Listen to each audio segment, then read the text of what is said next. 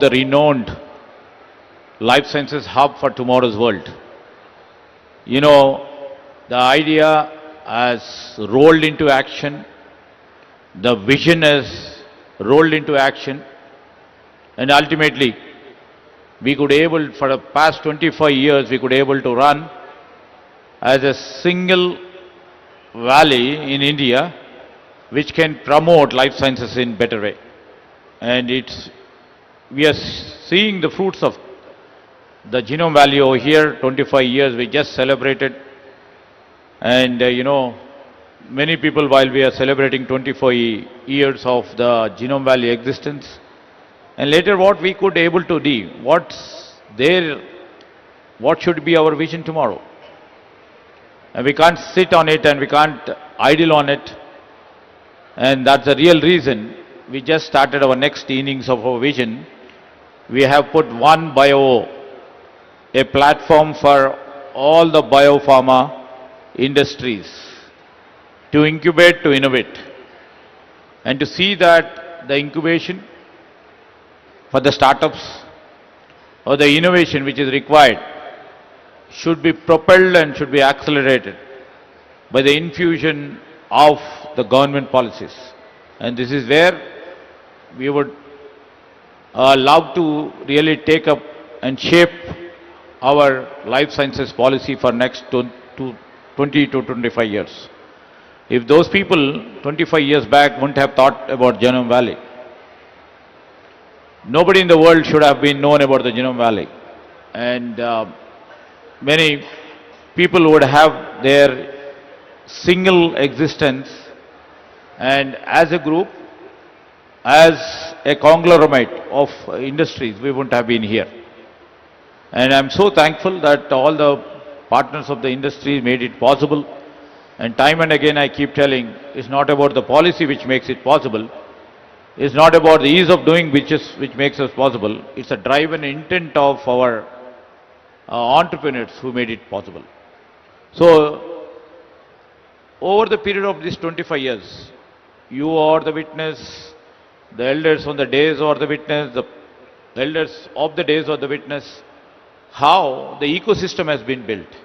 It's not about the Genome Valley, it's about the ecosystem which has built very vibrantly, very strongly, and world all over is looking at us now. For the past 25 years, we could able to create that sort of infrastructure, one, and you could able to create that sort of a skill, and we could able to literally make world see what innovation really takes place. And that is the reason about 250 odd companies from 18 countries have their existence over here.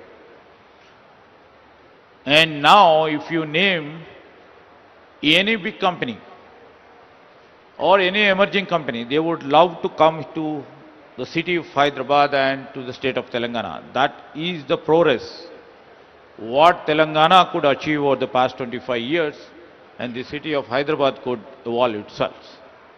So I wish and see what we are trying to provide onto the platform, under the platform of One Bio. This is a platform where all the companies can use this platform, having access to the technology and come up with innovation. That is, and I always keep telling elders over here that is high time what we would come up with $1 billion molecule. So we have a hope and we have a trust in the entrepreneurial spirit which they keep on dynamically moving. I see many entrepreneurs who have lots of expertise in this domain still have the fire in the belly. I can see somebody like Varaprasad Reddy Garu, he comes to me with a great other thinking that he wants to come up what after 25 years what this healthcare needs. So that that is the spirit of what we see, and we would love to share these experiences to our industry partners and also try to learn from them how the public policies or the policies of the government should be shaped in the next phase of 25 years, what we are calling as Telangana Rising 2047. The vision document with the vision of yours will be included in the release in the later part of the evening. Thank you. Thank you, sir, for laying out a very grand vision. And you have also, I'll come back to some of the specifics that you have mentioned.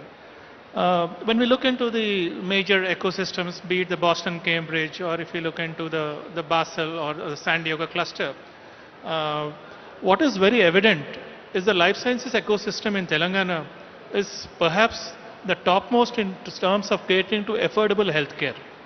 So I think that is something which is a very significant aspect, and we will be focusing a bit more on the volume and as well as the affordability aspects of how the state would spin out these technologies. So just a quick follow-up question. You have also been championing through your leadership, creating a holistic ecosystem in terms of having the best in IT infrastructure. There's a lot happening on the IT sector. There is a lot happening on the educational sector. And you have put in all the elements that are essential ingredients for creating a very vibrant ecosystem.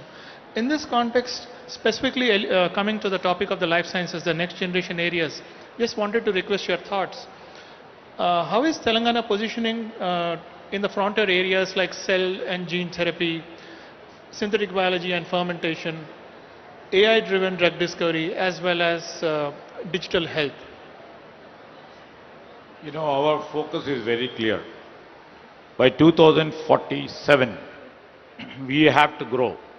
The life sciences sector should lead the globe. At least we have to be in that 5 areas of growth. And what we see is we want to lead the next wave of the life sciences innovation. And we are all you people are here not just to participate, and you are the leaders, you just want to lead. Around the world, you know, right now what we are seeing is the world is being reshaped by the new technologies, the new therapies, and especially the digital transformation. How best we can position ourselves, preparing for this future with lots of care, scale and intent. That's the real reason I was mentioning about One Bio, wherein the company can access to the biomanufacturing infrastructure, one. We are also investing in lots of talent creation and promoting high quality research. Through the upcoming, first is we are coming up with a life sciences policy and pooling the talent through the life sciences school. This is first ever in India, and elders of this sector, the life sciences sector, have suggested, and we are working on it by January 2nd week to show and to reflect to all the world how we are shaping the skill. We are planning to unveil our life sciences policy in the WEF, in the Davos. And, you know, world-class institutions should be there. Our line of objective is, you know, we have ISB here, we have IIT here, and why can't we have this sort of a school of the life sciences over here, which have the world-class quality? And we would, through this, positioning ourselves in terms of providing the skill, providing the infrastructure through One Bio, or giving the utmost importance to the next generation students in terms of providing and instituting a life sciences university, a school.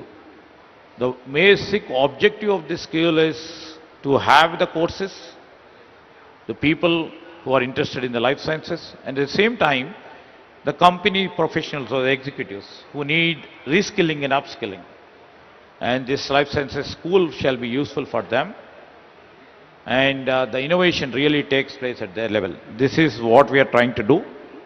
And point to said is, while we are trying to project this, the elders on the days, because their input is more important. How to translate our policy, our vision into action is into their hands. We are there only to facilitate, to give impetus to their thoughts. So this is our vision to make our Telangana to lead the next wave in terms of the life sciences innovation.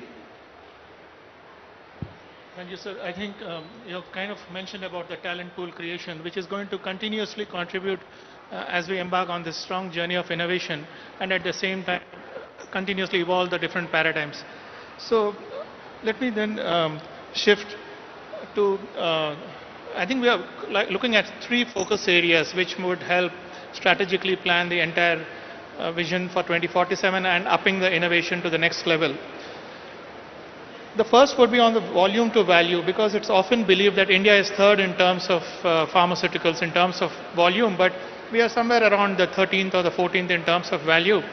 And it is believed that a significant contribution to value would come from these complex products, sterile injectables, and then we are looking into the new therapies.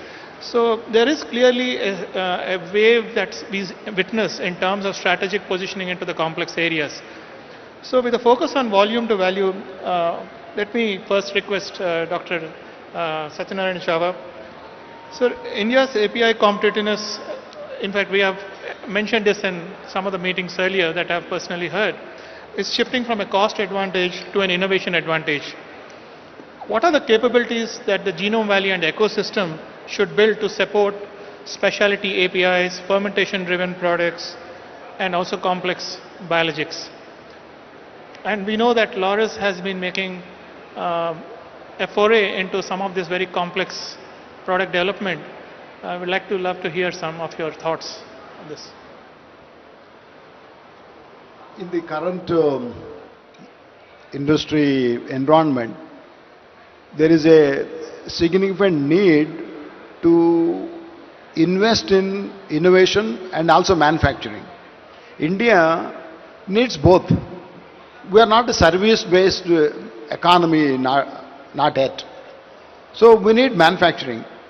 To get the competitive advantage, we need to overlap innovation and manufacturing.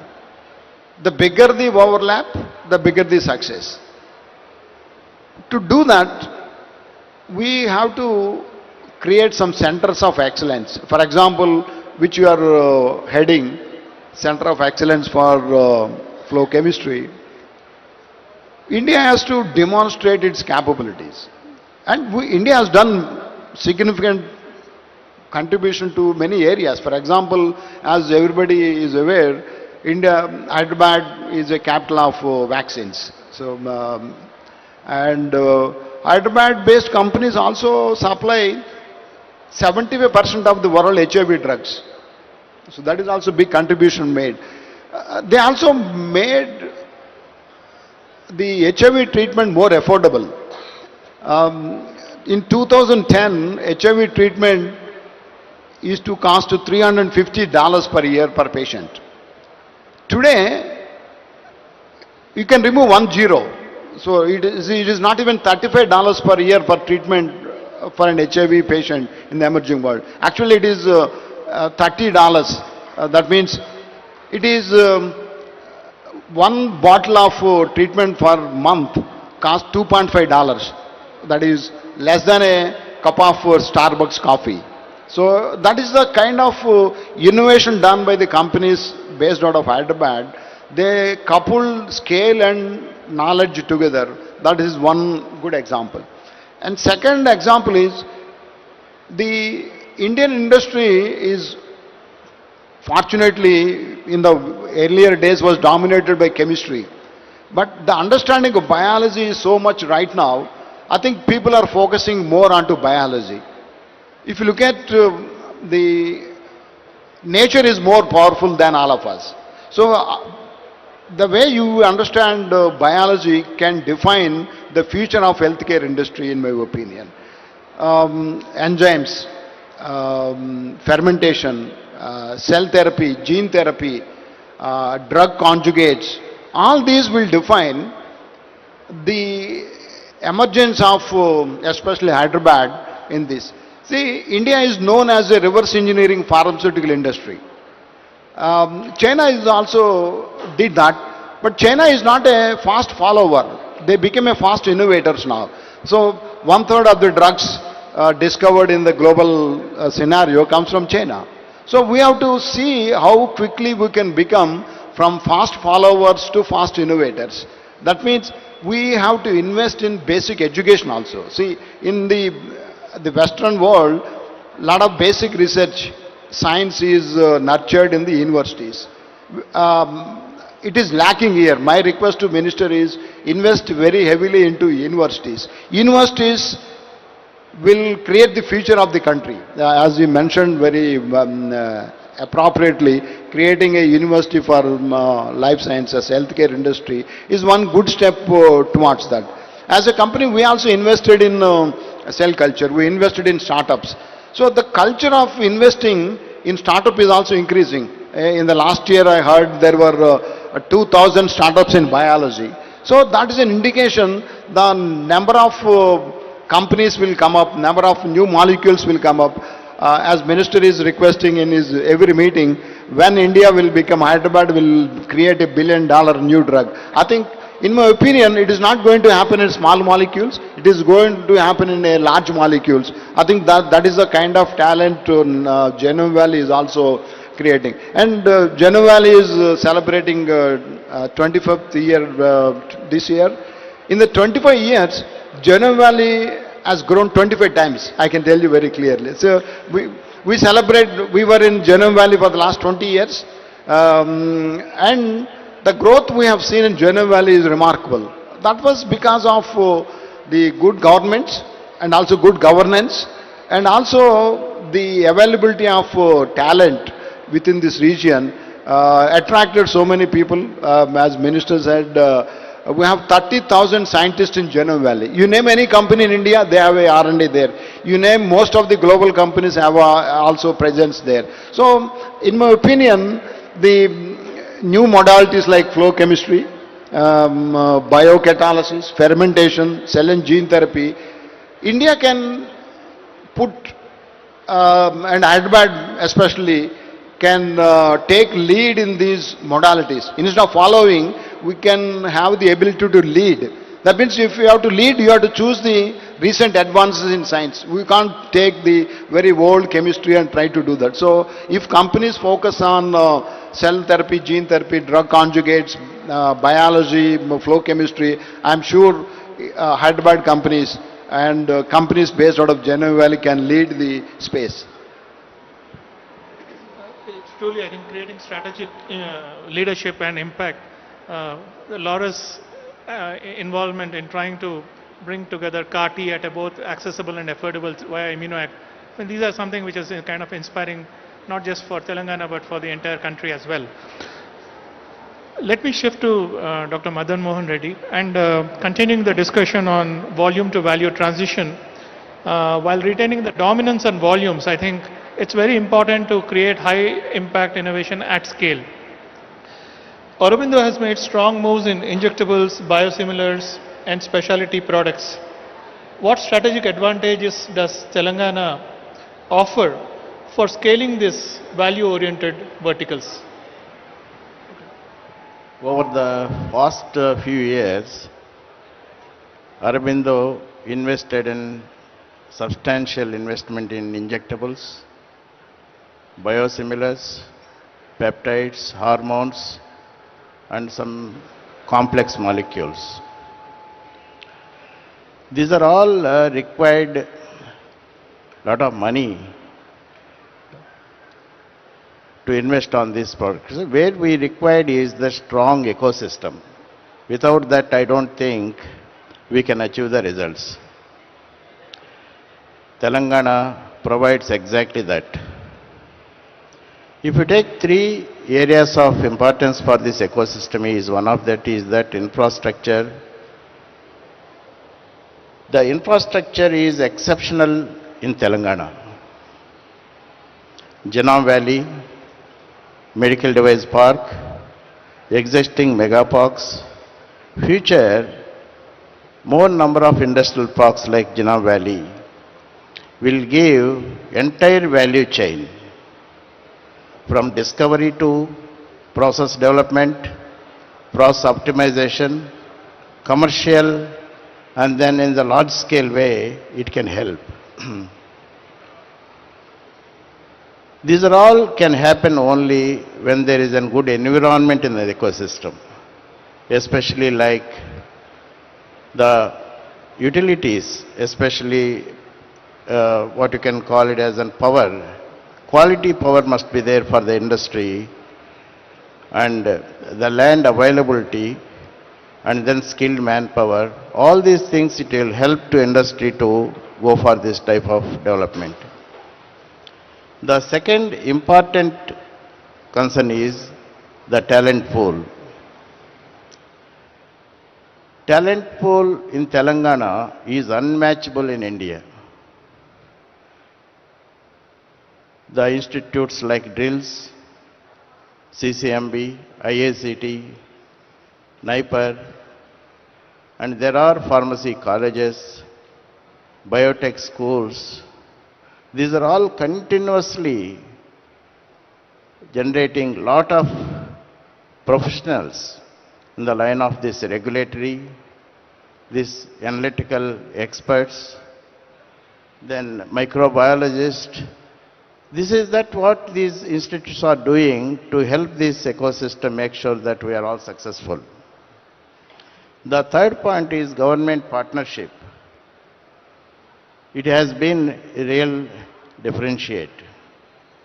This environment approvals, the product approvals, these are all will go for that quickly can scale up and go into the commercial. These are also help. These are the three areas where I feel there is a lot of the dependency on this particular Telangana on this subject. Thank you, Dr. Madhu Mohan Reddy. If you were to look at specific areas from the context of 2047, which one do you think would require a greater priority, and also we need to improve the ecosystem? Long-acting injectables, peptide therapeutics, or in general the complex generics? Before that, actually here today, if you want to sustain this, especially today regulations, I think everyone might be seeing, day by day the expectations are going up like anything. Thanks to technology and then regulators, the way they are working on this, their expectations are becoming very, very stringent. If you want to meet those expectations, especially I feel there are 4 areas where we should be able to concentrate. One is Center of Excellence for Quality Systems. For this we need facilities to provide GMP experiences and stimulation for aseptic behaviors and media fields, smoke studies. These are all required some type of stimulation studies for the students before joining with the industry. It will help industry to meet those requirements, whatever that regulators are expecting. Probably this will help us to quickly can apply at the shop floor. The other one is that collaboration with the regulatory science platform, where we need to have, government has to create a hub for this type of meetings, academic and industry and regulators all together, to make sure that to have workshops, mock audits, mock inspections, scientific advice forms and ICH harmonized training programs must happen. That is where at least we can have strengthened this, particularly on this expectation of the regulators. The third point is rightly said by Sridhar Babu garu about digital quality transformation is also very important for the industry. Quickly we need to go into EBMRs, MIS and LIMS and whatever is possible in the industry, try to convert into a digital where we can minimize the risk At least we can have a better compliance, and also the partners who is going to work with us, they will be happy with this type of systems where we have. It is going to be an advantage for the industry to move forward. The fourth one is that what is that workforce development? Even though there are people are working at the shop floors, always we need to continuously, we need to work towards that improvement of their skill. We should be able to have a lot of regulatory meetings, training programs. This is that what industry has to spend a lot of money on this to make sure that on the compliance part. Thank you for your valuable insight. I think these are very important areas to consider as we kind of strengthen the ecosystem creation. Let me quickly have your views. Granules is synonymous to, first in-line defense kind of in the healthcare. You have produced a lot of high volume products, and we now see that you are transitioning into more complex products. I mean, you have shown leadership in integrated, the end-to-end kind of a pharma business. There are some news that you are also going to step into peptides and peptide CDMO. I'd like to have your views. Is this a conscious transition from volume-based to high-value and niche areas? Hear me? Can you hear me? Okay. Good morning, everybody. Thank you, Srinivas Garu, and good morning to everybody on the panel and Sridhar Reddy Babu Garu. First of all, I just like to say that I resonate with everything Satyanarayana Garu and Madan Mohan Reddy Garu said about innovation and moving from high volume to high value. But from my perspective, one thing that I definitely want to emphasize is how much ever high value products you get into, I think it's very important for companies to focus on the basic essentials. And value can be defined in very many ways. Even a simple product that a patient needs on a day-to-day basis, if made in a very different way, can be, in a very innovative way, can be made very cost efficient. And that in itself can create a lot of tangible and intangible value for a country like India and for a state like Telangana. Today, even though Telangana and India were known for high volume products and now moving to high value innovative products, the basics of those products, the KSMs, the APIs, etc., a lot of them are still imported from China. And that is something I personally think we should focus on in a very different way. I'm not saying just cost, but make them in a sustainable manner. So in my opinion, while we and even Granules focuses on more value-added products and also on more innovation-led products, our innovation and our request to the government is to support companies like us in a way where, say, green technologies, say continuous improvement processes, energy saving route processes are all provided grants for, provided subsidies for, or encouraged. And I think that would provide some sort of a strategic national infrastructure that Telangana should be proud of. And doing that will put us ahead of many other countries in the world. Thank you. I think you kind of alluded to what would also follow, to have a quick view on building the greener and more sustainable ecosystem for the infrastructure. Dr. Anand Kumar, your perspective would be very important because we are a volume-driven vaccine player, but there appear to be important areas like vector-based vaccines, mRNA-based platforms, and also looking at recombinant subunit constructs.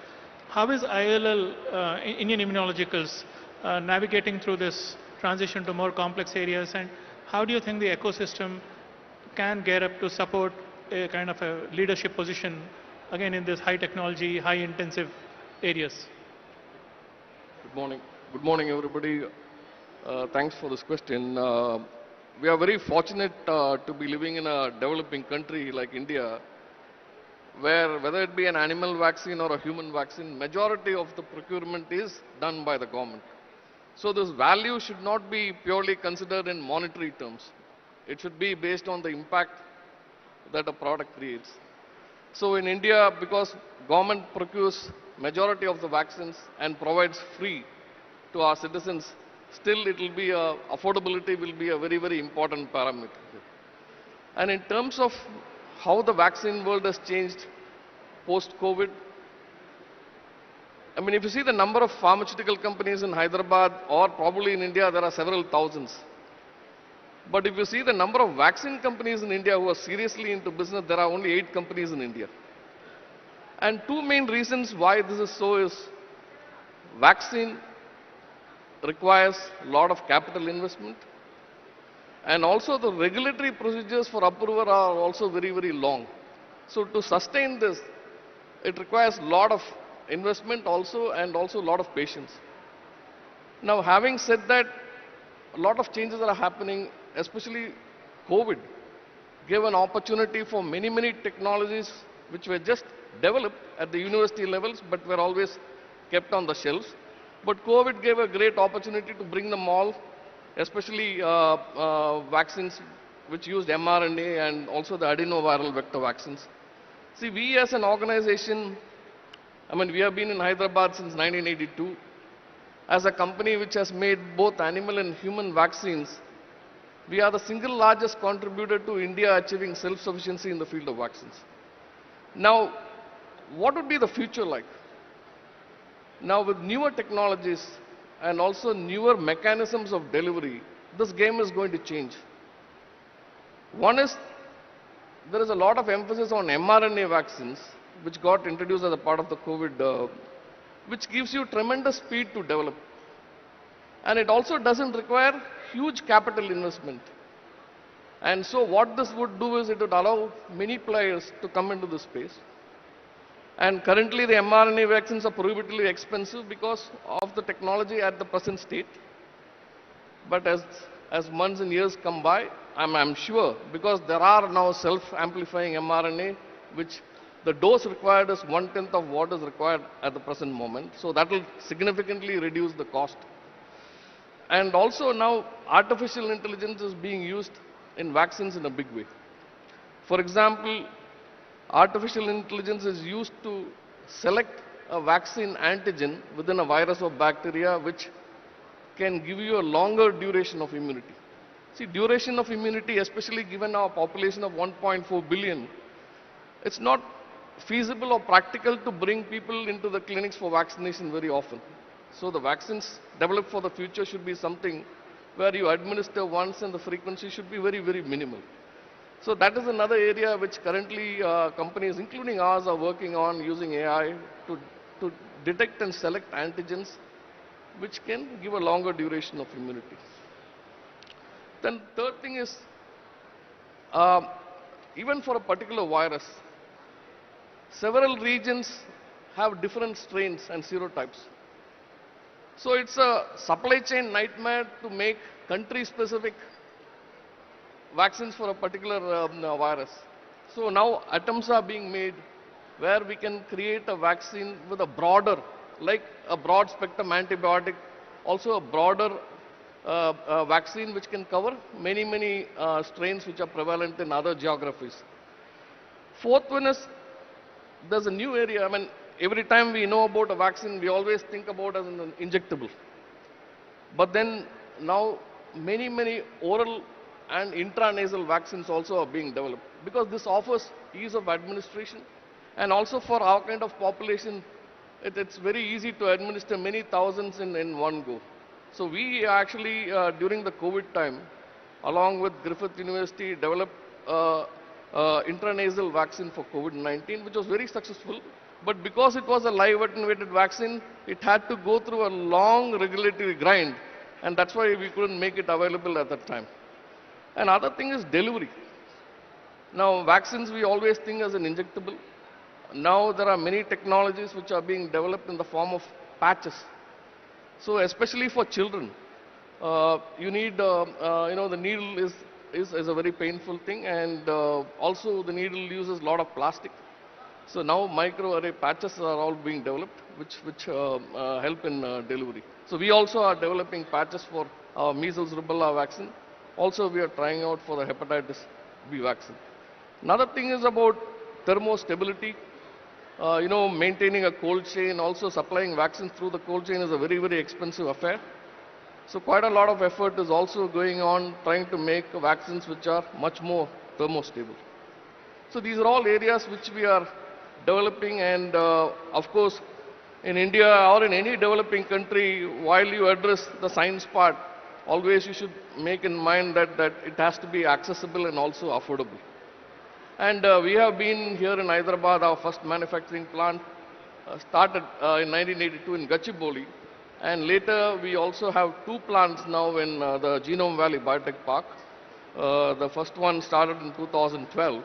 And now we are establishing another plant spending about 700 crores, which will be mainly for animal vaccines, for both for India and also for outside. Thank you, Dr. Anand Kumar. Just wanted to kind of transition into, there is another big expectation in terms of sustainability, digital integration, because all these are becoming expectations from the global regulatory agencies. On one side, we are navigating foray into complex products and complex biotechnology. In the context of Indian immunologicals, how are you kind of transitioning the manufacturing into a more sustainable manufacturing? Your quick views on that would be very helpful. So we are a very socially conscious organization. We have tried to balance as much as possible between profits and social good. We have caught on to this One Health concept many decades ago. Today, One Health is being widely talked about, but IL has been doing this One Health because we are making both animal and human vaccines, and we significantly contribute to the health of both. The third element in all this is the environment. See, any manufacturing activity will cause some amount of harm to the environment that we live in. So it's all about how do we minimize that so that we leave this planet in a state where our future generation can live in a very, very happy manner. So we at IL have undertaken many initiatives which will reduce our dependence on fossil fuel. For example, earlier days we used to use high-speed diesel for all our generators and boilers, but now significantly for our boilers we switched over to natural gases and LPG or CNG. Similarly, we have solar installations wherever possible. And all our manufacturing plants are zero liquid discharge. That means we don't leave anything into the open. So we recycle and reuse nearly 30 to 35% of the water in our manufacturing plants in such a manner that our consumption also is significantly reduced, because you have to be very, very cautious about the power and water utilization. Plus, we have automated a lot of our manufacturing in such a manner that we can make more and more by using very less resources. So automation did give about 20 to 25% increase in yield. So thereby we are able to use very little resources. And also, like any other organization which is very, very active in the space of quality, all the systems that we implement ensures that all the waste is reduced to a significant level. So many, many objectives of this nature, and also as a part of our CSR activities, we significantly contribute in the space of providing biogas units to many, many households. So there also we address the environment aspects this way. Thank you, Dr. Anand Kumar. In the remaining few minutes, maybe I'll try to request a quick view of Dr. Satyanarayana Chava. I know Laurus has always been a leader in absorbing new technologies, both at R&D to manufacturing. What kind of your thoughts on how we can, the ecosystem can support a transition into greener manufacturing, and also your thoughts on what policy would be kind of enabling this transition in a very effective way? Because at the end of the day, we'll have to balance sustainability and affordability together. See, in my opinion, to become competitive in the small molecule manufacturing, I always feel use of flow chemistry, continuous manufacturing, and use of biocatalysis in the small molecule manufacturing will put the country in the forefront. See, if you look at, everybody talks about sustainability. If you have to become a sustainable company and put a sustainable product, it has to be cheaper. It has to be cleaner. It has to be greener. It has to be safer. That means you have to make your processes cleaner, greener and safer, and also cheaper. If you say, I'm a sustainable company, sustainable product, but pay me 20% more, nobody is going to pay. So for you to become competitive, you have to embrace all these technologies, use biology wherever is feasible, use continuous manufacturing wherever is feasible. I think if you use these technologies, I think country will make good progress.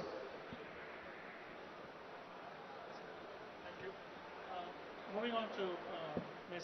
Chigurupati. There is this transition of manufacturing to sustainability, and there is a lot about science-based targets initiative and looking into the carbon footprint, circularity. We know that Granules is making strategic moves in terms of, complying with these expectations. Can you please maybe highlight for all of us what is Granules doing and why? And why? I think Dr. Tava just answered that. It's the need of the hour. But I think Granules has been one of the first companies that has declared its SBTi targets for net zero by 2050, which is very much in line with even Telangana's targets and the country's targets, and 42% reduction by 2030. Of carbon emissions. The second thing that we have done is we have also committed to a progressive shift to 100% renewable energy by 2032.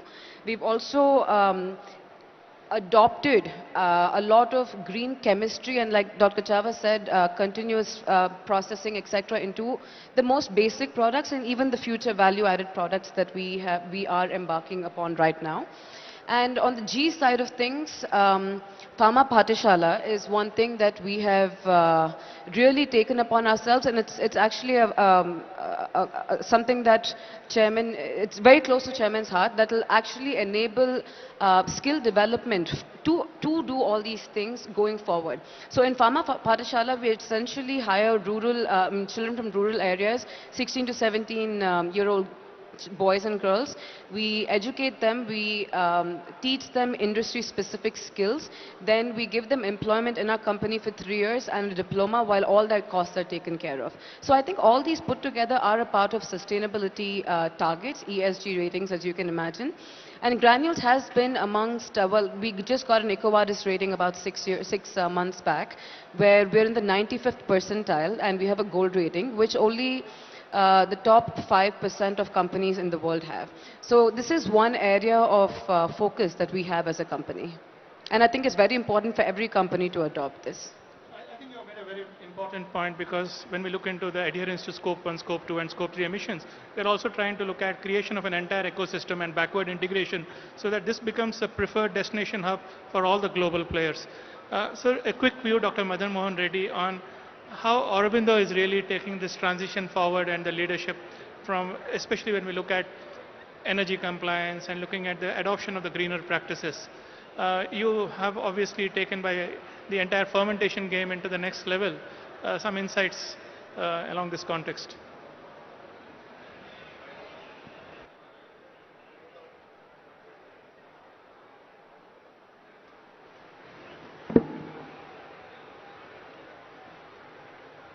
By 2047, sustainability will be the regulatory requirement, not a choice.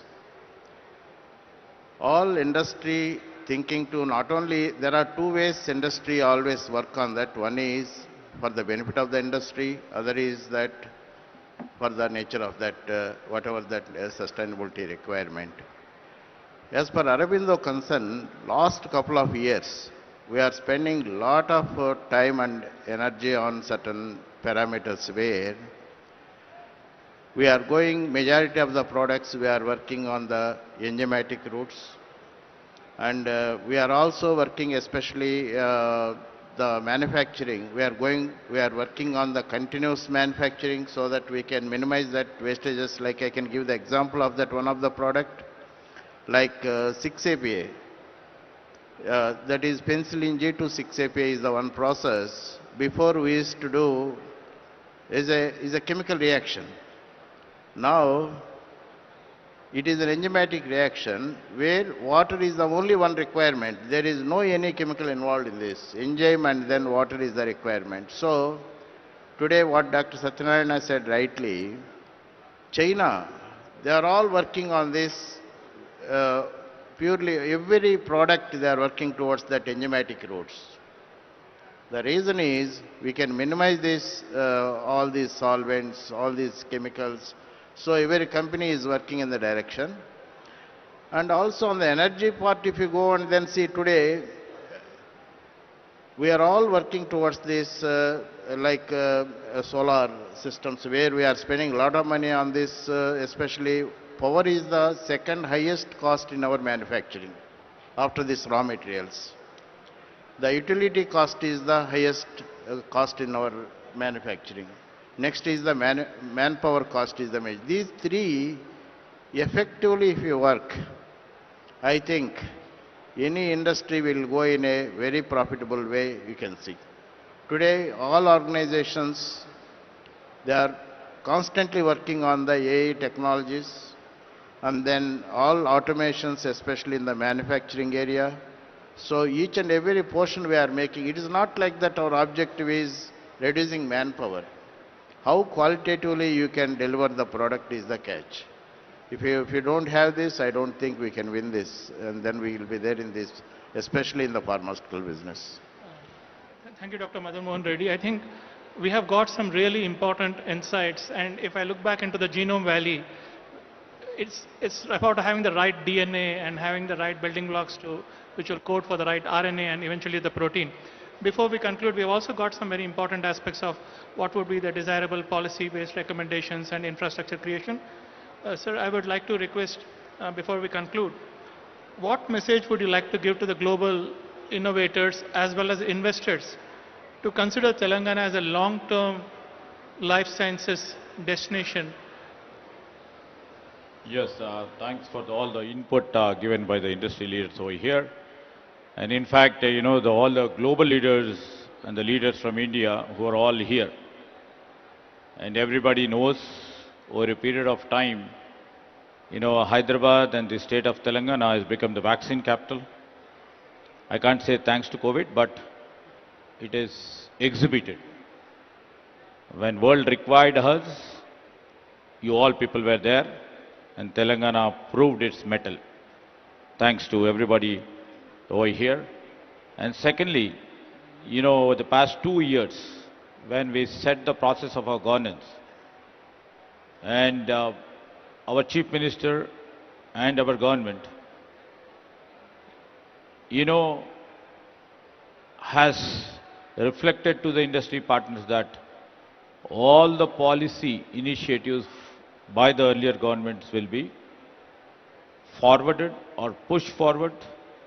And over the past 30 years, if you have seen, the industry ecosystem over here has proven that even though different ideological, political leaders exist on governance, our perspective, our focus will be to develop the industry and to see that the fruits of this industry will be shared among our people. And that's how, these 2 years too, we were very keen to enhance the policy initiatives, which shall be globally competitive, and we will rise to the global standards of our policy making. And this is how, the great excellent team what we have in the government, we could able to really get about 63,000 crores in just 2 years as investment from different global partners. And thanks to all the industry partners who have trust in us, who have accepted the leadership over here, and who would like to take the advantage of the ecosystem which is available over here. And everybody knows this, Hyderabad and this state of Telangana is home to 8 of the world's 10 pharma companies and about 2,000 life sciences firms. I wish to tell you that the firms all put together value about $100 billion over here. So my message to the prospective investor over here, whatever the great leaders on the days or off the days who you interact over a period of this day will reflect what is the great ecosystem available over here? What is the potential available over here? And what the nuances of the government it is taking. And secondly, to mention, you know, as to reacting to the industry leaders here on the days, when Satyagaru was mentioning about universities. So we are specifically trying to focus on the areas of the domain expertise universities and also the general universities, the common universities. And we have come up to all the people over here, the new initiative which our government has taken is to come up with a Young India Skills University to impart skills, only specifically to skills which are required by the industry. When we found that there is a gap between academia and the industry, so the gap has to be filled. How do we fill it? The classic example is when we have come up with the life sciences university, the skills university, and I would like to mention, it is totally industry driven. The industry captain, like Anand Mahindra, is the chairman. Government as such only facilitates the running and the governance of the university. And many industry partners, the captains have come to share the burden of teaching and training the students who come over there. And in terms of the life sciences and the pharma, I would like to mention when we have floated this initially, the first taker was Mr. Satish Reddy of Reddy Pharma, Reddy Labs. You know, 2 batches have come out, and those people who are skilled, only specifics to the life sciences, they have been attracted by mostly by the Dr. Reddy Labs, which is a win-win situation for them because they will be ready on the job, ready for the job on the day one. Likewise, we have sectoral training in this life sciences university, in this skill university. So when, you know, our director was mentioning about to float a life sciences specific domain expertise university, you know, we jumped into the idea, and skilling as such is a most important criteria for us, for our government too. And that's how we have come up with the life sciences university. So I wish to mention before all the global investors over here that please come and join us to build the world-class life sciences system. Telangana is a place where you should be there. With, you know, all the people were just telling that we have the world-class infrastructure. And I'm not, you know, selfish to say we have very, very proactive policy environment over here. And thanks to all young students and young employees who have the high quality talent here. And the spirit of the deep scientific capability is here in Hyderabad. And strong regulatory equipment is placed in Hyderabad. So these are all important aspects. When you come and partner with us, we will try to provide you all with us. We always see the global companies as a partner would be shaping their future and also they're shaping our state future. You know, we would love to come see not just as an investors. Please come and share our journey. Share the dream what we have for 2047. And the vision of 2047 that looks ahead. We will definitely share the vision what we have interacted with the industry leaders, and we are coming up with a policy perspective. Sir, while taking the account of you know, all the elders on the days who have been specifically mentioning about few things, when they've been mentioning about the frontier biology, about the flow chemistry or the biologics, or the gene therapy or synthetic biology. You know, we are working absolutely, whatever the input what they have given is absolutely necessary to build that sort of a systems. Almost all the systems are in place. We will try to enhance and value add for it. And when Madan Mohan Reddy garu was mentioning about the quality power, we know that the power is most important raw material for the pharma and the life sciences industry. And that is the reason, after such a long time, if you have seen, we have come up with a new energy policy. This new energy policy will help industries to grow, will help industries to have access for the open access or to build their own systems of the energy building. We are also keenly stressing our point in building the green energy systems, and that's how the new energy policy is focusing on PSPs. Our new energy policy is focusing on the solar power, and new energy policies are mentioning about the power banking too. So these are the few key advantages what you have been mentioning about, sir, you are mentioning about the regulatory framework, how it should be.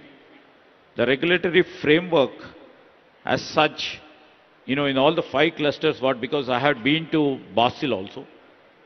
I've been trying to know the systems over there in the Basel too. The regulatory framework over there is too stringent because it is concerned about healthcare. As everybody is very conscious, all the industry leaders are also very conscious about the healthcare. So, in terms, what Mr. Madan Mohan Reddy are mentioning is to have a constant interaction between the industry and also with the regulatory framework holders and also with the policymakers.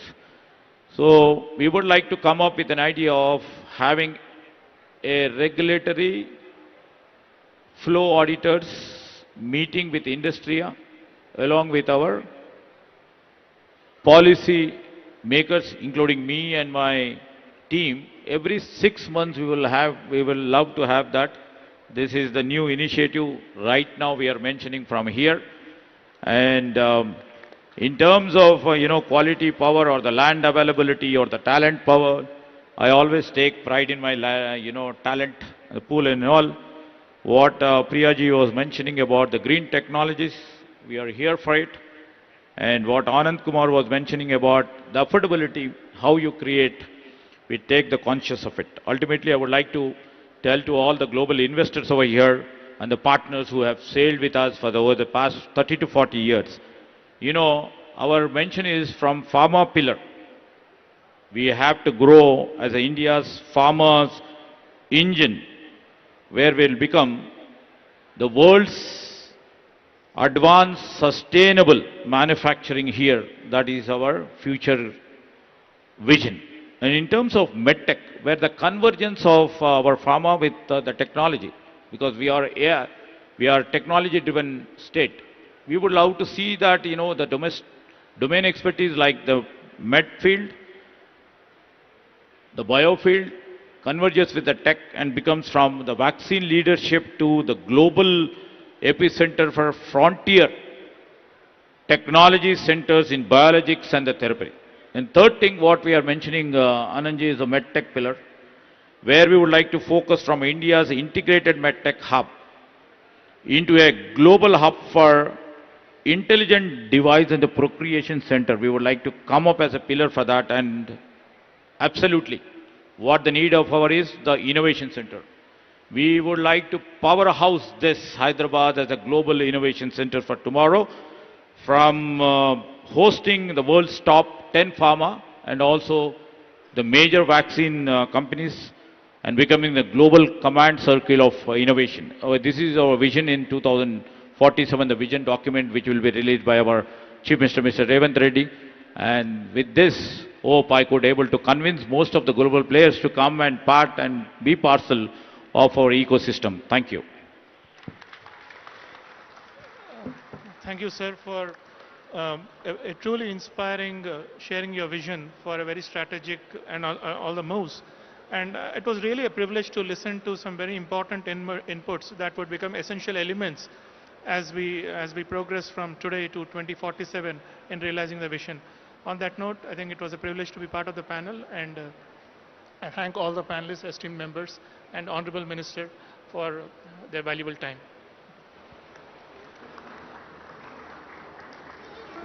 Thank you so much, Minister Garu. Thank you, Dr. Srinivas Garu, and all our panelists for such a thoughtful and a forward-looking discussion. Before we conclude, I request Honorable Minister Garu to felicitate our panelists. We'll start with Dr. Chava, Dr. Satyanarayana Chava, Chairman, CEO, Laurus Labs.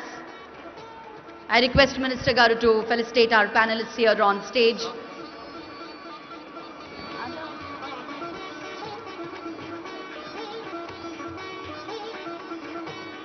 Ladies and gentlemen, Dr. Satyanarayana Chava, Chairman, CEO, Laurus Labs.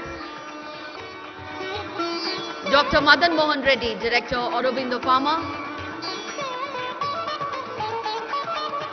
Dr. Anand Kumar, Managing Director, IIL.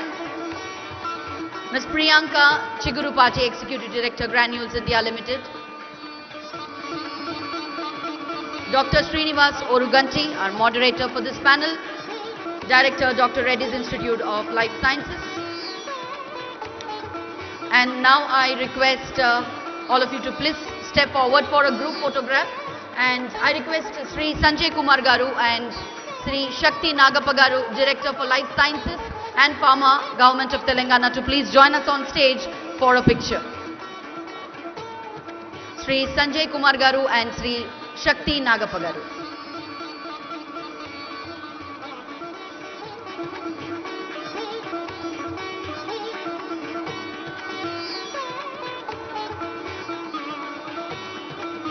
Once again, thanking our panelists for joining us on stage for such a thoughtful discussion. On behalf of the organizers and everyone present here, we extend our heartfelt gratitude for your time, knowledge and your commitment to shaping Telangana's life sciences vision for 2047. Thank you very much, ladies and gentlemen. It's time to move on to our next session of our panel discussion, and that's investing in inclusion, prospects in affordable housing. In just few minutes, we are about to begin the next panel discussion that is set for the day.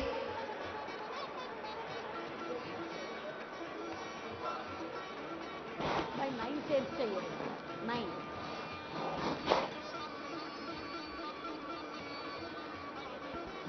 I request, I can see many of you all standing back there. So I request all of you to please take your seats, make yourself comfortable and engage yourself in such a wonderful discussions that's happening here since morning. Moving on to the next panel discussion, which carries the theme, investing in inclusion prospects in affordable housing. Our next session explores an issue at the heart of equitable development, affordable housing. As Telangana grows, the question becomes, how do we build spaces that are not only accessible and climate resilient, but also reflect dignity and community? We begin with our distinguished speakers who bring in their deep experience across sustainability, environmental planning and social infrastructure.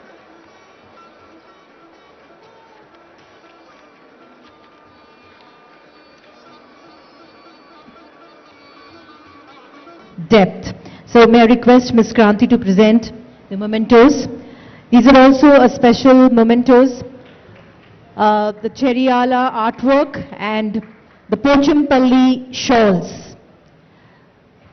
Please put your hands together for all the speakers for giving us the insight on the heritage, creativity and the sustainable planning coming together to shape the vibrant destinations. Thank you so much to Jupalli Krishnarao Garu and also Srimati Surekha Garu. Thank you so much, ma'am.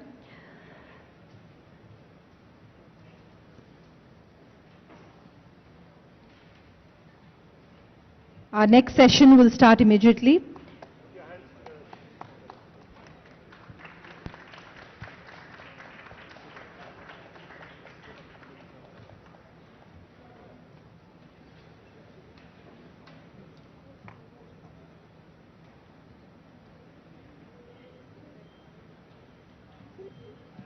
The shawls are having the geographical indicators with them that shows that they've been directly from the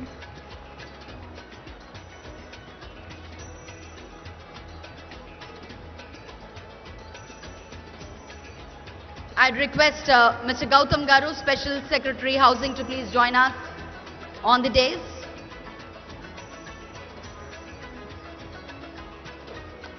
And now let me welcome our distinguished panelists who are here to join us in the summit in the panel discussion this morning. We'll start with Mr. Vasudevan Suresh Garu, former CMD, HUDCO. Mr. Vasudevan has served in HUDCO in various capacities for 23 plus years and has become the CMD of the HUDCO, during which HUDCO registered all-round growth in housing, infrastructure development and finances with techno-financial assistance and many others, retail finances as well. Let's welcome Mr. Vasudevan Suresh Garu on stage.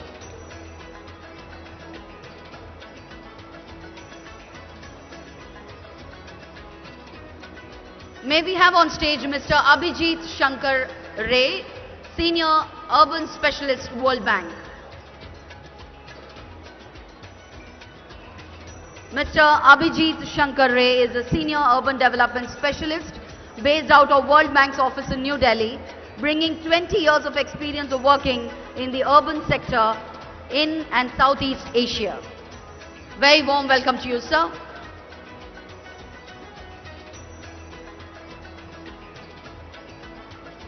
May we also have on stage Dr. P.S.N. Rao, Dean and Professor of SPA, Delhi.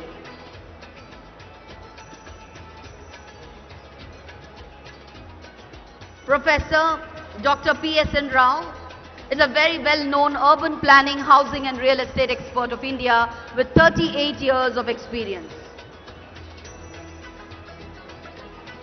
Welcome, sir. May we also have on stage Mr. G. Rami Reddy Garu, President-elect CREDAI National.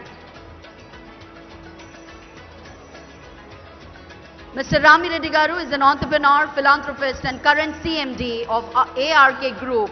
As a leader in his organization, the industry and community, he stands tall with an illustrious career of 34 plus years. A very warm welcome to you, sir. May I now invite Mr. Nandakishore Garu, MD, Ramke Estates and Farms Limited.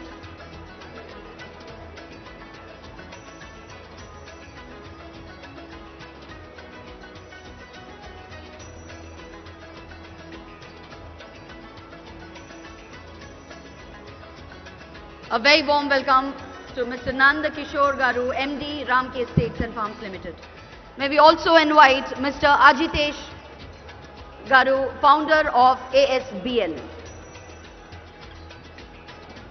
Mr. Ajitesh Korupolu, founder of ASBL.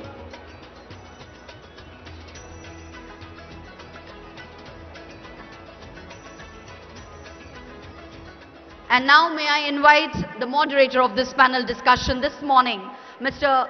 Preetham Mehra, Senior Executive Director and Head, Government Practice, CBRE, India.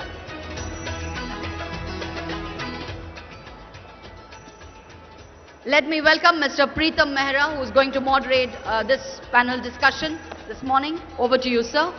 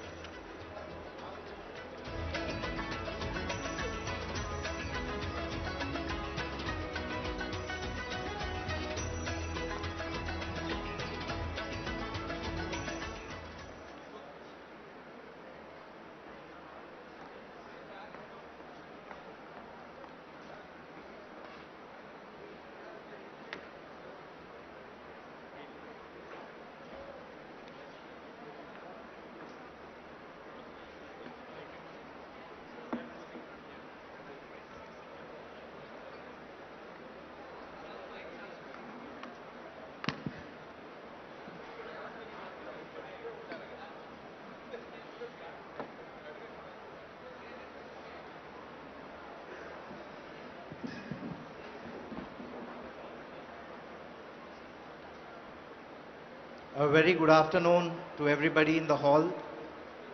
It is my pleasure and privilege to have such a distinguished panel along with the Honorable Minister for the Housing Department for the state of Telangana, So thank you so much for taking the time and being with us. It's also a pleasure to have Mr. Gautam, Special Secretary Housing, Government of Telangana on the dais with us. And of course, you already heard the profile of the panel speakers on stage. It has been a pleasure for us to have all of them here. A lot of them have flown down to Hyderabad to attend this specific event and to be part of this distinguished panel. Before we start the panel discussion, it is my pleasure to invite the Honorable Minister to share a few words and his vision for the Housing Department for the state of Telangana. Good afternoon to all. It is a great privilege to address this important session on affordable housing policy for urban future, Telangana Model 2047. As part of the Telangana Raising 2047 Global Summit, today's discussion is the Art of Telangana Vision 2047 as prosperous, inclusive and human society where every family, regardless of income or background, has a safe, secure and dignified home.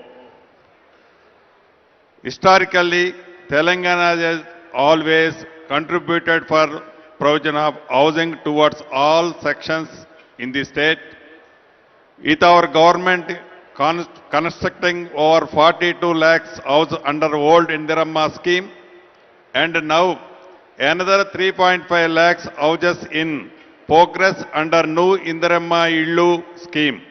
Housing Board and Rajiv Sagraha have also contributed to over 1 lakh middle income houses.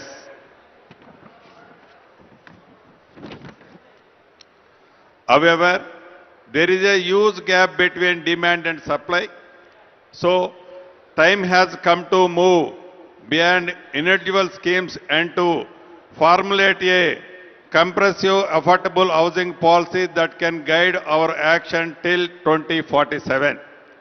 We are therefore working towards a Telangana Model 2047 where we aim to have a affordable housing policy with specific focus on needs in urban areas that will be balanced, financially visible, viable, socially inclusive, environmental responsible, technology driven, etc.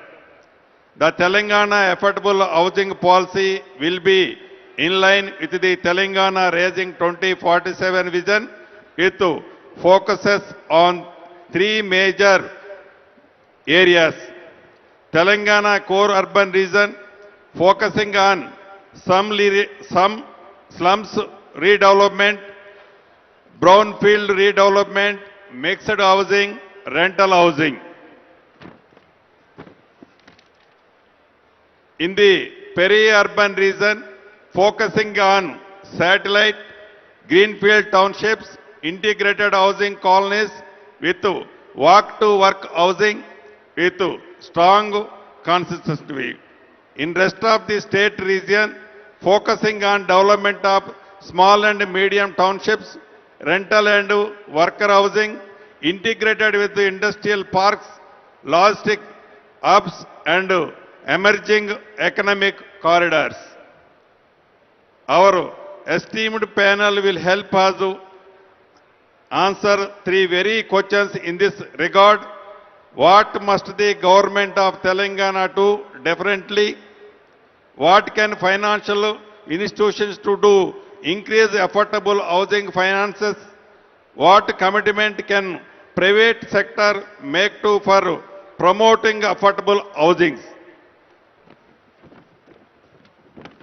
Friends, we are committed to taking the outcomes of the discussions behind this room into policy notifications, operational guidelines, model projects and budgetary decisions. Telangana has the vision, the institutional base and the economic strength to become a national and global example of inclusive urbanization.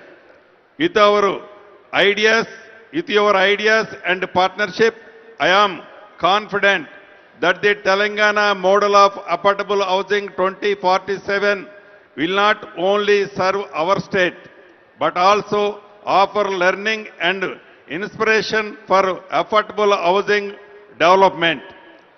On that note, I once again welcome all of you to this session. Thank you for your presence and look forward to a rich and efficient decisions. Jai Hind, Jai Telangana. Please. Honorable Minister, sir, thank you so very much for your kind and encouraging words.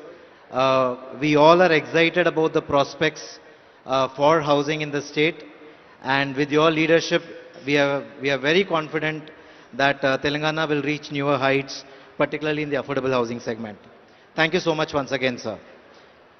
With this, we'll start the panel discussion, and as you are already aware, the panel consists of members from various facets of the housing sector.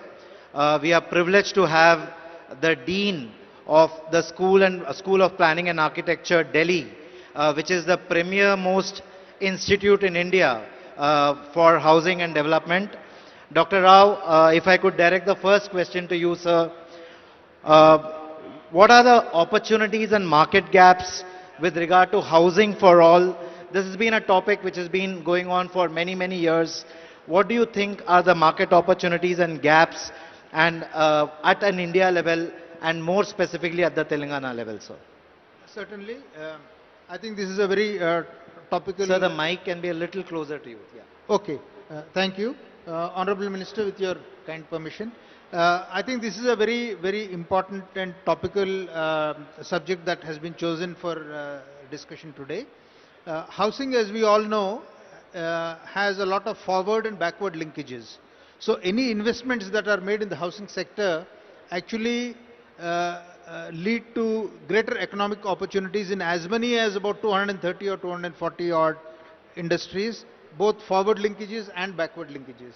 So investments in housing would mean investments in a wide variety of other areas where there's a lot of employment opportunities that are going to be given to our people. Because without employment, there's no money, and without money, there's no housing. Let's remember that. You have to have money if you want to buy a house, whether you are a very rich person or not so very rich person. Some amount of money is always required, and if you don't have that, of course, there are financial institutions and there are others who can always chip in and give you some loans and so on and so forth. The opportunity for the market, for the industry, I presume is what you are asking. Yes, there is a huge housing shortage in this country. We are only about 40% urban. The last time we had a census was quite some time ago. But while we are waiting for the next census, we presume that we are about 40% urban.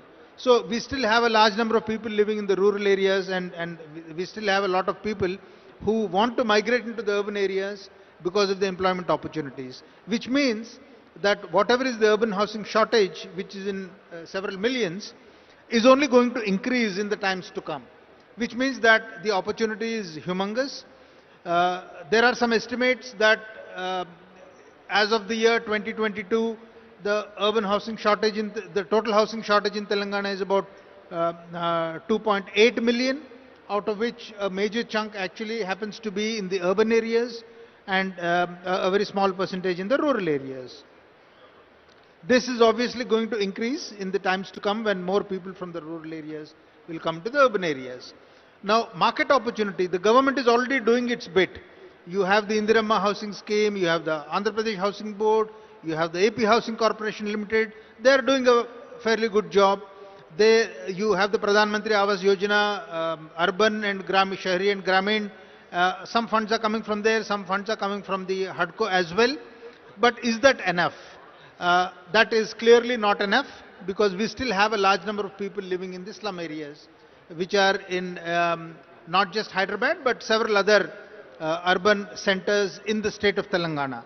So, what do we do with them? There is a huge corporate sector, real estate developers, We have members from the CREDAI also here with us. And real estate developers are providing a lot of housing in the urban areas. But this housing is, of course, for the upper and middle income segment. Can they also down market their products?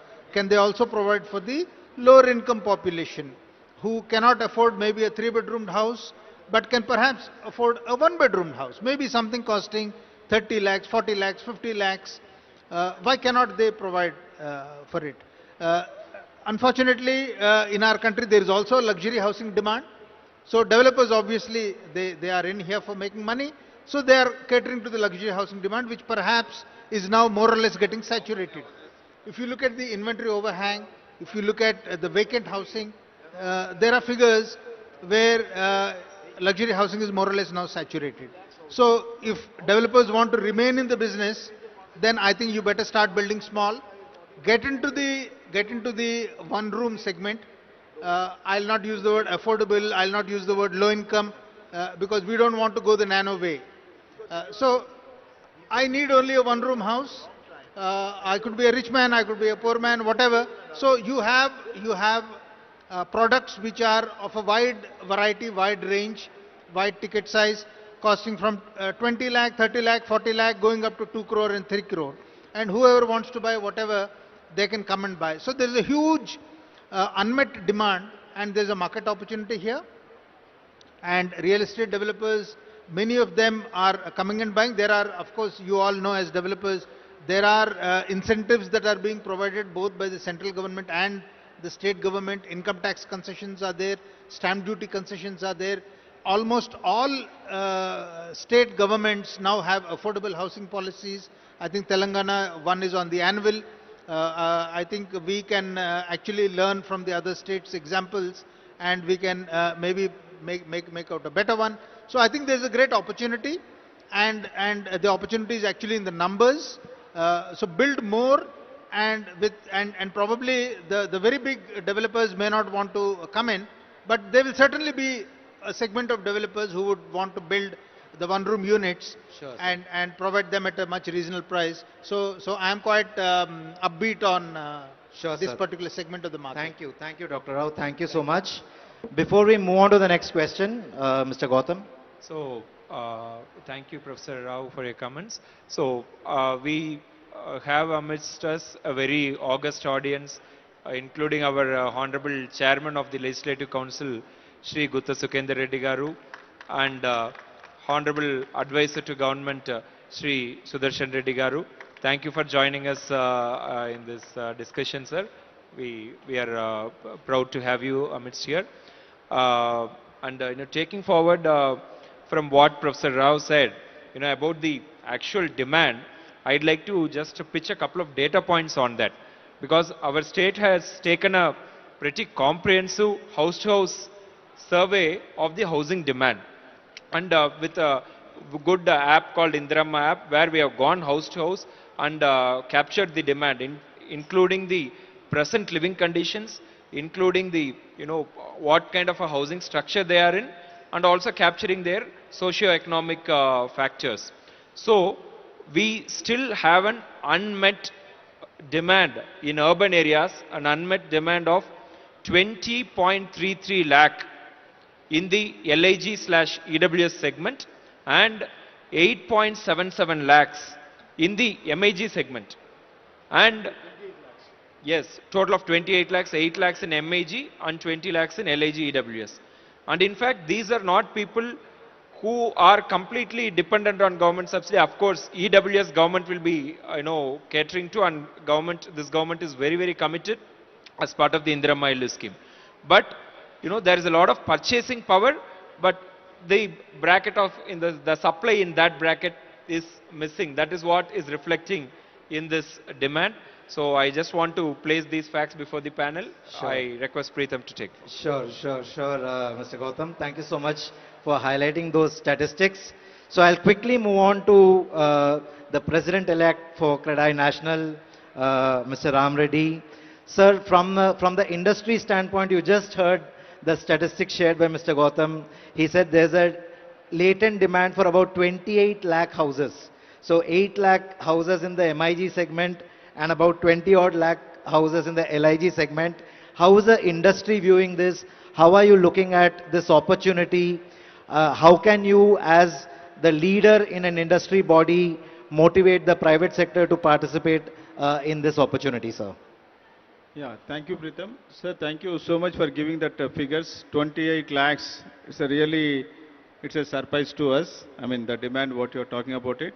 Yes, CREDAI plays a role. I mean, across the state, we have 15 chapters. So every chapter have a big connection with the CREDAI Telangana state. So that housing demand today, you talk about especially middle class. So affordable housing, there is a definition of 45 lakh rupees is the cap, and 60 square meter in metros, and non-metro it is 90 square meters. This 45 lakhs cap was decided 8 years ago. So today in 45 lakhs you are not getting those affordable houses. The definition of affordable housing has to be redefined. So this we have been giving the representation from CREDAI National multiple times. Hopefully, I mean this time also we met the Honorable Finance Minister, then Housing Minister. Possibly this budget we are expecting that limit of affordable housing going to be increased. That is very much required, sir. I request the Honorable Minister from your side also has to push for this, sir. Otherwise, so the very basic affordability where we are getting the land prices have gone up, the construction costs gone up, everything has gone up. Inflation, you can see 8 years inflation, if you take every year, I mean 5 to 7% inflation is there. If you take that also, it comes to 75-80 lakh rupees. So this we have been continuously talking to the governments, but hopefully this time I think after talking to them we got some positive note and we are definitely going to have this. So affordable housing definition, then concessions has to be given. Even in the cities like Hyderabad, if you want to build an affordable housing, so land prices are so high. So getting affordable is very challenging, sir. So I request the government has to look into this and provide some lands to the developers and a PPP model so that developers will come forward and they will build so many affordable houses, then they will be having their own business models. So this will definitely will encourage the developers and it will become easy for you to also cater to so many ways, sir. So definitely yeah, thank you. Good idea, na? Definitely will work out it that way also. Thank you so much, thank you so much. Yesterday, Preetham was mentioning about the old, I mean, what do you call, all housing board houses were there. So, example, Kukatpalli. Kukatpalli housing, there's a prime area today. Ground so, plus 3 present. Yes, yeah, if you make it a PPP model, definitely it's going to give a big boost to the, I mean, this affordable housing, sir. Thank you so much. Great. Mr. Ram Reddy, you stolen a couple of questions that I had, but it's good that we got a response from the Honorable Minister as well. I'll quickly move on to Abhijit from the World Bank. Abhijit, the Honorable Minister spoke about the financing opportunities and available of funding for the housing sector. How does World Bank come in and support state governments, the private sector, and ultimately the end users and buyers? How are you able to participate in this value chain? And if you can talk about some successful partnerships that you have managed both in India and outside India. Thank you, Peter. First of all, I'd like to thank the government of Telangana for inviting us and for organizing this panel discussion. So from the World Bank Group's perspective, which includes both the World Bank, the IFC and MIGA, which is our private sector financing arm and guarantee arm respectively, we generally look at engaging with our government counterparts in 4 areas when it comes to housing. One is land, one is permissions, third is infrastructure, and fourth is financing. So you asked me very specifically about financing. Maybe I'll elaborate that a bit more than the others. But just to give you an example, because I think the President-elect of CREDAI, Mr. Ram Reddy, also mentioned this. So land is critical because it adds to the cost when the private sector needs to come in, right? And from land perspective, there are 2 things. So land costs near the core of the cities are high, like he was mentioning. And land cost away from the city in the suburbs, we heard about the ORR and the areas outside the ORR which would be developed, are more affordable. So there it becomes important to ensure the connectivity to these locations, right? Brownfield redevelopment, yes, definitely looking at land parcels which are not giving the economic returns. You can look at reconstruction, you can look at PPPs like you mentioned. But for the affordable housing to be constructed for people who are going to work mostly in the peripheral areas, maybe linked to some industrial areas, etc. The second is permissions. So the second major cost comes usually in terms of both the planning permissions and the permissions for change in land use, right? And these are two areas which I think the government can come in. I know the government of Telangana has already done a lot in these two areas, but this is an area that we work with different state governments in India, specifically in Tamil Nadu, as well as other countries, in identifying the bottlenecks and finding the solutions. The third is in terms of the infrastructure. So the infrastructure is important. We have some housing projects in other countries where the component of infrastructure, so water supply, sewer, etc., connectivity through mass rapid transit systems is more than the actual house construction component, right? Because once you're able to provide service land at certain locations, the private sector will automatically come in, pick it up, and deliver what is required in terms of the supply. And the fourth is, of course, in terms of financing. So in financing, we, World Bank as well as other multilateral institutions, will look at both the demand side as well as the supply side. So recently in our engagement in Tamil Nadu, we had a $440 million engagement. There the government was keen to move away from being a provider to becoming more of an enabler. They were already enablers, but more of an enabler. And one of the things that was done was setting up of this shelter fund, which allows long-term tenor financing at market rates, but quite comparable to scheduled commercial banks, especially for developers who are interested to come into the affordable housing section, but probably don't have the credit profile to get attractive financing rates from financing institutions, commercial financing institutions. So this kind of a facility which was promoted by the government, was the equity of World Bank, ADB and the government of Tamil Nadu, has helped both rental housing as well as ownership housing. And since I mentioned rental housing, the Honorable Minister mentioned the 28 lakh, or rather Mr. Gautam, you mentioned the 28 lakh demand. So in terms of meeting the gap, I think it's important to look at rental housing as well as one of the options. The focus should not exclusively be on ownership housing. So let me just stop. Yeah, so Abhijit, I had a specific question on rental housing. Maybe we'll come back to that topic in a few minutes. We also have another stalwart from the financing industry, the ex-CMD of HUDCO, sir. But sir, allow me a couple of minutes, I'll come back to you. The next question I want to direct to both the developers from Hyderabad, Mr. Nandakishore and Ajitesh.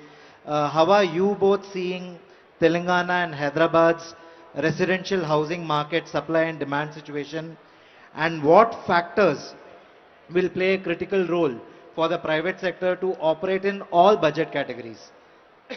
We are seeing more and more developers playing in the upper middle income category, etc. How do we make sure that everyone participates in all budget categories? First of all, thank you for having us here. At the outset, I would like to say the land prices being out of board in Hyderabad are being overplayed in my view. Actually, if you see, barring a couple of pockets, the land prices are not as exorbitant as they are made out to be. If you look at Kokapet, if it is 150 crores there, every kilometer you move away from there, the price drops by almost 6 to 7 crores per acre. And by the time you reach Patancheru, it would be around 20-25 crores per acre. And if you look at the FSI cost, I think it would still be within a decent range of say 1,000 rupees to 1,500 rupees a square feet, which is I think pretty much a fair expectation, even if you compare with cities like Bangalore and other cities. But what is most important here is we have to understand what is affordability. Affordability, while the government has defined as a certain budget of 45 lakhs and all that, for me affordability is to be looked at from an individual household perspective. If a household is able to finance their EMI with 40% of its household income, then it is affordable to them. So that way you have to categorize the people into various brackets like EWS, LIG, MIG, HIG and all that. Now in the EWS category, I think come whatever, I think there have to be different models developed for that. And one of the biggest points what I would like to make here is that Hyderabad has got almost close to 2 million people in the slum areas, if Google is to be believed. Now 2 million people in the slum areas would roughly translate to around 4 to 5 lakh households. Now how do you do that? I think this is where we need to borrow the model of Mumbai. The model there has matured a lot, and I'm sure in most of this slum redevelopment, there will be many developers who would be more than happy to participate in this slum redevelopment. And I think we can adopt the Mumbai model here to do for that. And one of the prerequisites, of course, for this would be that government will have to ensure that there are other government lands which are made available so that developers can build transit camps. Where people can be temporarily located and then brought back once these developments are complete. And also there is another aspect that we also have to consider is that bulk of these home buyers, if we were to get into greenfield projects, if developers are to get into greenfield projects, bulk of these home buyers have a problem of credit availability. Housing finance companies will not be able to finance them. And I think that is where the government intervention becomes very important. They have to perhaps give some kind of a credit guarantee to cover the lender's risk. And I was talking to a developer in Mumbai almost 15 years ago who had done in Karjat, he had developed this affordable housing. One of the biggest problems he faced was that the people who bought homes were not able to pay the subsequent installments, and that puts a huge risk to the project as a whole. I think that is where the government can again intervene. Apart from that, what the government can also do is give the developers incentives. I would say more than the developers, I would say the home buyers incentives by way of stamp duty exemption, which is again a substantial cost. We don't have a separate. And of course, approvals, as everybody says, there has to be a separate body which will give approvals, whether it is an SRA development or whether it is a development of affordable housing. There has to be a separate body who has to do that, and it has to be a genuine single window system. I mean, it should be something which operates truly as a single window system. One of a easier solution would be where a government has huge land tracts outside on the periphery of the city, right? So what I suggest, sir, is that if we can identify large land parcels across the 4 corners of the city, the government can do the designing, concept development and master planning of those lands. All the government has to do, once they have done that, create the trunk infrastructure also, so that the developers don't have to run for, taking approvals or permissions. All they have to do is that we can tell the developers, okay, you develop here this much of area, you get these concessions or benefits elsewhere in the city. So I think that is something like what we are seeing in Mumbai. That thing can also be adopted. So the developers, one of the reasons the developers are not coming forward is mainly because they cannot do the running around, they cannot focus their energies on developing low margin, low profit areas. And it will be unfair and impractical for us to expect that private capital will make sacrifices. So I think the government has to do those master planning and developments across all locations in the city, and the developers will be more than happy to come and participate. Similar this development what you said now, in which state it is going now? Sir, I understand it is happening in Mumbai. They are doing in that type of document. Yeah, in Ahmedabad also they have done something similar. Secretary. Yeah, I will definitely. Actually, I've been interacting with Mr. Gautam a lot, and we have a lot of conversations. And I can see there is a genuine interest to do something really good, and we'll be more than happy, sir. Really good. Definitely, this government is also thinking that way. Yes, sir. That's what I'm saying.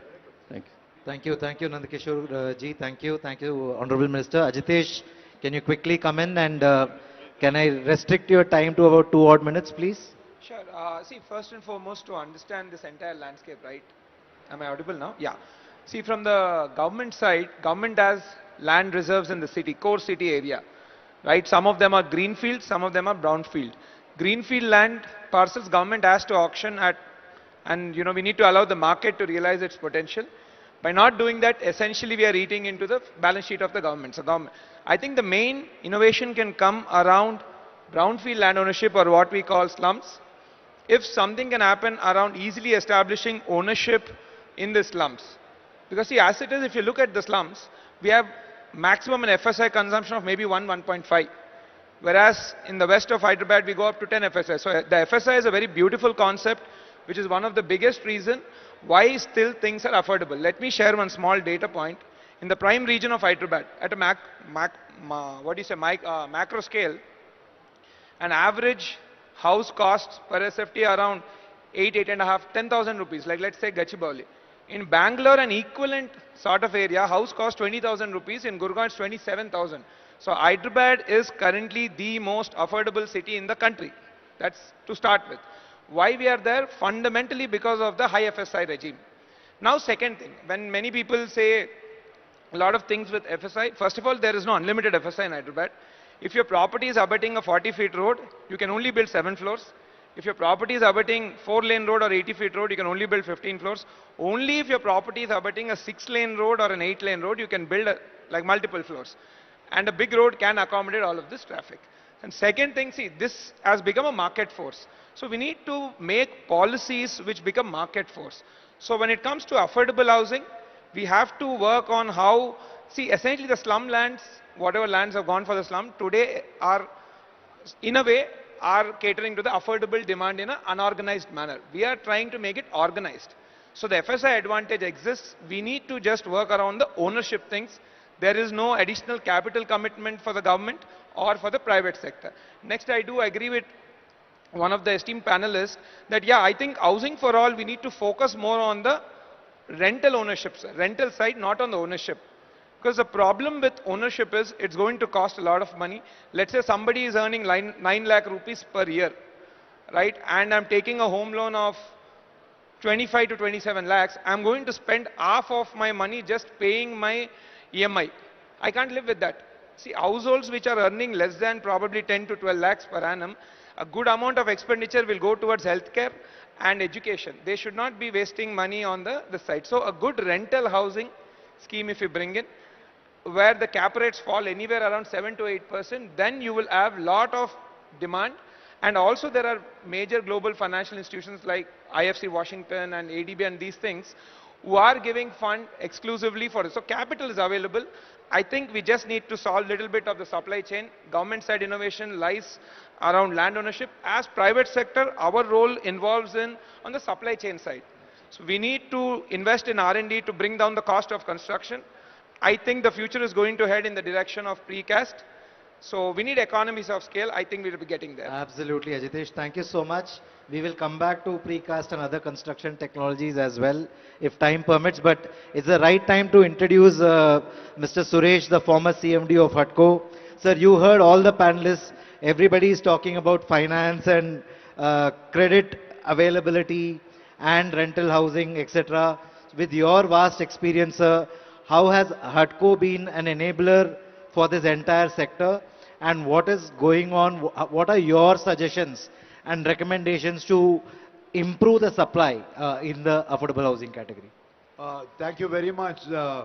Very nice to get the views, and more importantly, I'm happy to hear from the Honorable Minister a very clearly sequential type of housing approach in the core of the city, in the outer area, peripheral area, and small and medium town. Because the whole state housing is a very major one. And that's it's the right approach, because that really brings the right level of inputs, more so because the cost of land in those particular case, the third category will be much lower, which is also a point brought out by many people here. But what is interesting is that as far as HUDCO as a financial institution is concerned, not only during my time earlier, but even continuously the present team also, we have the regional chief of HUDCO sitting inside the one, and I'm very happy to the current year only around 1,45,000 houses for the rural area, which he has indicated has already been done with about 5,000 crores, and about 95,000 urban houses have been also funded with substantial amount of money. And if I'm not mistaken, by January, another major project is also going to come. Of the order of around 14,000 crores of money is coming into the housing segment in Telangana. I'm only talking of Telangana one. And that particular thing covers not only the housing component of the weaker section, but also the low income one. I got to really, the Honorable Minister as well as Gautamji is there. They've done a fantastic job of actual delivery of houses of the order of around nearly 3 lakhs houses to be taken up and implemented. It's not an easy thing to deliver, and they have been able to do that. And that's equally an important one, because funding institution would be happy to fund, provided you're able to good delivery coming, and also do it on time, cost and quality. And if you're able to do that, financial institutions will be very happy to extend funding in the sector. And Telangana is doing extremely well, not only through Telangana Housing Development Corporation, Telangana Housing Board, and equally important is a contribution on housing coming from my brother sitting on the left. The private sector is contributing well. Around 300 big developers are there in Hyderabad and nearby, and around 500 are there in Telangana from other side. So contribution from the private sector is an equally important component of housing that will be coming. So contribution by the public sector, primarily on the low income housing and weaker section housing. They have a weaker section housing program, a big thrust being given, and I want to really give a salute for that and for the great initiative, not only in policy framework, but also in actual implementation through good cooperation using the I was very happy, the gentleman who came with me to escort me, he is dealing with the urban housing, even up to the 9-story development in the heart of the city through the GHMC. They are doing 560 square feet houses of the order of about 8 lakhs. So it's pretty good. 8 lakhs to be done with that particular cost. Land cost, leave it out, but that's a different issue. But it's being done very well. And therefore, different type of component where the land is very intense, you go a little high rise, maybe around 6 or 7 stories, and maybe where land is not so costly, you can go to 2 or 3 story or 4 story development. The differential approach is also very good, and therefore the funding is coming in a big way. There is no problem in that sector. And they're also opening in the private sector. We stopped it in between for some time. Now, opening the real estate sector to the private sector agency is also a new initiative that Sanjay Kulshrestha has done, the new CMD has done. So that will be also good news for funding. Of course, in addition to HUDCO as an agency, large number of housing financing institutions are there for the lending on the retail lending. Because when developers put the money, the whole housing cost is done through the housing home loans with reasonably good rates of interest, and of the order of even 8%, 8.5% rate of interest, with the EMI coming still for every lakh of loan, less than around 1,000 rupees for every 1 lakh of loan is pretty good. And you're having, and with the latest announcement which is given by the government on RBI's new interest rate policy, you can expect all the housing financing institutions to bring down the housing loan also to slightly some extent also. I do not think that should be a problem if the delivery is an important one. That's where they score well. The ministry is there, the secretary is there, MD is there. If you're able to deliver well, implement it on time, good technologies to be brought in, that's where financial institutions will be very happy to put any amount of money. I do not think that's a problem. But the big number, that number which is about 28 lakhs that he said, covering the high income housing plus also the low income and weaker section there. One suggestion which I would like to add with all that the Honorable Minister is here, if you are able to do something on land assembly and also infrastructure being laid, the Honorable Minister asked which states are doing that, then ask the private sector to come and join on a public-private partnership basis. Not only the pure public sector doing, pure real estate sector doing, do some projects on public-private partnership. Haryana has done that in a big way. Maharashtra has done in Sitco and the new townships in Nashik and Nagpur. West Bengal has done some project, including equity participation on company also, just by the way. So that model is also there. So public-private participation are working where the government is good for land and infrastructure, private sector is good for design and implementation. So we can do to that particular company also in a big way. So I know there will be many questions coming, but that's an immediate answer I can give. And as far as the government of Telangana's massive program of housing is concerned, the vision that you have put, sir, we are there to fully support that particular program. Not only for that, I understand the new township that's going to come in this very location there. Same place. Bharat. The HUDCO is already coming in a big way to fund that, including all the other infrastructure for water supply and other related, because infrastructure is a larger component, which is also an important component that will come on that. Possibly, if you are able to make the land and development cost, say around 30% of the total cost. Why is it going from 4,000 rupees a square feet to 10,000 rupees in Hyderabad? It is the cost of the land cost that's coming. Opportunity cost of land is where that's coming. We should bring that down to around 35%. Then the building construction cost can be around 60%. That can only happen if new landmarks, a good suggestion which you gave over there, I agree. If we, with infrastructure we do that, I'm sure they will deliver. Because construction cost in any case is not more than about 2,500, about 3,000 rupees. Even at the best possible specification, it will be around 2,500 rupees. It is the opportunity cost of land that is really making the particular thing get into that 10,000 level and 12,000. A good point that was suggested over. It's still, he says, Hyderabad and environments are still much better than other metro cities that you have over there. I'll stop at that point of time. Thank you so much, Mr. Suresh. We love your energy and we love your articulation. Thank you. You know, we wish, a louder round of applause will be great. Thank you so much. Dr. Rao, if I can come back to you, and Ajitesh, you brushed upon the topic of precast housing. So Dr. Rao, from an urban planning and urban design principle, have you seen instances where urban planning tools have been used to augment supply in the housing sector? Are there any tricks in the trade that can be employed by the governments, in Telangana specifically, to augment supply? And Ajitesh, if you can follow it up with construction technologies, apart from precast, what else can fasten construction and bring in supply quicker into the market? Even Mr. Ram Reddy and Nandkishore can add, but Dr. Rao, we'll start with you. Yeah, so I think one of the fundamental requirements is land assembly, as very rightly pointed out here.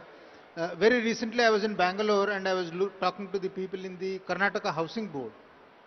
There, what they have done is that instead of going in for direct land acquisition, they brought all the landowners together and they have come into an agreement with the landowners, and there is a public-private partnership model where there is an agreement and there is a sharing, and the private sector is coming, and Karnataka Housing Board, they are doing a lot of housing, and the people are very happy there because the landowners are also getting some amount of benefit out of this. So rather than going in for, like in some states... Same concept here is also planning now. In some ORR and in between RRR. Okay. We are planning same thing. A similar kind of a public-private partnership. Approaches and everything, also roads, radial roads, everything also already planning, ongoing works is going. Okay. That's very nice. The other thing is, the mention was made about FSI. So the floor area ratio is very, very important. You need to get the maximum out of the limited land that's available. So, I know, just now that has been said. So it depends upon the road widths. So you can also do a kind of a cross subsidy, wherein if a developer does affordable housing, then he can get an incentive FSI like they are doing in the case of Mumbai, where lands which are occupied by the slums, the developer can come in, and then there's a slum rehabilitation authority, SRA is happening there. So there are those ways by which you can enhance the efficiency of utilization of the limited land that is available, so that you can accommodate more in the limited land that is available. So this FSI incentive is, I think, very, very important. And of course, there are other financial incentives. I don't have to talk about that. It is already Sure. Thank you, sir. Ajitesh. On the cost of construction, I think you can. See, I think prefab is for the foreseeable future. Prefab would be a good investment area.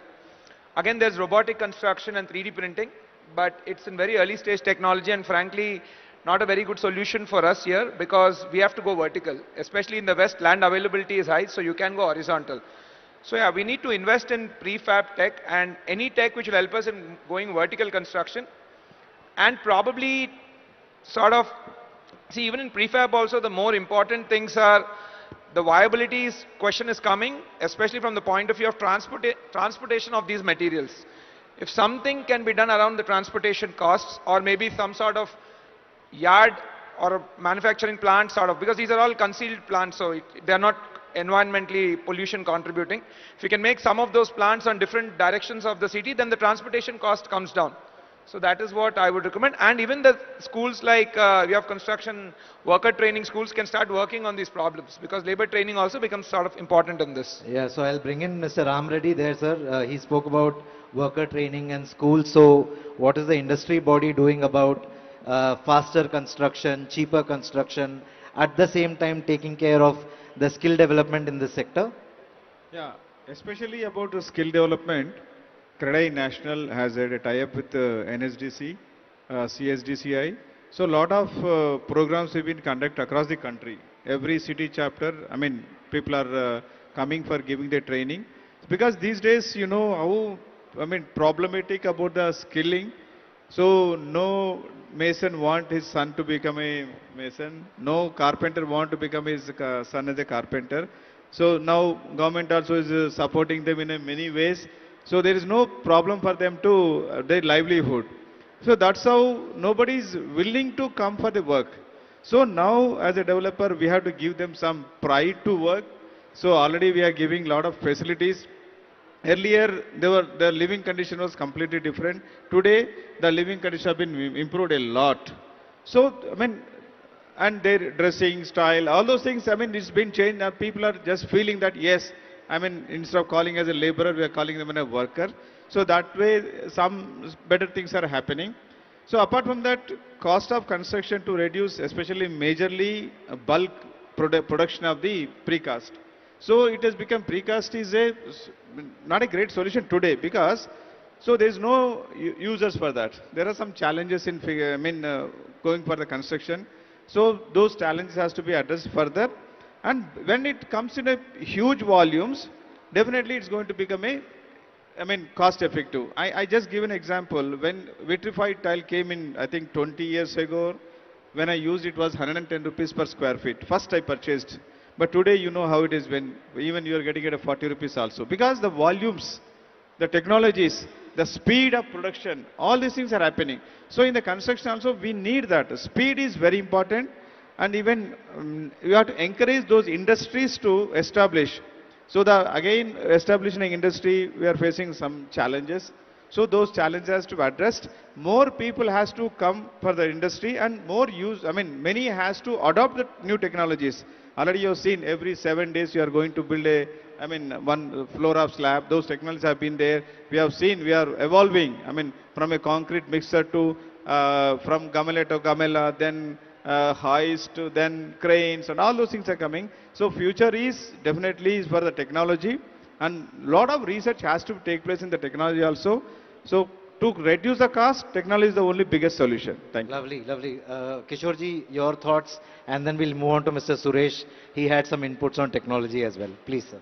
See, I think from a technology perspective, what gets manufactured in the factory on a repetitive basis will obviously be the cheapest compared to what gets done in situ. So if you look at China, I think bulk of their homes are manufactured in the factory and they're just assembled at the site. So it's an assembly line process that they follow. I think that is something which we need to replicate and that is a much larger issue. But what is most important, I think, apart from the construction cost and technology, I think the cost of building a home, one, time is a very significant factor. And as I mentioned, if the government can facilitate a scheme or a policy wherein the time is cut down, I think that is going to add a significant benefit to the, bring down the cost. The second is the financing of the construction, the developer finance for affordable housing. I think here again, cheaper finance, I think much like what the central government has done with the Swami Fund, which is doing an amazing job in the stressed asset portfolio. I think the same thing, if something that is similar can happen for affordable housing, I think that is another big advantage. And the third advantage is the GST on construction. Now, whether you are building an affordable housing or you are building a regular housing, the GST from a construction side is the same. While the buyer is getting only GST at 1%, but from the developer, the GST on the construction is still the same. If that can be brought down substantially, then I think this will bring down the overall cost of construction. Add to that, if the state government, I'm sure if they can do something and bring down the approvals cost, which is again today similar, and also certain other parameters like, the parking requirements, irrespective of the kind of homes you are building, the parking requirement still remains the same.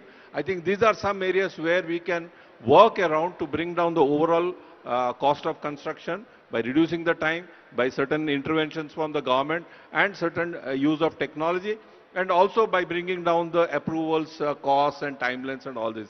I think this is everything has to fall in together. Sure. And of course, as I said, finally, eliminate or bring down the land cost component as much as possible. That's the... Thanks, Kishorji. Suresh sir, over to you. You had some thoughts on technology. Yeah, I think it's an important one. At the end of the day, it's going to be construction, and the way in which things are going on, the cost of construction is component of building materials as well as the labor component there.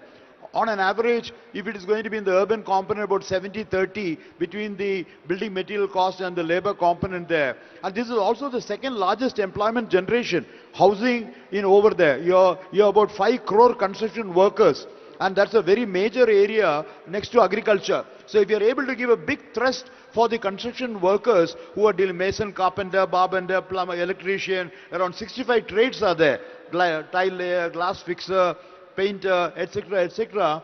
And if you're able to do a big job, at one point of time, somewhere in the late 90s, the good moment was the National Network of Building Centers, which is or Nirmiti Kendra or Nirman Kendra. We said that primarily a technology transfer center, a skill upgradation center, a manufacturing center for products or precast there, and also housing guidance center, and also construction workforce. A 5-in-1 job. And fortunately, Telangana has done good in the Nirmiti Kendras also in a big way, but I do not know at this point of time it's still going on well or not, but it will be good to retain, especially your program outside in the rural component of housing and small and medium towns, tier 2 and tier 3 cities. We should strengthen that particular component, and that will give better, in which case wastage will be lower, quality of housing will be better, and we should strengthen in that.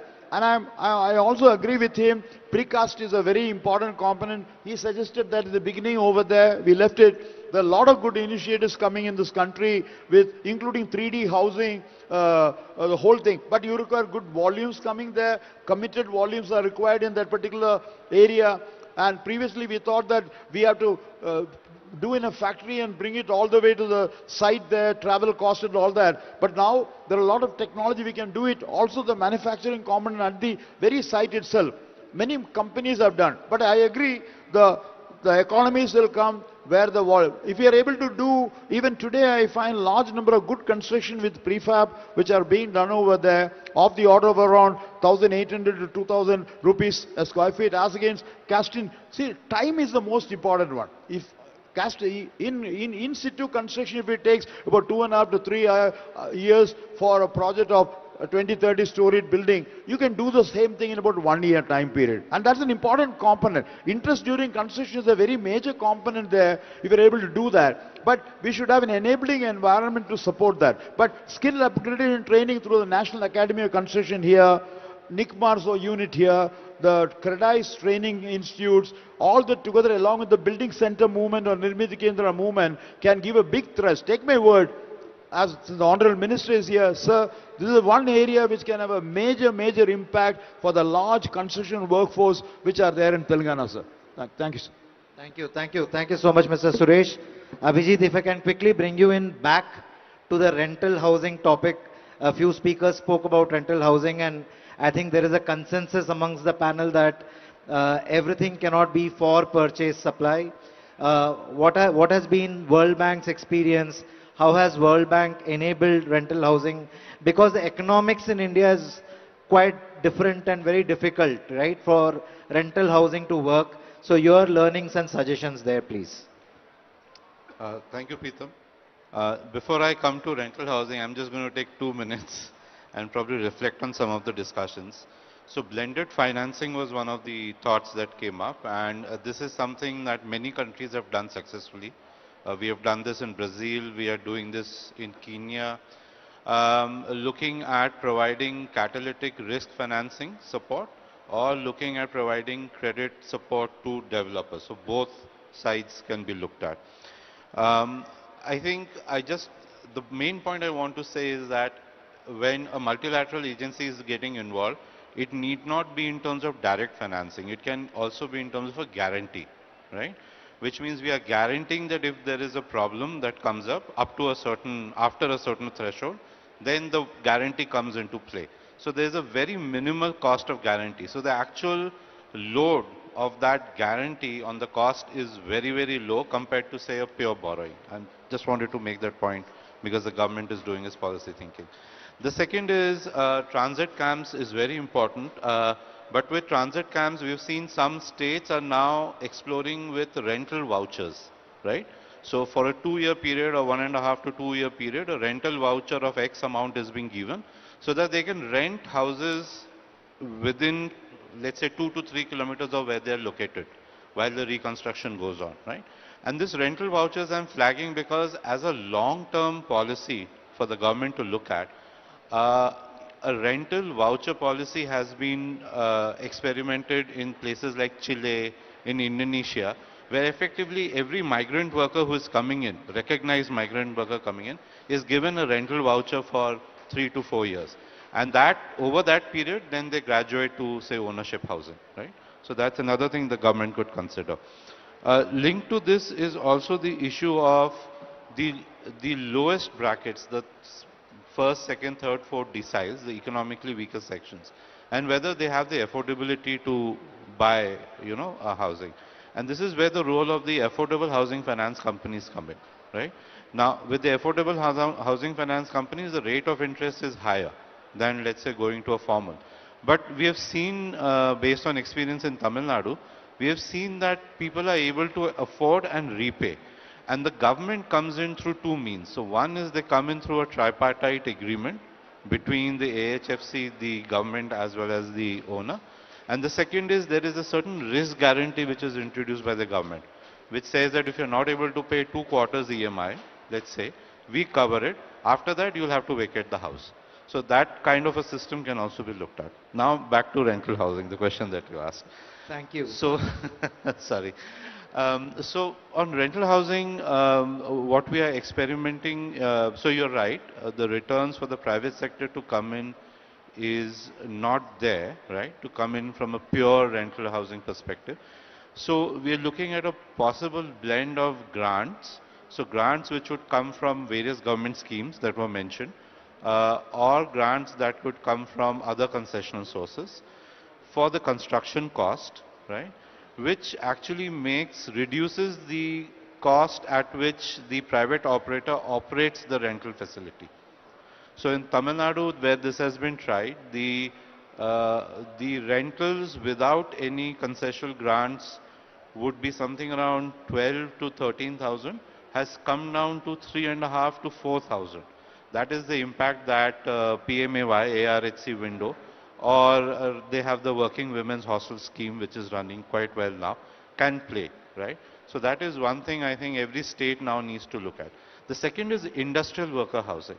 So if we have, the previous session was chaired by the Industries Department as well, and we were talking of the industrial ecosystem, growing. That ecosystem requires housing, and rental housing is probably the best way to do it. So a tie-up between such industrial sites, industrial zones, or even corridors was being mentioned. New corridors are being set up. Identifying affordable housing within those corridors, right, for rental housing. has the possibility, because then the industrial estate comes in and subsidizes a part of the rent. So here the capital is not getting subsidized, the rent gets subsidized. So there are various models which can be looked at, which has been tried globally. Thank you, Abhijit. We'll quickly move on to the private sector on the dais, starting with Mr. Ram Reddy. Sir, we spoke about PPP fleetingly, so how does the private sector and how does the industry body like yours, what kind of partnerships with government? We talk about PPP, which is private-public partnership. What models would the private sector be excited about? What models are, foremost in terms of acceptability? So mainly the government has to provide the land, then proper approvals, proper infrastructure. These three things are from the government side. Then developers will come forward and definitely make whichever the project is there, they're definitely going to be successful.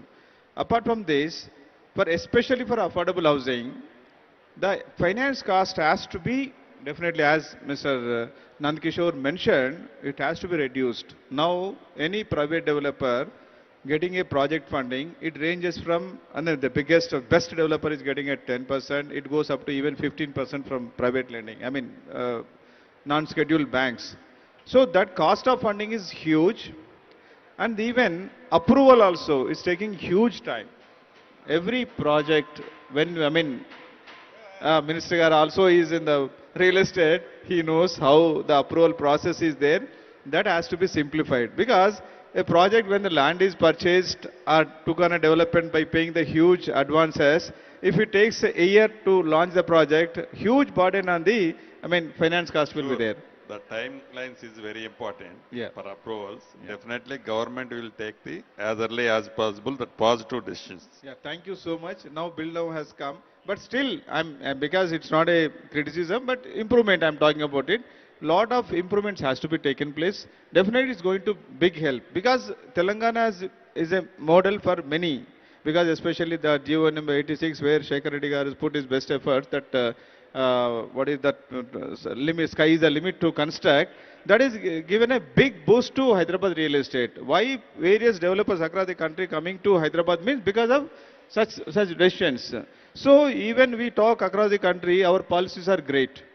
So, whatever build now and TS, IPAS, all policies are great, but there is a big scope for improvement, because every permission we have to go to many departments. Every department takes, every section, it takes a time.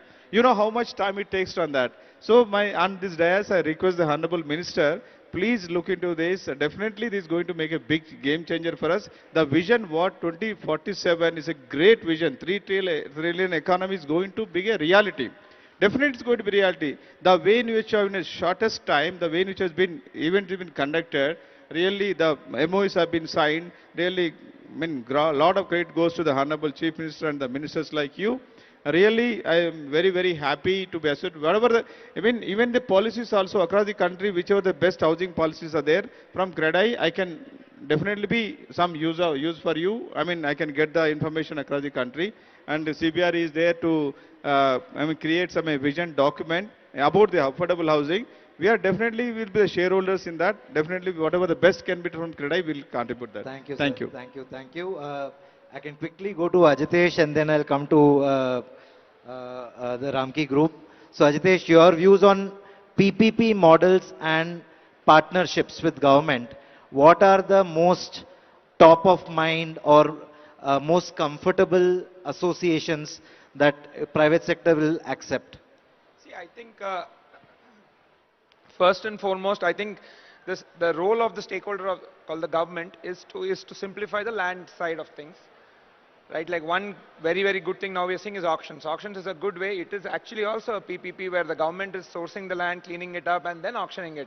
So I, as a developer, need not worry about so many of the legal hassles. So that's one very good to start with. Right? When it comes to particularly to the affordable housing, I think the slum one, which I mentioned, would be a good thing. The role of the private sector is to continuously work on cost reduction. And cost reduction is going to come up as a function of economies of scale. As we have more bigger and bigger firms, we have bigger R&D. So naturally, we'll have to go invest because as Honorable Secretary has been mentioning, we have 3 million shortage hours. So the market demand exists. Now the question is, how do we make a profit? That's the only question remaining. So I think, see, if somehow 12% margin can be made, that's it. It's ripe for disruption. And also, I would like my humble suggestion would be for policymakers is to focus probably less on subsidies, because if you look pan-India under PM Awas Yojana and various state government programs, broadly speaking, 10% of the overall cost subsidy has already been given, and that's not really helping. I think we need to work more towards unlocking the market forces rather than the subsidies, because subsidy is also a burden on the exchequer. The middle class person who's paying the tax, it's a big burden on them. So maybe less subsidies and more market force orientation. Unlocking market force will really help all of us moving forward. And another one point which I would like to just mention before I conclude is that, see, housing is the most important sector. Let me put some statistics.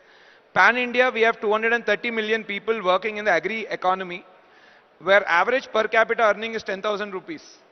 Right? Then we have 70 million people working in the manufacturing sector, where average earning is 15 to 17,000 rupees. Then we have another 70 million people working pan-India in the housing and construction segment, where the average earning is 25,000 to 27,000 rupees. So for every one person who's working in the construction sector, 2.7 equivalent people have to work in the agri sector. Almost all 1.8 people have to work in the manufacturing sector. So investing in housing under the visionary program of the Honorable Chief Minister to make our economy $1 trillion by 2034, investing in housing related policies will greatly push forward the economy and create opportunity for the bottom end of the society, thereby making them richer. Thank you. Thank you, Ajitesh. I think PPP in the housing or the real estate sector is always going to be a tricky thing, because people look at land, and mostly when we look at land, we look at it retrospectively. Are ye land 10 saal pehle you had given it for 1 crore or 2 crores. Okay, so that's always going to be a dicey thing, lot of governance, lot of scrutiny, lot of challenges. So I would suggest, even in a PPP model, eliminate the land part, like what Ajitesh was mentioning. Let the government bring the land, not give to the developer. Let the government do the facilitation part of it. I think let rest be left to the private developers. Let economics and profit drive the development. I think provide whatever enabling environment that you can. Also very important here is to understand is, on an average in a city, 70% of the land is occupied by residences, by residential development. And still we have, say in a city like Hyderabad, like 3 million people not living in quality housing. I think that is something which is not reflecting very greatly on the overall scheme of things. So somewhere there is something which is lacking. And if this really has to be addressed, it cannot be addressed just by large developers or just by the government. It has to be all sizes of developers who have to be part of it. And one way of doing that is we have to ensure the city spreads horizontally. We are talking of Hyderabad having unlimited land, but if you see, we are not growing beyond a certain boundary. One of the reasons for that is lack of transport infrastructure. We have fantastic roads all around, but we don't have transport infrastructure. We don't have social infrastructure. I think that is where I would request the Honorable Minister and the government to... In transport, now we are planning a metro line more than 300 kilometers, second and third phase also. Absolutely. Definitely it will be useful for in the city. Yeah, I think once that happens, once the transport infrastructure and automatically the social infrastructure will start developing, then I think you will find a lot more developers coming into these peripheral zones to develop the affordable housing. I think that is one area where the government can play a facilitating role than directly be a part of the PPP model. Thank you so much, Nandakishore ji. So, Preetham, just one point, one point I would like to add. I think the objective of the entire PPP model should be government should not lose money, private sector should make money and people should find solutions. That could be the broader vision statement. Nicely put, Ajitesh, nicely put. So we are almost nearing the end of the session. I will pass on the mic to Mr. Suresh, and then the Honorable Secretary will also conclude the session. But we want to throw the floor open for some Q&A. So if there are a few questions, we will come to you, sir. The mics will come to you, but after Mr. Suresh's commentary. Yeah. I wanted to add one dimension to the whole, because the whole thing is housing. And I have here the President Shekhar Reddy Garu, who is sitting over there in the front. He is also there. He is also the National Vice Chairman for the Indian Green Building Council. I bring to your notice the important comment. It is not 4 walls and a roof. How to make the home also green in a large way. Integrated water management, integrated energy management, integrated waste management, saving of water saving, energy saving, and good interiors coming, good green to be developed over there. And the Indian Green Building Council, the headquarters is only in Hyderabad.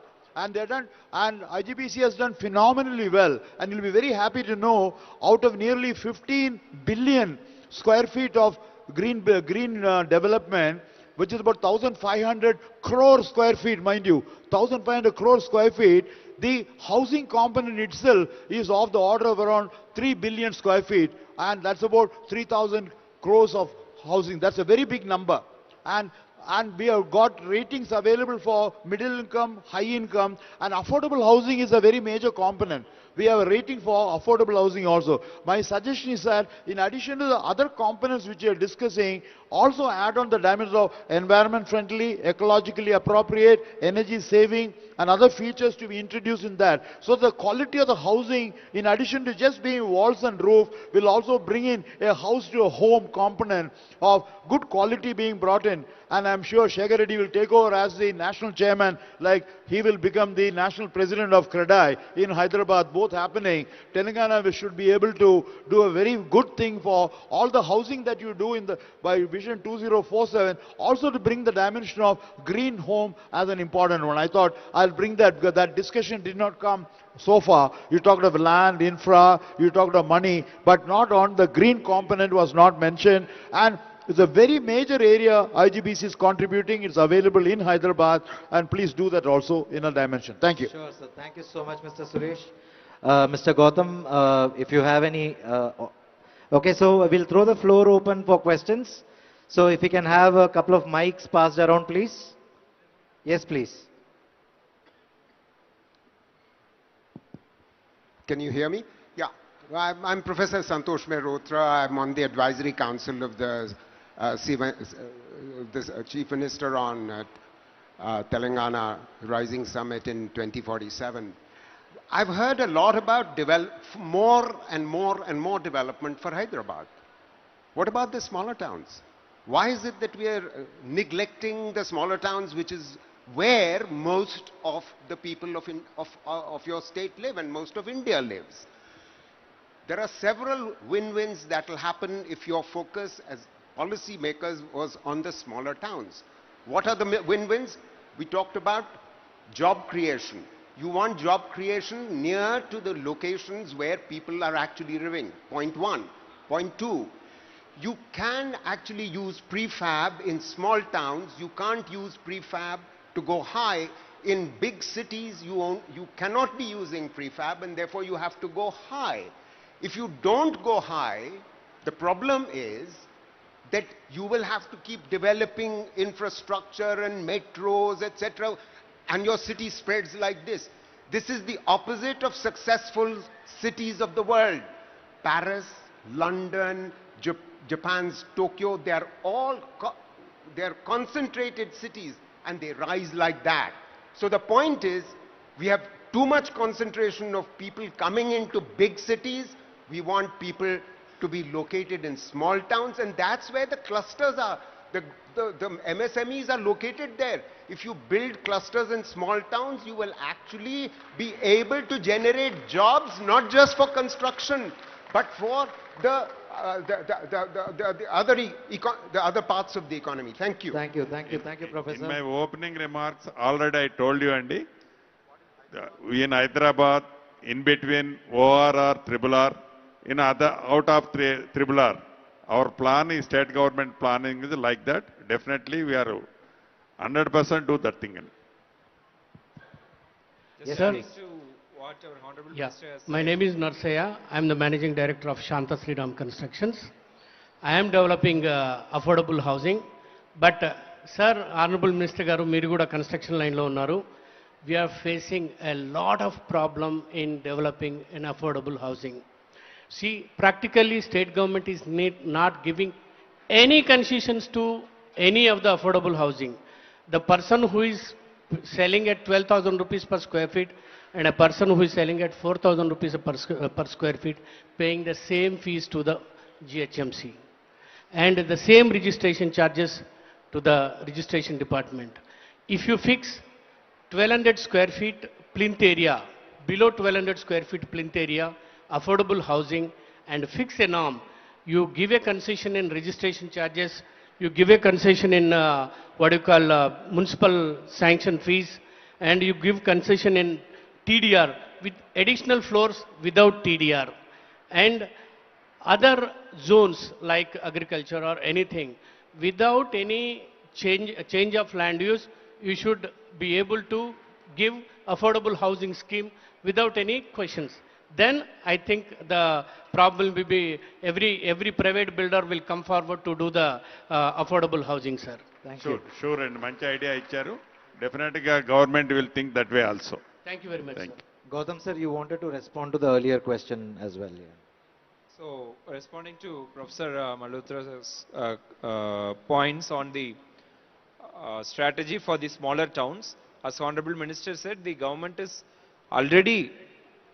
already taken up construction of houses in all these smaller towns. We have taken up construction of 50,000 houses in the smaller towns itself. Already these projects are ongoing. And of course, this entire session was focused on Hyderabad and periphery for want of time, and because the main intent of this workshop was a collaboration between the private sector and the public sector. So that was why the session was tailored like that. However, all your concerns are noted and government is very committed and very keenly working on those fronts. Thank you. Yeah, we'll probably take one more question, sir. And please ask a question. Please mention who you want the question to be answered by, and please do introduce yourself. Sir, please ask the question. You can stand.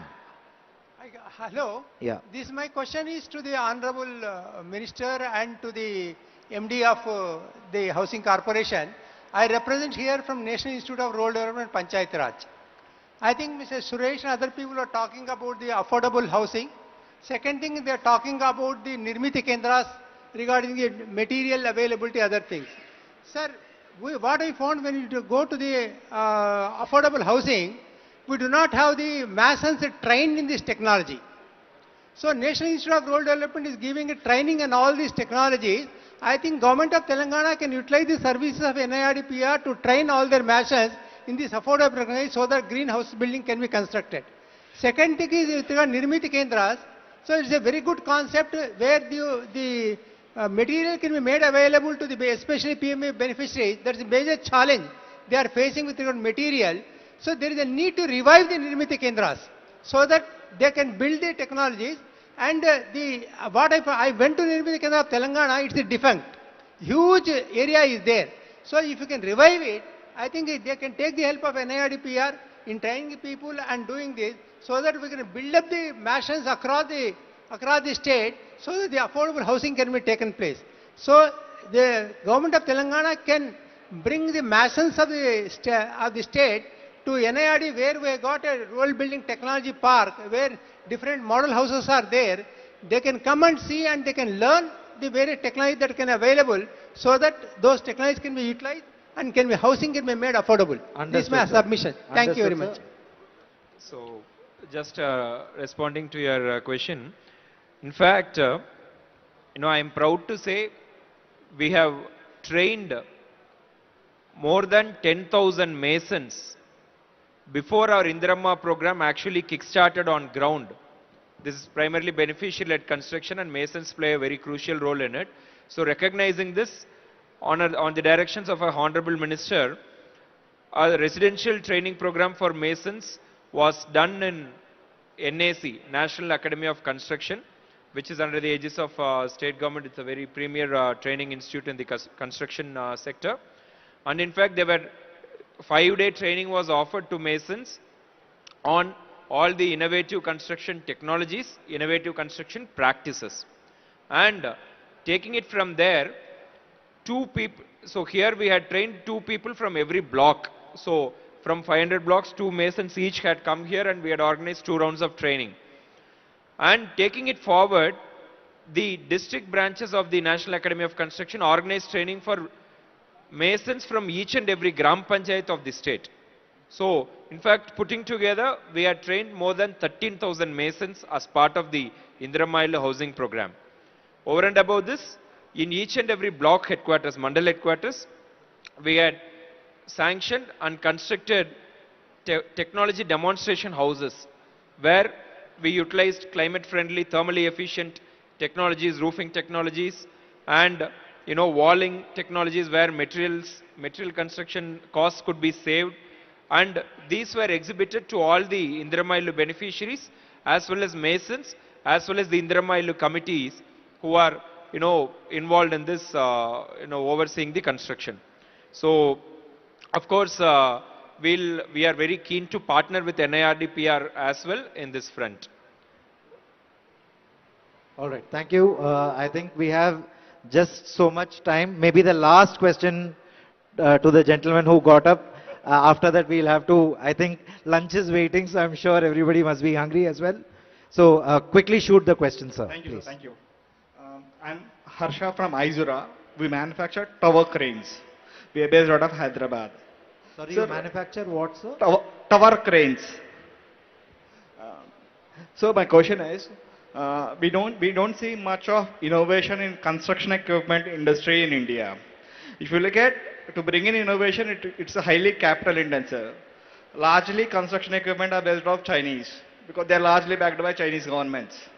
So if you have to develop any sort of new product in terms of construction equipment, how can any Indian company come up and bring in the technology and innovation in construction equipment industry?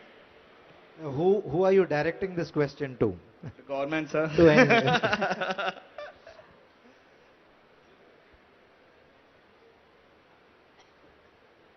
Mr. Gautam, you want to, so he's asking how can the government support new technology in construction equipment? See, when you talk about precast, yes. To lift the precast material, you require heavy cranes. None of them are made in India. Everything comes from China. Okay, let me respond to that. So, even the gentleman from NIRDPR had also mentioned about our Nirmiti Kendras. In fact, we had a very thriving system of Nirmiti Kendras earlier in the old Indirama scheme between 2004 to 2014. Later, these Nirmiti Kendras are not fully functional now, but in certain districts, on the directions of the Honorable Minister, we have leased out the lands of the Nirmiti Kendras to private players, incubators like you, who are willing to come forward and establish innovative, construction technologies, right? So some, novel brickmaking units, low-cost brickmaking units, etc., and prefabricated slabs for these individual houses. So we are ready to partner with private players, incubators, innovators like you with our Nirmiti Kendras. In fact, our minister was of the opinion that government must not be directly involved in material manufacturing. So we have these Nirmiti Kendras. We are ready to guide you, facilitate you, do the quality controls, etc.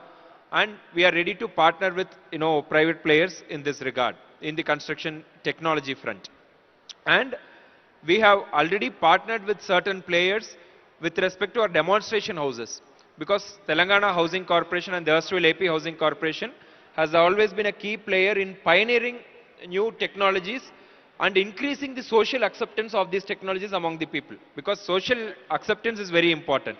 So we had partnered with certain players in exhibiting this novel technology through our demonstration houses, which we are constructing at each and every Mandal headquarters.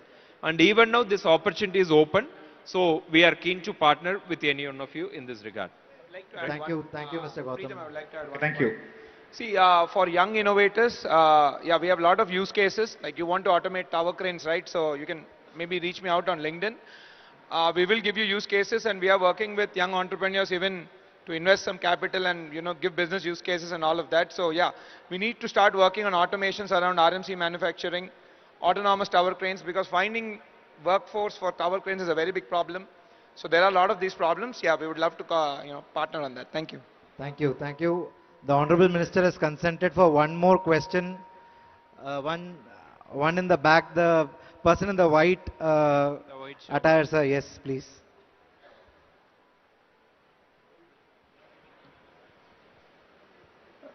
Thank you, Minister Garu. The session is very nice, beyond my expectation. I had a Nirmita Kendra, it's still working. I think before 2004 I started with the help of the HUDCO. And I manufacture also now. I think as Mr. Srinivas Reddy know, I was good in politics for about 25 years. I am now on industry only. We manufacture so many items which is suitable for precast as well as green buildings. I only wish that our minister should take lead in making every house as a green building. It's quite possible and it can be done in economical, and our chairman HUDCO has suggested that because the environment will be better and the power savings will be there for a long. So we must take lead, the government should take lead in building the government offices and government buildings as green buildings, because I have seen few green buildings in Bangalore by many of the leading world organizations, and they are very nice. So we must go for that, because the ambience of the residents should be very good, as well as the schools, hospitals and all other buildings should be green buildings. You should make it a point of that, and I am really happy to hear that word from the chairman HUDCO. Thank you. Thank you so much, sir. Thank you. Thank you. And sir, for the want of time, we'll want to close the session. Please do try and meet the panelists off dais. Yeah. We welcome the Honorable Minister for Tourism, Shri Jupalli Krishna Rao Garu, to this session. So thanks for participating in this session, sir. We are honored to have you here. And Mr. Gautam, can you kindly conclude, sir, please? Yeah. So your suggestion with respect to green technologies is noted. So we'll try to, we are now constructing houses on a massive scale, lakhs and lakhs of houses. Government is committed to constructing 2 million houses over the next decade. So we'll definitely incorporate a lot of these technologies, especially thermally efficient construction, which will reduce the cooling load in our houses. Yes. So, I'd like to thank all the panelists, all the esteemed panelists on dais, and all the esteemed delegates who have participated very keenly in this panel discussion. So for me personally, it has been a very enriching discussion, and our Honorable Minister was kind enough to grace this occasion and give his valuable time and valuable inputs throughout this 1.5 hour session. So I'm sure under his leadership under the leadership of our Honorable Chief Minister, Telangana will create a future-ready, scalable and inclusive, affordable and a sustainable housing model as a part of Telangana 2047. And dear friends, this government is very committed to provide affordable houses to all the economically weaker sections. However, no government, however committed, can on its own deliver the scale of affordable housing that we are talking about. As I just said, there is an unmet housing demand of over 29 lakhs. And these are not all economically weaker sections. Even in several houses which we have allotted free of cost, people are investing at least 2 to somewhere at the minimum of bare minimum of 2 lakhs to a maximum of 10 lakhs in just getting these houses renovated, because people are ready to invest. They have some purchasing power in hand. However, we need developers and builders who are willing to invest in affordable housing, banks and housing financing companies to support the necessary funding, not only for the developers, but also for the consumers who may not have the necessary eligibility criteria to meet the regular home loans. So we need dovetail products for the same, and we would request the assistance of multilateral institutions like the World Bank, from which Abhijit has joined us, so they can bring in the global best practices and also provide us the much needed capacity building support for government organizations like the Housing Board and the Housing Corporation. And of course, we need civil society organizations and community groups that can articulate the needs of the society from the demand side. What is it that people expect? What is their aspiration? What are their fears? What are their desires? So that is as much important when we talk about this affordable housing. And academia and professionals, Professor Rao is here, Suresh Garu is here, so they can contribute to better design, better technology, better productivity. So today's session is not merely a technical consultation. It's an invitation for partnership. It's an invitation for partnership towards achieving this noble goal of providing affordable housing for all. So our intent is very clear that the recommendations, the deliberations from this session will not merely remain on paper.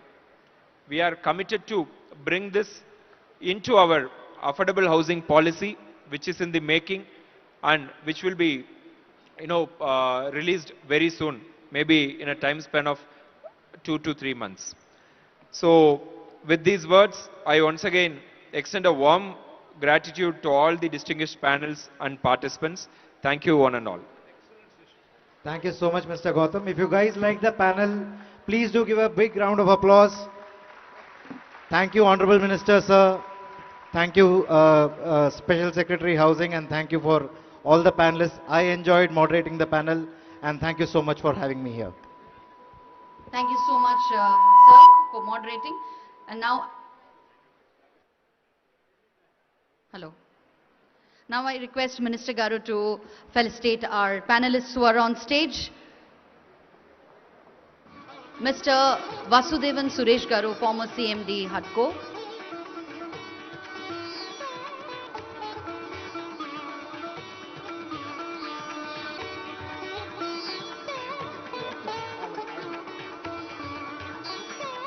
So to all our guests, we proudly present the two iconic GI tag treasures of Telangana, the exquisite Pochampalli Ikat shawls, renowned for their intricate tie and dye weaving, embody the timeless skill of our artisans.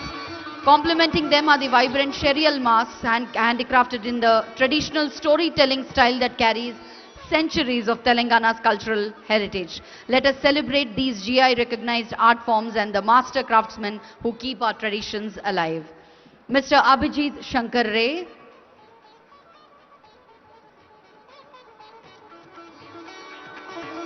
Dr. P.S.N. Rao,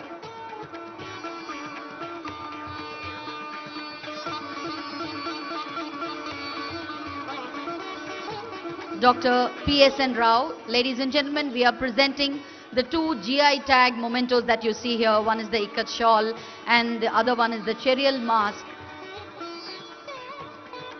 known from centuries in Telangana art form. Mr. G. Rami Reddy Garu.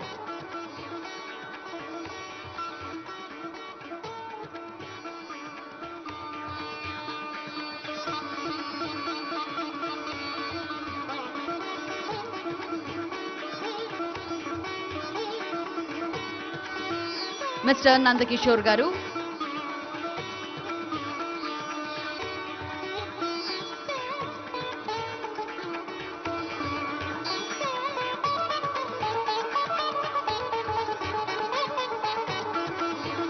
Mr. Ajitesh Garu.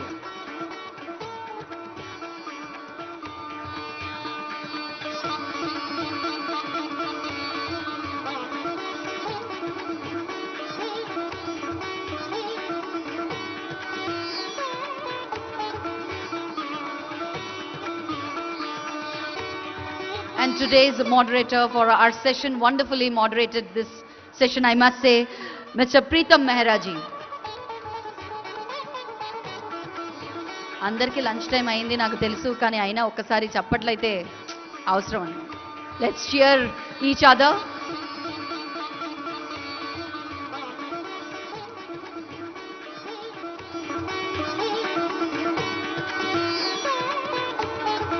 So ladies and gentlemen, with this we conclude this session of our panel discussion, and thank you to all our dignitaries who are present on stage here. This session definitely enforces that inclusive growth is built brick by brick, and every citizen should and must have an access for safe and dignified housing. Thank you one and all for joining us on stage.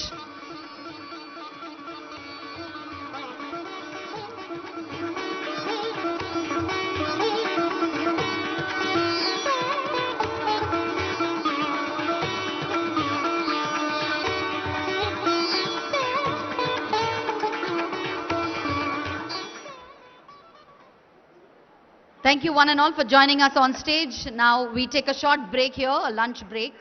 And exactly 1 hour later, we assemble back again here in Hall-1 for our next panel discussion, the theme being the Bharat Future City as a magnet for 3 trillion Telangana.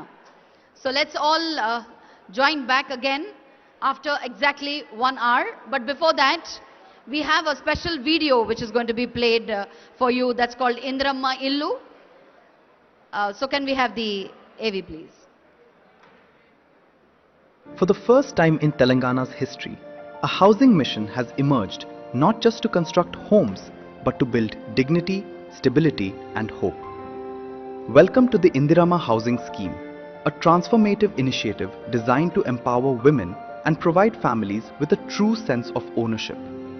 This isn't just another housing project. This is Telangana's most ambitious flagship mission, personally guided by Honorable Chief Minister A. Revanth Reddy. పేదవాడికి సొంతింటి కళ నెరవేరడానికి ఇందిరమ్మ ఇండ్లు ప్రతి నియోజకవర్గంలో already మంజూరు చేసినాం. Making housing a right, not a privilege. Across the state, a monumental 3,38,681 homes have been sanctioned. Each assembly constituency receives 3,500 houses, ensuring no region is left behind. Every eligible woman-headed household receives 5 lakh rupees as a 100% subsidy. No loans, no interest. Just a clear pathway to a secure life. Already, the Telangana government has disbursed over 3,142.15 crore and in addition 237 crore in self-help group supported loans have been granted to nearly 22,000 women. This is financial empowerment at scale for the people who've waited the longest. So what makes Indirama different? Everything.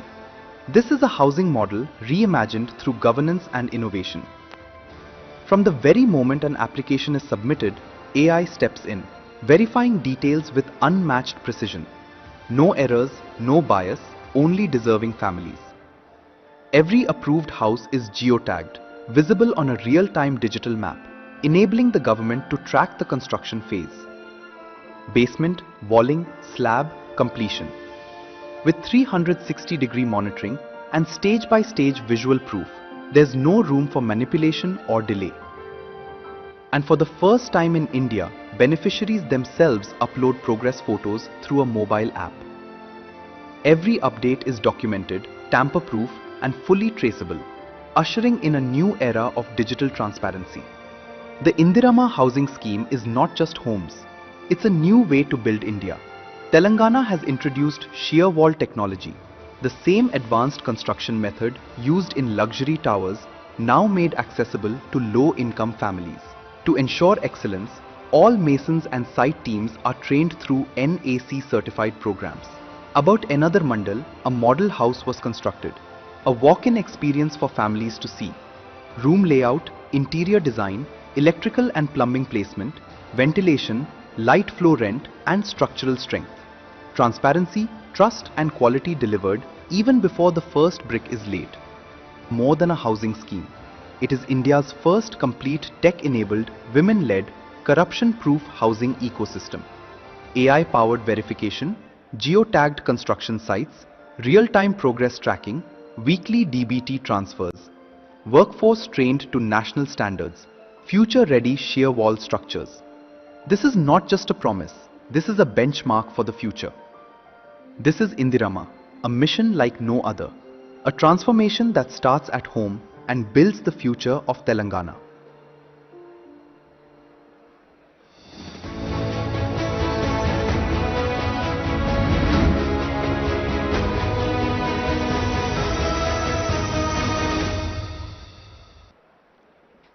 Thank you, ladies and gentlemen, for joining us in this panel session. We'll take a short break. We should be back here another 20 minutes, and I'm asked to do that. So by 2:15, we shall gather here, assemble here for our next session.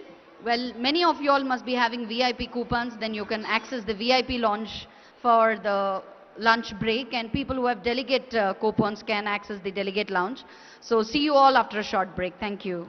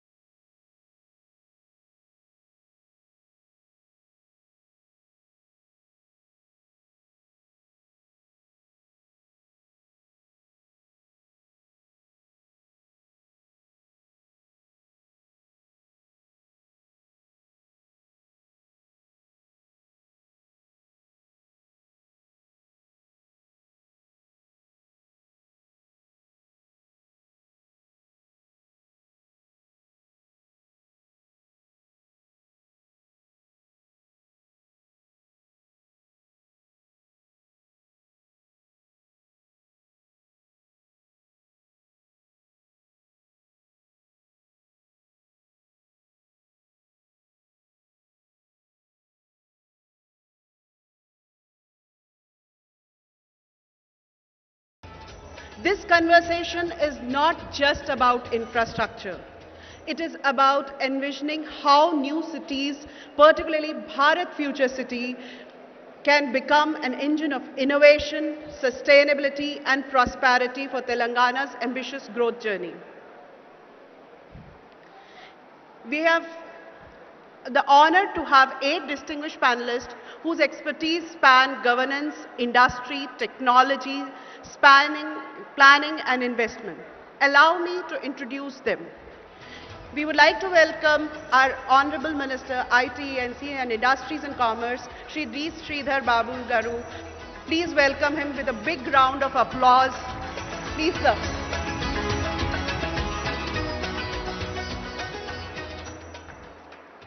We welcome you on the dais.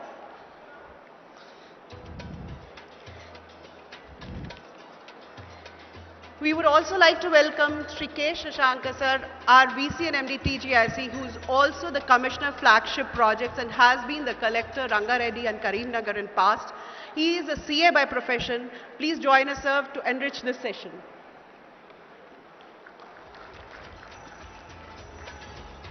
We would also like to welcome our other panelist, Mr. Vishal Kundra, who is a lead AP and the Director of Architecture and Design, South Asia, with Surbana Jorong, and he'll be also the moderator for the session.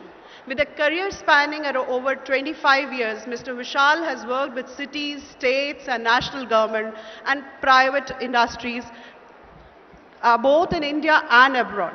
His experience includes designing, leading and managing urban transformation projects with varied scales and complexities in India, US, Singapore, Malaysia, China and Middle East.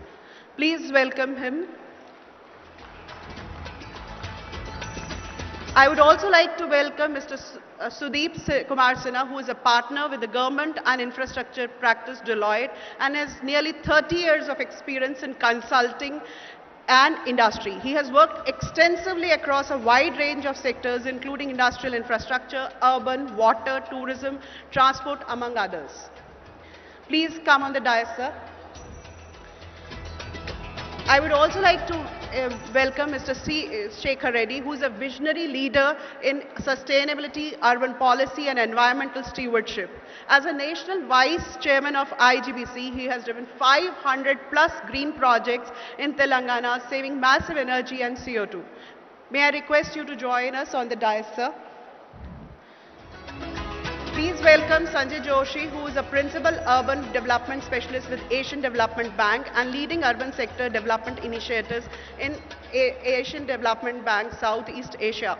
He has 15 years of varied experience in areas of policy advocacy, financing, development and operation management of urban and infrastructure projects.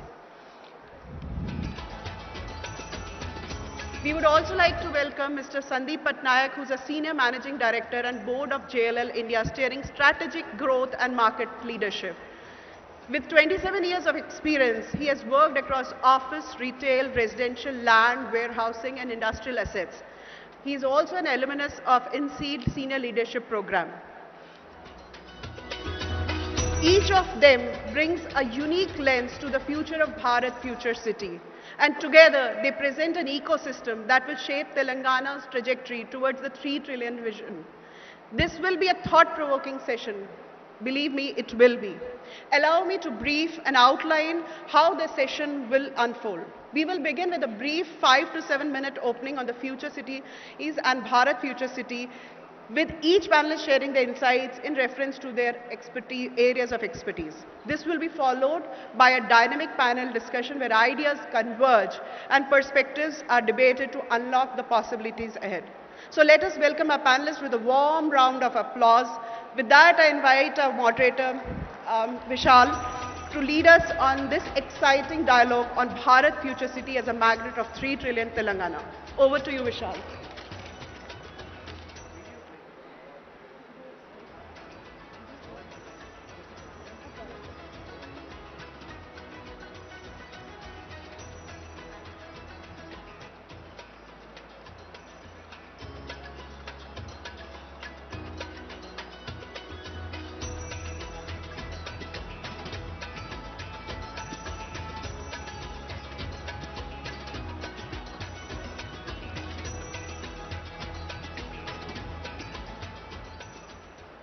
Yeah, good afternoon, everybody. Uh, since independence, how many new cities have India built? I think you can literally, count it on your fingertips.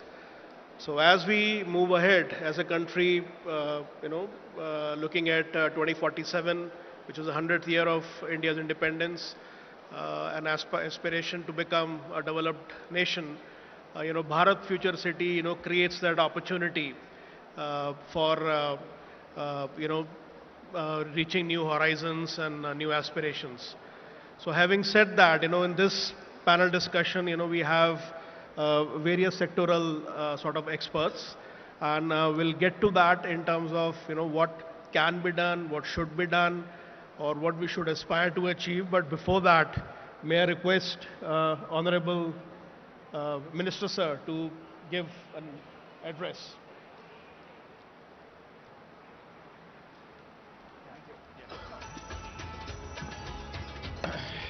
అందరికీ నమస్కారం. A very good afternoon to all. Slightly delay in the program. Basically, I was occupied in some other session. To all the leaders and to all the architects who have built this nation and who have built this beautiful city and who have built this state of Telangana.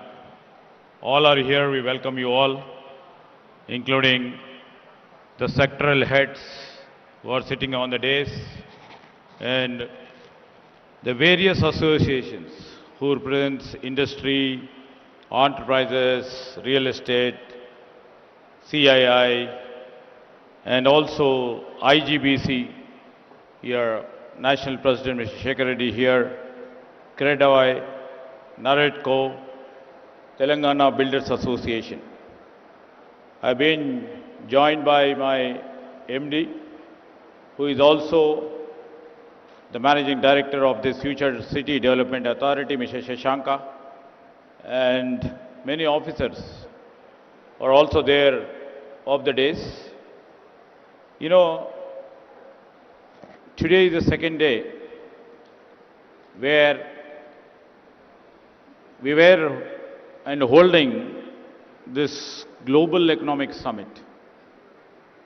Our purpose and agenda, as yesterday we have ascribed, is to unveil what is our vision, what is our action plan, and how do we reach what we have dreamt.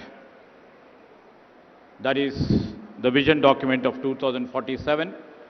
In few hours from now, our Honorable Chief Minister, Mr. Revant Reddy, will unveil the vision document of 2047 of Telangana. In the process, when we have formed the government exactly 2 years back, and when we have a competition in the changing atmosphere, in terms of industries, in terms of technology, in terms of building cities, in terms of providing drinking safe water, in terms of providing and giving the fresh air, and to create a sustainable livelihood for all the people of Telangana specifically. We have analyzed many factors which we have taken into account. One is the factor where we have seen in many cities the congestion of cities which the cities couldn't able to bear in terms of the traffic mobility, in terms of the resources what need to be given to the citizens have become a great challenge. This challenge has thrown us literally what should we do next. In the geopolitical situation, in the times of technological disruptions, and to create a sustainable development in the city, then we came upon an idea of constructing a city with net zero concept.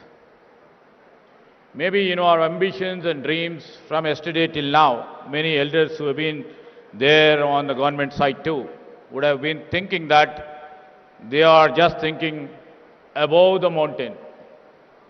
But we would like to take this challenge, and that is how we took the challenge of this construction of this future city.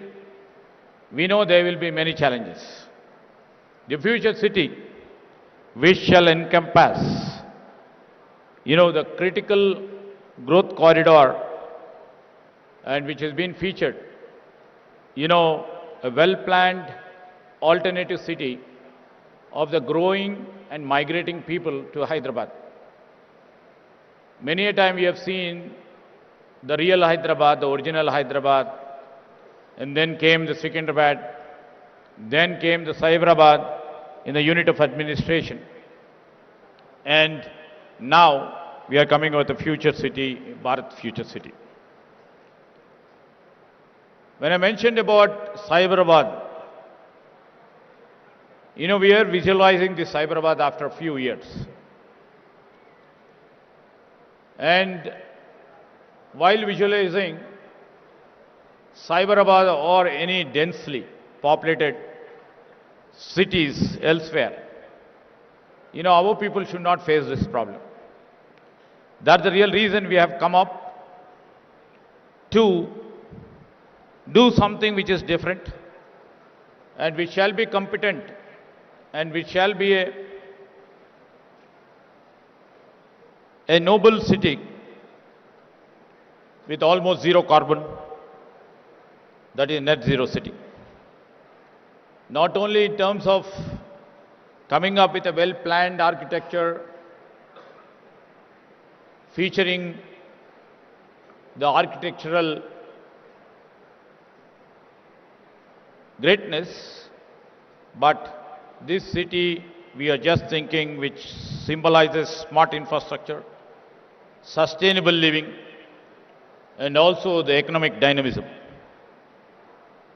This city shall be a resilient and shall create a scalable framework that aligns both with the state priorities and also aligns with the global urban development standards. That's the real reason we call it Bharat Future City. And under my ministry,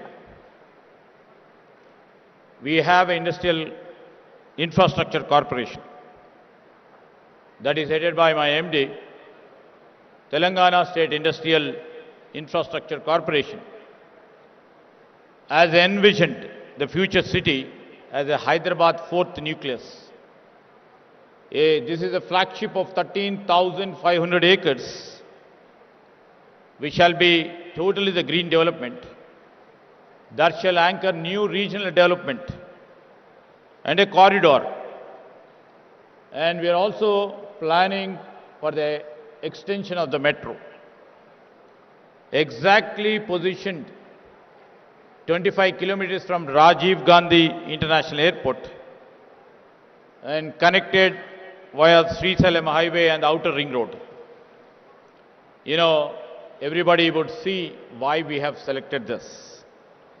This is the thing where the strategic accessibility will be there and the scale required will be there for the next generation urban and industrial center. The industrial integrated development combining a central business district, the CBD, with a diversified industrial zone, which shall leverage the Telangana economic potential by creating an industry-friendly, future-ready urban environment. I already mentioned a net zero carbon city. Future city fosters. And this shall be the place to work, to learn, to innovate, and to engage with a sustainable urban framework. And this location will be the state-of-art. Infrastructure positions itself as a strong destination for both the national and the international investment. If you have seen the video clip of the Bharat Future City, most of the people over here, Shekhar Reddy would agree, along with his colleagues over here, when we try to market your products, you may also have thought, the video clipping of us would have shown in that manner. But nowadays, everything is accountable, and through that, the means what we have shown in the video, we would live up to the standards what we thought about it. And that is the real reason we are throwing everything before you, how we are strategizing this future city, how you can partner with us, how you can co-create with us in this point of juncture. We have adopted, this Bharat Future City has adopted multiple strategies. Sustainable mobility. I was just having a session how we are going to create a green-blue infrastructure and site-specific design solution tailored to local context. The existing local systems have been integrated into this urban fabric through comprehensive greening strategy. The Spawn City framework strengthens what any urban city faces. We would like to see, we shouldn't face, stormwater issues. So this city, we would like to literally see that there will be very resilient stormwater absorption, groundwater recharge, flood management, and also the heat mitigation through permeable services. Rain gardens will be there, the green roofs will be there, ecological corridors and buffer zones along the stream water bodies ensures the continuity of the natural habitats and prevent fragmentation of the biodiversity. Here, we have categorized zones. Each zone with Future City, we have conceptualized with a distinct identity while functioning as a part of the larger cohesive ecosystem. At the core of the center, the CBD, 6 key districts. One is Artificial Intelligence City, which comprises of 200 acres. We are coming up with Health City, which goes in consonance with a new policy brought by our government, the health tourism, which shall be useful for the growth of the real estate too. The entertainment districts, the sports hub, where we are going to create the state-of-art facilities for each and every sport. We are going to have the education zone. Yesterday, London, many universities have come to join us to sign a MOU to put up their universities in this future city. And we are going to have the eco-tourism hub. This altogether forms the commercial, technological, institutional, and the cultural heart of the city. I need not to say about AI City. This AI City, what we are planning to do is to host digital innovation and next generation cutting-edge technologies and their enterprises over here. It shall be the place for incubation. It shall be place for innovation. It shall be place for the product companies, and it will host a artificial intelligence school, that is university. That's how we are planning to build this AI city. And to the east of the AI city, there comes the health city, a comprehensive medical and wellness district, which shall integrate the super specialty hospitals, research institutions, medical education, and rehabilitation facilities. And the entertainment district shall have the multiple zones, and it shall be a leisure hub with vibrant lifestyle, accommodating retail streets, hospitality, convention facility, and the family-oriented recreation. Its center's location enhances footfalls and supports the city cultural and social life. And the sports hub, the sports district is designed as a major destination for athletes and recreation, anchored by the large cricket stadium and 18-hole golf course. The district also would accommodate multi-sport training facilities, fitness center, and the community level sporting infrastructure, promoting an active urban lifestyle. As I mentioned about the education zone, we shall bring universities, niche training institutes, and skill development centers. And in fact, in a month's time from now, we are going to inaugurate our Young India Skills University, which is just adjacent to this site. And we shall be the pipeline. Many of our partners from Telangana knows, that university has been created to create a pool of talent. And a talent pipeline will be created for all the zones, for all the districts, what I was been mentioning. And in fact, ecotourism districts, which hosts this hub, this city or joining will be the urban forestry, which we are trying to build an unparalleled ecotourism adventure right at the city's doorstep with a nature-based leisure, eco-stays, outdoor learning and adventure activities. And I'm happy to share with you, Vantara, most of the people knows, the Vantara has signed MOU to put up there one more unit into a commercial one. And for all these districts, we need a residential zone.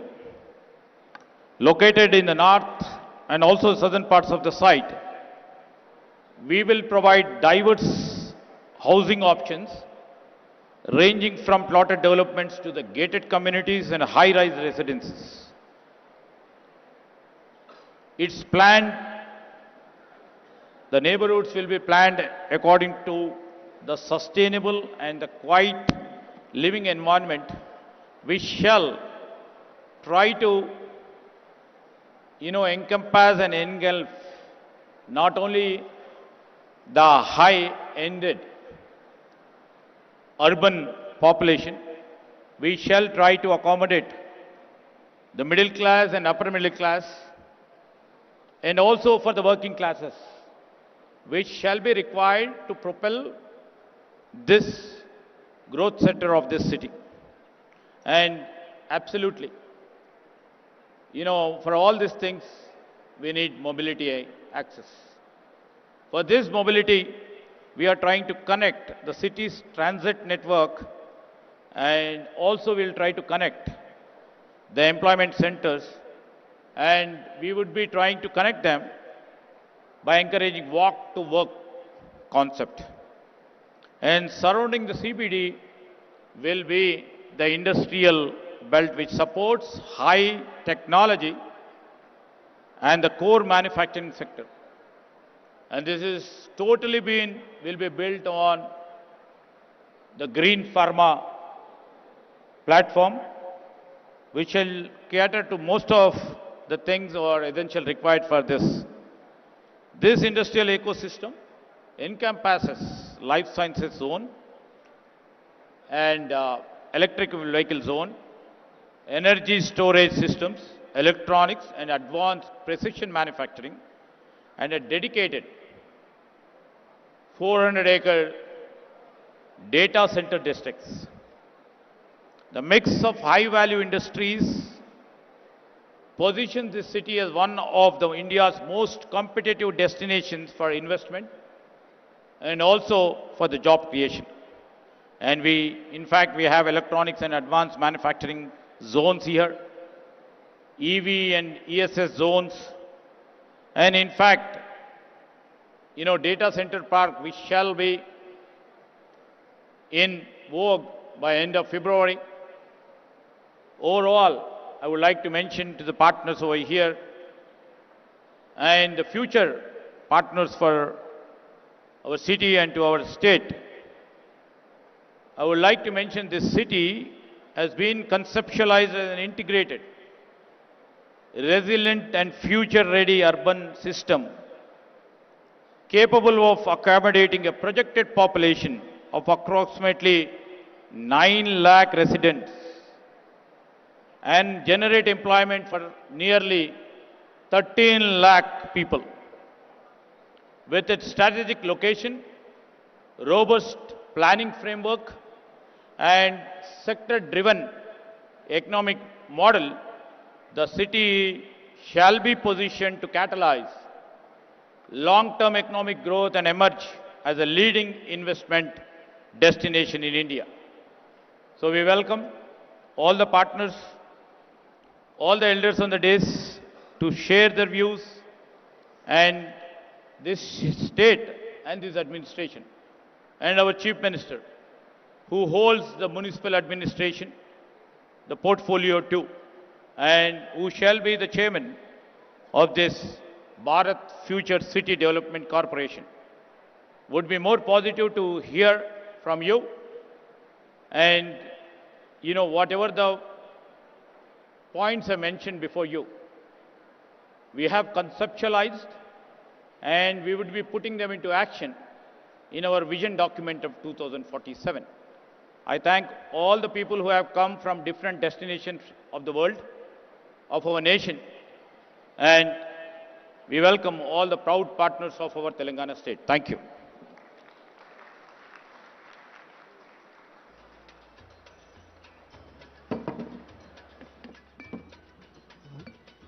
Well, thank you. I'm audible? So thank you so much, sir, for giving a very clear picture of, the Bharat Future City, not only from the perspective of, urban development, but also, how it's so critical, and that the concept of people-oriented neighborhoods, people-oriented cities have been so strongly incorporated in the design, planning, and the policy formulation. So as we move forward, let's also hear from our other experts, and may I request Mr. Sudeep, and just a 2-minute kind of briefing from your perspective of what BFC is all about. Yeah.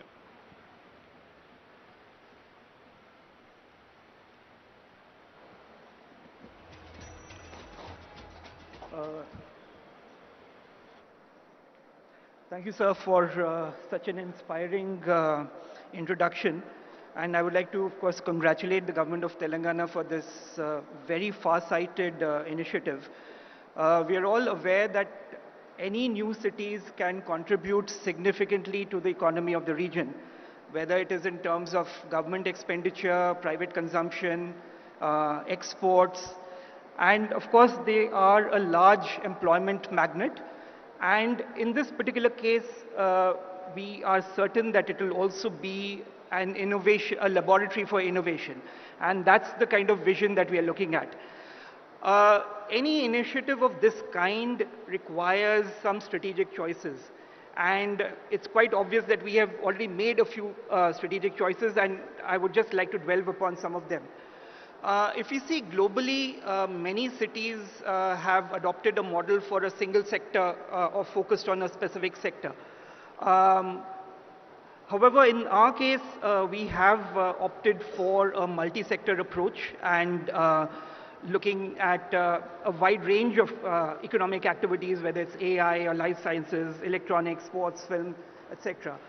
And I personally am a strong advocate of this multi-sectoral approach, specifically from an economic perspective.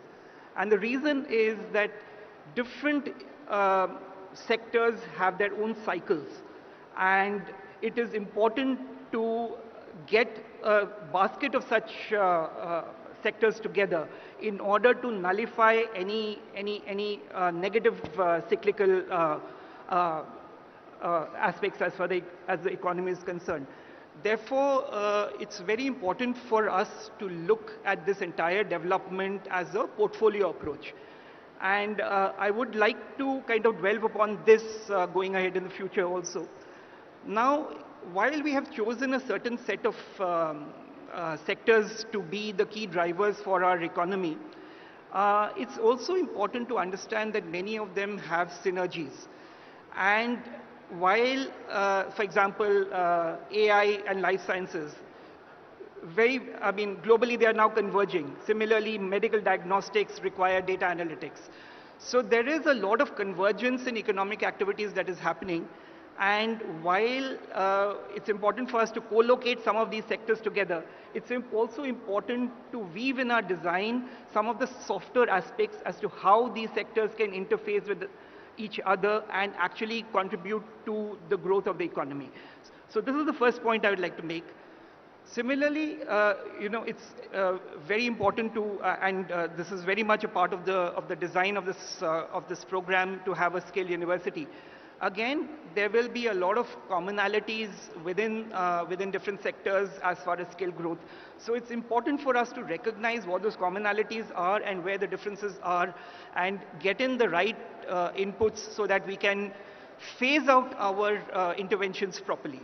Similarly, again, in terms of common infrastructure, I think one of the important aspects which the private sector would be looking at is how to be more cost competitive. And cost competitiveness can come again through synergies, through common infrastructure. And this is something that I would also urge the investors to frankly give their views to the government to determine what is the kind of common infrastructure that is required, what is the pricing mechanism, so that appropriate models can be developed going ahead in the future. The next very important thing in my view is, of course, the institutional design. While we have the FCDA, I think because it's a 20-year-long journey, it's important for us to kind of bring in a lot of flexibility in staffing, recruiting, getting the best people to lead such an important initiative. And I think that's going to be a very important way forward. And also how various stakeholders can be a part of the governance model is something that would be very critical as well. And the last thing I would like to mention is that this is a massive program. And a program of this nature has many moving parts, and they will continue to evolve. There will be a lot of challenges that we will face from time to time. So there needs to be a very, very strong monitoring mechanism so that we are absolutely clear on what are the core indicators that we want to focus on, and how do we kind of come back if we go off track. So I will thank you again for giving me the opportunity to make this thing. Thank you so much, sir.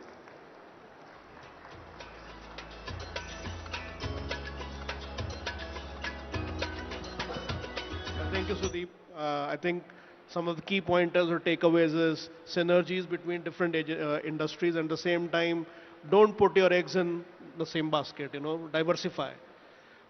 With that, may I ask, Sandeep to give a perspective from real estate. Thank you, Vishal, Honorable Minister, and my friends on the dais and off the dais. A wonderful audience. To start with, I've been to many state government initiative summits, but I can say, Honorable Minister, one of the best I have seen in last 5-7 years, very well organized. As Vishal has given me just 2 minutes, so I'll try to wrap it up. I don't think in recent past, at least in 10-15 years, any state government has imagined of to do a project of this scale, 13,500 square kilometers. It is something mind-blowing, is something very, very ambitious, and it needs a lot of guts, a lot of vision to even think of that. So at first level, I think success comes when you start visualizing it, and at the first step, we have achieved that, visualizing that 13,500 square kilometers of a city by itself. Secondly, I'll say, we at JLL, we are there to help the government and to bring a lot of our clients to a roadshow for this Bharat Future City, educate all our clients across the world, right from Japan to South Korea to US, all the industrial clients, all the logistic clients, clients in AI, data center, about Bharat Future City and what is there in the Bharat Future City, how able is the government, how proactive is the government, and convince them and bring it to Telangana to invest. That is something we, as one of the stakeholders and JLL, we can do to help the Bharat City, future Bharat City being successful. We have seen most of the metros, the success has happened predominantly in and around IT, ITS. I think we have to change that thought process. Yes, IT, ITS, I talk of GCCs and IT companies is very important, and that's what has fueled the services economy of India till now. But I think we have to think beyond that. I think any country cannot grow, cannot achieve its full potential until unless we have the manufacturing.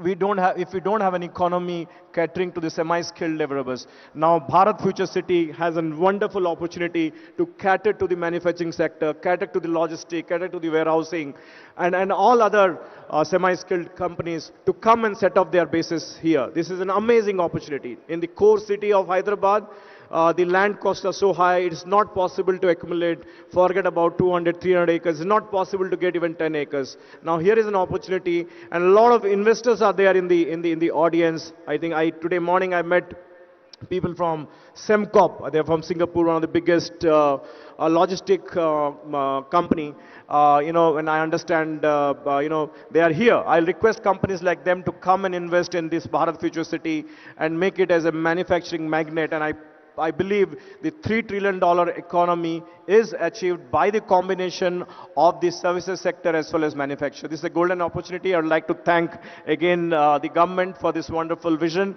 and wishing all the best to the government. Thank you. Well, thank you. And I think they have a couple of questions based upon your talk, and which I'll mention probably towards the end of the session. Sanjay, if we can discuss something on the lines of institutional framework and of course funding. 3 minutes, please. Honorable Minister, MD at TGIIC, and my panelist colleague, first of all, thank you for inviting us for this important seminar. Are you putting presentation? Okay, I have a presentation, but I think let me just quickly go through it. I think we have already, this is established fact that cities are under-leveraging potential in India, and there is a tremendous scope for cities to grow and bring employment and bring jobs. And urbanization is a critical factor. So,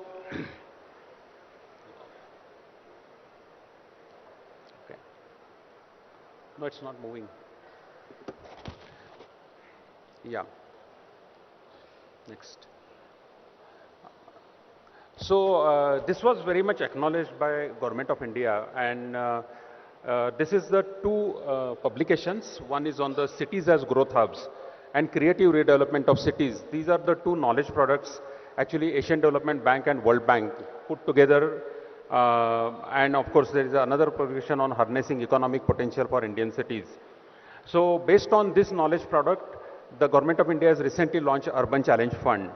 So I wish to compliment government that you are already on this path. Cities as growth hub, this is perfectly the city what you are developing. And on the other side, creative redevelopment of cities, we have 9 typologies. And one of the typologies is riverfront development. And that also, Musi River is taken by Telangana government, and we are happy that ADB is associated with it. So, I think just on a global experience on urbanization, I think economic growth are cities and urbanization and economic growth are intimately connected. And the underlying reason I think all of my earlier speakers have talked about is agglomeration economies, where I think the step taken to get mix of industrial use, I think that's where learning through, spillover of ideas, matching input outputs, or sharing resources, which is physical or social infrastructure, I think that helps to cities to grow. Just I mean, these elements are already, we heard about Honorable Minister speaking. So, economic vision, integrated economic planning, transport planning, land market utilization, governance and institutional capacity, transparency and transport and connectivity, and financing urban development. So, these are some of the areas which are critical for the cities as growth. And investment has to go in, as far as the infrastructure is getting created, I think one has to ensure sustainability also, and where different sources of financing comes into play. For example, how land can be monetized, what are the market-based financing solutions, and one point is to be noted that it's only not creation of infrastructure, but it's sustainable operation and maintenance. So how can we structure the user charges and financing those, for future development. So these are some of the aspects which need to be taken into consideration. And one important point I want to make is about the role of the local governments. And we have seen international experience that local governments play a very important role, where they play, they are the decision-making authority, and that helps into cities to grow. And last but not least, what we say is that economic vision for the city is very important, and therefore city region marketing programs, investment promotion programs, creating single window clearances, master planning more on the regional level, and integrating, other sort of land records and other things, and encouraging, the urban local bodies and integrating them into the progress is important. The last point on the economic vision for the cities, what I mentioned, is, we have to decide what is this city is going to be famous for. Identify roles of the stakeholders, and like be it industry, government, investors, developers. What are the key enablers? For example, skills, land, policies, regulation, capacity building, etc. And accordingly prepare a developed strategic plan and have frequent stakeholder consultations. So these are some of the future steps to have this city. So I'll stop here. Thank you. Yeah, thank you, Sanjay. And I think it's very fascinating to know that, although nationally, internationally, cities as economic engines is a known fact. Funding, yes, it's required, but most importantly, what you have also heard, it's also the maintenance, the operations, and the return on investments.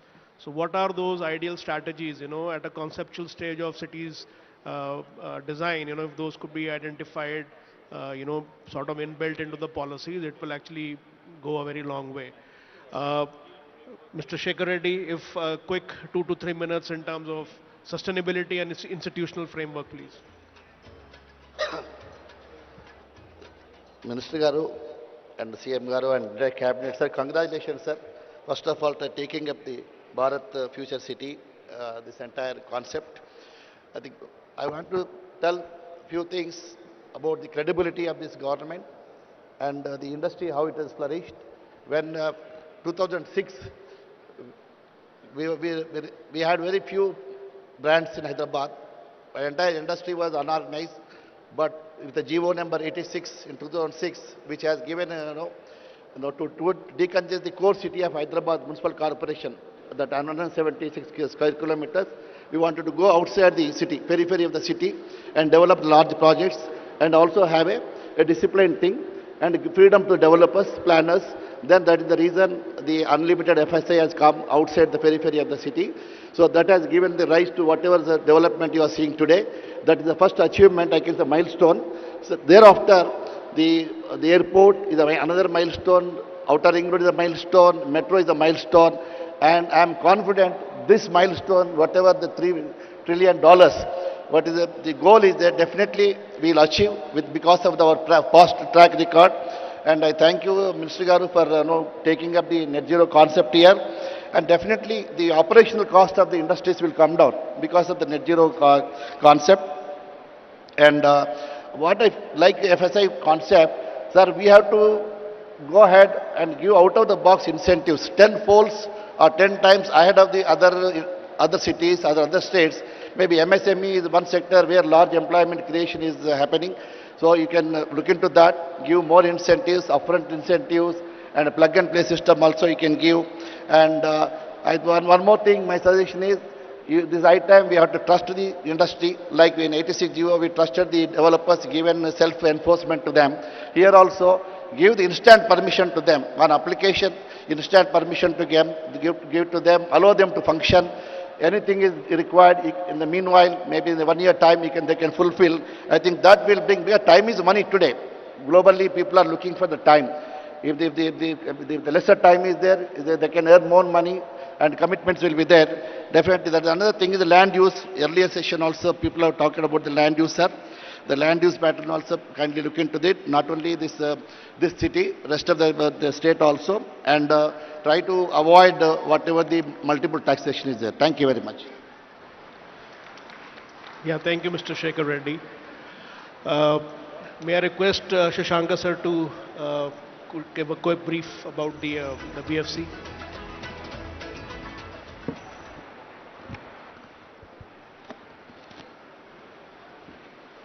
Good afternoon, everyone. Honorable Minister for Industries, IT and Legislative Affairs, Sridhar Babu Garu, the other esteemed panelists for today's session, and friends of the dais. It's always difficult to hold the attention after a good meal. I hope we are able to hold your attention, and thank you for being with us today. And I take this opportunity to welcome you all again formally to the project called Bharat Future City, where we are conducting this particular session today.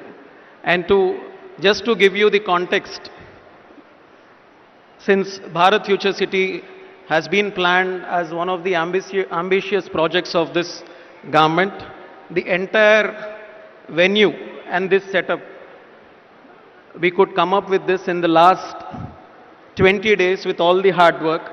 So I'm sure you can trust us with the project progress also in the days to come. My esteemed panelists have already mentioned, along with the Minister, sir, many points about this particular project. So without taking much of your time, Future City Development Authority is an extension of the successful model of our state, which is Hyderabad Metropolitan Development Authority, wherein it will concentrate, it will be a fusion of urban transformation on the planning part and also energizing the rapid industrial development through policy making. So this will be spread across around 765 square kilometers, around 1,80,000 acres, wherein the core will be the industrial smart city named by our Honorable Chief Minister, which is Bharat Future City. As it has already been mentioned, Bharat Future City stands on 3 strong pillars: resilient infrastructure, with an attempt for sustainable living, and to have more creative and dynamic economic model. As we see across the world, the cities have been the growth engines. This state already had the benefit of 3 cities. Now we are trying our best to come up with another growth pole with all these ingredients as a 4th city, the future city. I request all of you to stay tuned and continue this panel discussion. Thank you.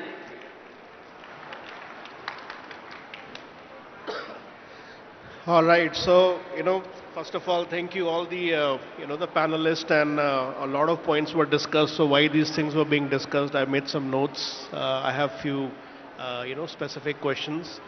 Uh, Maybe we'll start with Minister Sir, if I may. Uh, uh, Sir, in what aspect or component of Bharat Future City excites you the most? You've asked a difficult question, but all aspects are very, very close to, dear to us.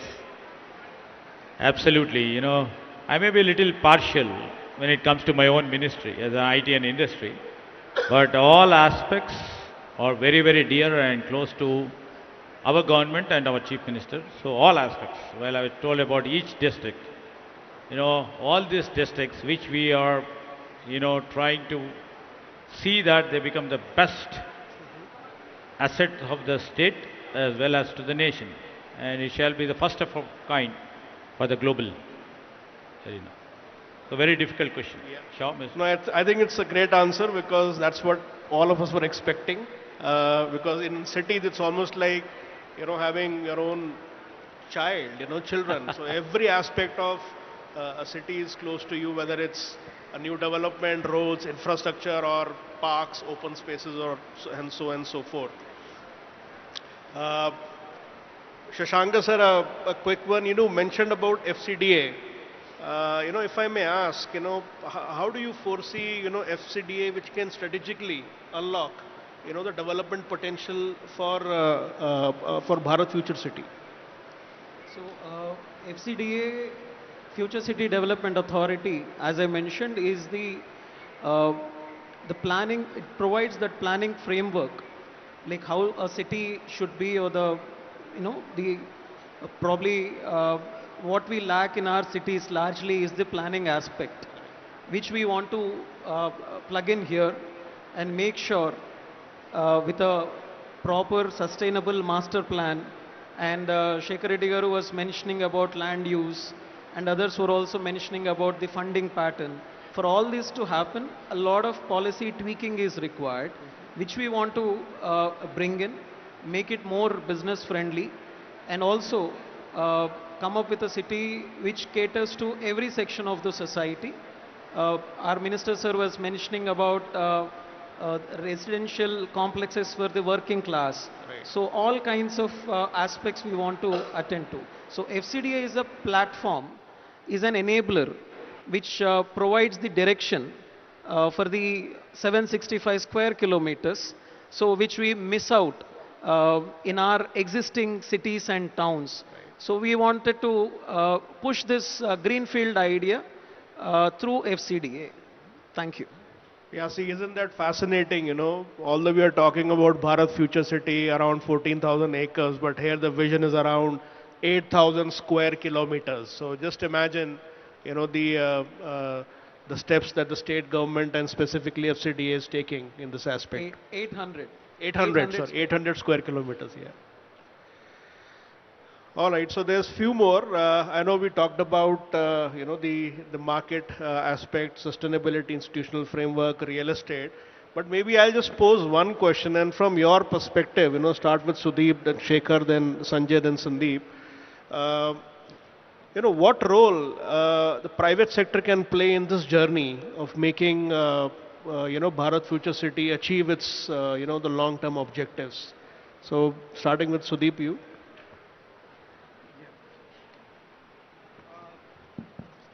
So, I had mentioned about the importance of institutional framework and the private sector to be a very active participant in the entire governance framework.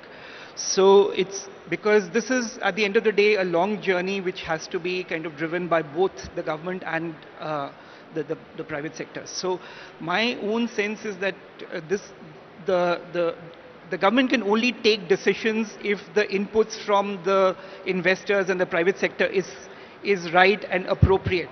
And there has to be some kind of a mechanism to kind of, bring them on board and ensure transparency. Mike. Oh, okay, sorry. So, so I'll just quickly repeat what I've said.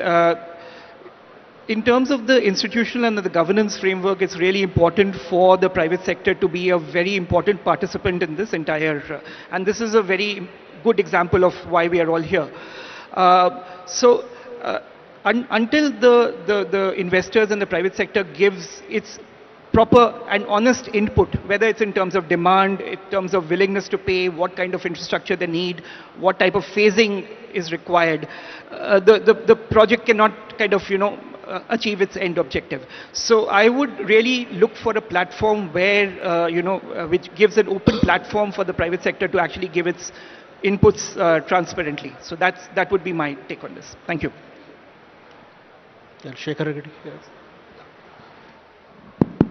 My take on this is private sector can do a lot in achieving this 3 trillion economy, provided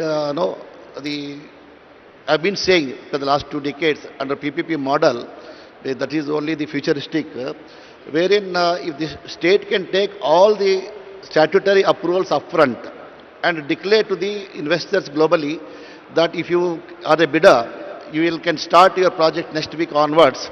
So that will encourage many investors to support the entrepreneur. So that is most important, sir, because the time is essence today. And all type of Honorable Minister has said a lot of social infrastructure and other related, any industry, globally and as well as the Telangana developer friends, fraternity sitting here, CA members, everybody, they are eagerly looking what type of ease of doing business is going to happen here, so that they can collaborate with globally the potential people, whether it's a manufacturing or a service sector or an IT, the startup companies, anyway. But it all depends what is the vision document is going to be, and it has to be out of the box. I have to say, sir, whenever we used to tell something in the government, people used to look at I think he is not saying the meaningful thing. But when I repeatedly said over a period of time and again, they understood that meaning, then implemented. So we have seen the results, sir. So this has to be done. We should be ahead of other states tenfold. We should come out of the box. Because we are not losing anything, sir. See, land is there, person is there. If some mistakes are there, anybody can correct it. So that is the reason I'm requesting once again, trust the industry. Leave it to them, because they are bringing the funds. So enjoy the fruits, sir, because you need a lot of employment and downstream GST. That is what my wish, sir. Sure. It would be good to know what's the government's perspective of private sector. In this sort of economies, the economy definitely is, most of the economies are driven by the private partners. And if you see the India at large and states at large, all states including India at the federal level, we take welfare as a priority. In the development, although it's on our agenda, we take the cooperation and coordination of the private players.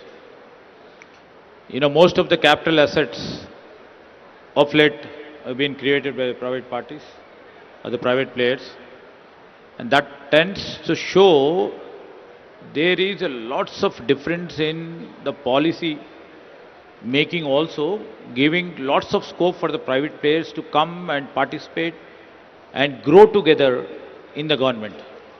So we, in this Future City Development Corporation too, we invite esteemed private players to come and participate and be a part of this development. We welcome everybody over here to what capacities, depending upon their strengths in their domain expertise. We will welcome them with open arms. And many a time I hear Mr. Shekhar Reddy speaking what government should do. We take it in a very positive sense. Our government definitely is a proactive state which shall try to put the policies to the spirit of our private players, safeguarding the government interests. And this is one of the beautiful aspects of our government. Right now I can claim ease of doing business in Telangana is supposed to be number one in whole of India. And we are coming up ease of doing business, the policy reforms 2.0, so that we can propel what we are having a great ambition of making 3 trillion economy, to grow each and every sector or every department in the government has to propel itself, either it maybe in their attitude, maybe in their functioning style, maybe in delivery systems. We have to literally see that our delivery systems work in consonance with the thought of a political leader, because we have a political will and intent. How best we can put it across to our partners in the bureaucracy and down-level bureaucracy, and see that their cooperation moves ahead. All the positive suggestions, what they have been mentioned. And, there are a couple of other issues. If you, Mr. Shah permits, I'll try to, act up on this, what Joshi ji was telling about, river water development and the role of local governments. Definitely, we always see decentralization is an important aspect of running the administration. And in building this Greater Hyderabad Municipal Corporation, right now we have combined the villages, we have combined small municipalities, and we have combined them into the corporation, trying to bring in uniformity in terms of the land, in terms of other services required. Otherwise, as you know, local administration, the village has a different systems of administration. The tax collection or the running of functioning of the Gram Panchayats is different. Coming down to the next level, the small municipalities functions on a different level, and the corporation functions on a different level, to bring in a parity and uniformity. So we have assimilated Gram Panchayats, many Gram Panchayats, small municipalities into corporation, and we will now try to put into picture this Greater Hyderabad Municipal Corporations will be divided into 3 or 4 zones where the uniformity will be spread. We really respect whatever you have said, that the local self-government's involvement will be there all the time, so that we bring the delivery systems into action in a very smart and very faster way. So definitely I would agree for that. And in fact, I have to thank Mr. Sandeep ji for, looking at this beautiful arena and what is the vision of our government. He himself thought of becoming a brand ambassador for this, and thanks for that. And, Sudhir ji has told about how do you design it, how do you see the convergence between different industries coming into one aspect, the convergence, how it takes in terms of multi-sectoral disciplines which are coming over here. Definitely we are just thinking, I've told, everything is related to few of the core sectors like skilling, like approvals, like design approvals, and how do we link AICT to different verticals of the industries over here? How do I link the skills to here? How do I link the coming up data centers, which almost all the industries require? Now everything is moved on AI, or cutting edge technologies will require data centers. So all this convergence takes at one place. So this we are duly considering it at the highest level, and we are trying to see that how best we can really converge these multi-sectoral districts, which shall give a comprehensive output for their own this thing. And Shekhar Reddy always keeps on asking out-of-box incentives. We will provide the professional, no out-of-box, sir. We will do more out-of-box incentives for all the things, and we shall strive to see that this city grows. As you know, my MD is sitting here. Lots of credence has to go to Mr. MD and the team for, anywhere when a political leader thinks about doing this concept. And it's the political thought, what we thought of doing it. When we have put this, the implementation is done by our bureaucracy. And execution is done at a faster level. In 3 weeks' time, whole a smaller version of the city has been built. So already our work is on this Future City Development Corporation. Earlier to this, we had Skills University, which is almost on the verge of finishing. And we have Amazon data center, which we are extending to 400 acres now. That becomes the data centers park. And we are coming up with other, Hyderabad Cricket Association ground over here, which shall be the biggest ever cricket ground over here. In few months from now, we'll be doing the groundbreaking. So process is on. How well you take it is our, destiny, and how JLL takes or other big consultants who are here. We would wish to take them at the same length and same favor and move from here. Thank you, Mr. Shah. So, to Vishal, to your question of what is the role of private sector, I can say the government is an enabler. Government is a facilitator. The main role is the private sector. I'll give you a beautiful example. What was the fate of sports as an industry, sports as a career, say, before IPL, right? So, the IPL, while it is comes under the purview of government India, BCCI is an autonomous in India. Now, IPL has completely changed the way sports is seen, perceived as a career. And because of IPL, whether it is volleyball league, the baseball league, or the kabaddi league. By the way, kabaddi is the second largest league in India after cricket. The millions of people.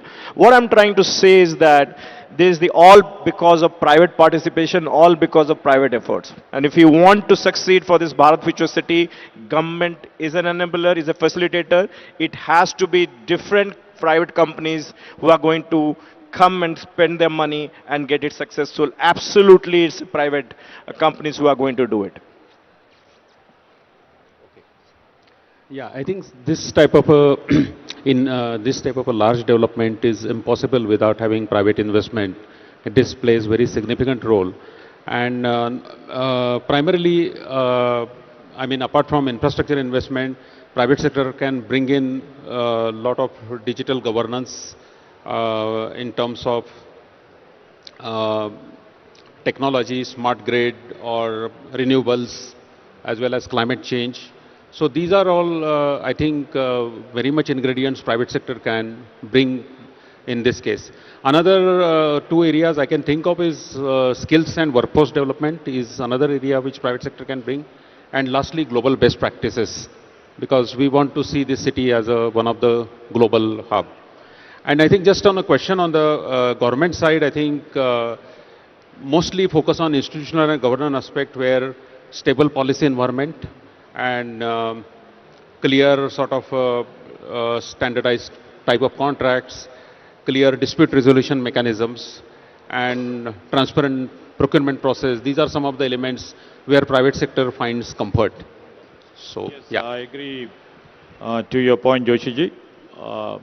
Here what we mentioned about, we will be open to all the private players, to the sector specific, and as rightly said by Sandeep, we will just be the facilitator. The city has been conceptualized, mostly built by the private players. Except in few areas where the government intervention is required, where the public education is required, where the public health is required, there the regulatory framework will be involved. Other than that, it shall be enabler as per you. And at the same time, the dispute resolution and procurement or the distribution or we will set certain standards which shall be level playing, which shall be more accountable, which shall be transparent. And these are areas where we are keen about because we are working in a democratic polity where we will be accountable and has to be transparent. This is the thing what we will take into consideration. And any other suggestions from your side? Because ultimately, this city which we are trying to put up should be a city devoid of any issues or the legal disputes or any sort of a trouble for our investor over here. That will take, due diligent care in while delivering the systems for them. All right, I think we are running, we are anyways crossed, the time limit which we had, and there's a lot of other points to discuss. But just to, conclude before the vote of thanks that, cities don't get built overnight. We all know that. You saw, where, when the minister sir was initially mentioning about the aspiration of building something so large, that too, in a single phase, might sound a bit challenging, but, the government accepts that challenge. So that's number one point. Number two, the work that FCDA is doing, integrating Bharat Future City with the larger 800 square kilometer area. So, that's another sort of very aspirational visionary, but, looking at things because from a very large scale planning perspective to a very focused area, which is the Bharat Future City. From an economic standpoint, I think this is very well known fact. Don't put or don't, focus on a single sort of a sector. So diversification in economic sector is another big takeaway. But at the same time, diversification even in housing for all income levels, that's another big takeaway.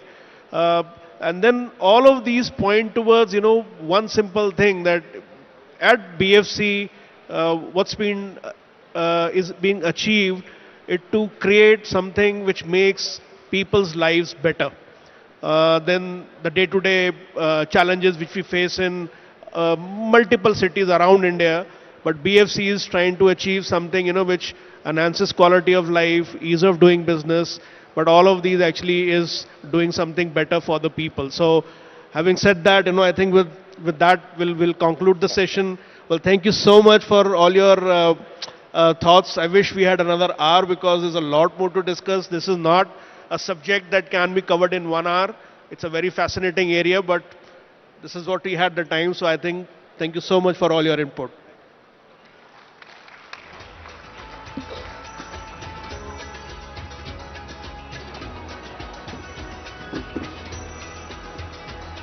Thank you, sir. I now request Minister Garu to felicitate our panelists on stage. Mr. Sudeep Kumar Sinha ji.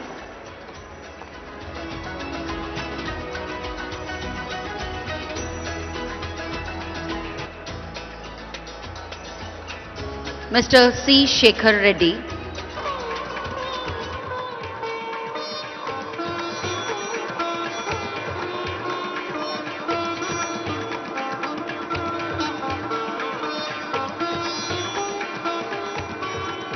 Mr. C. Shekhar Reddy.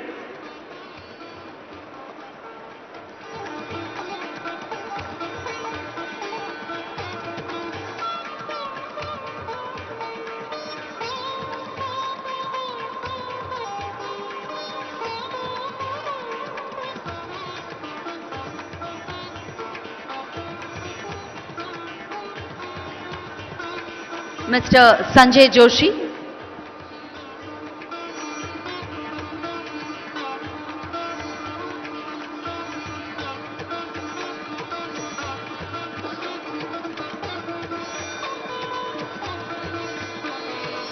Mr. Sandeep Patnaik.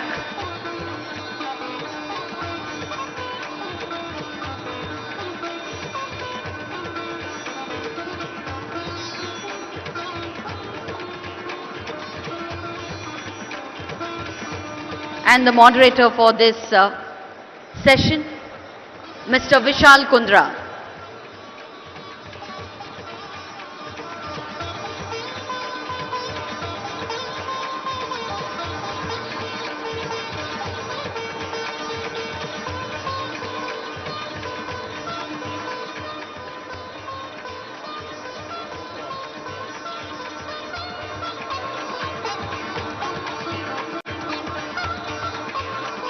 I request Minister Garu and our panelists to please step forward for a group picture, please.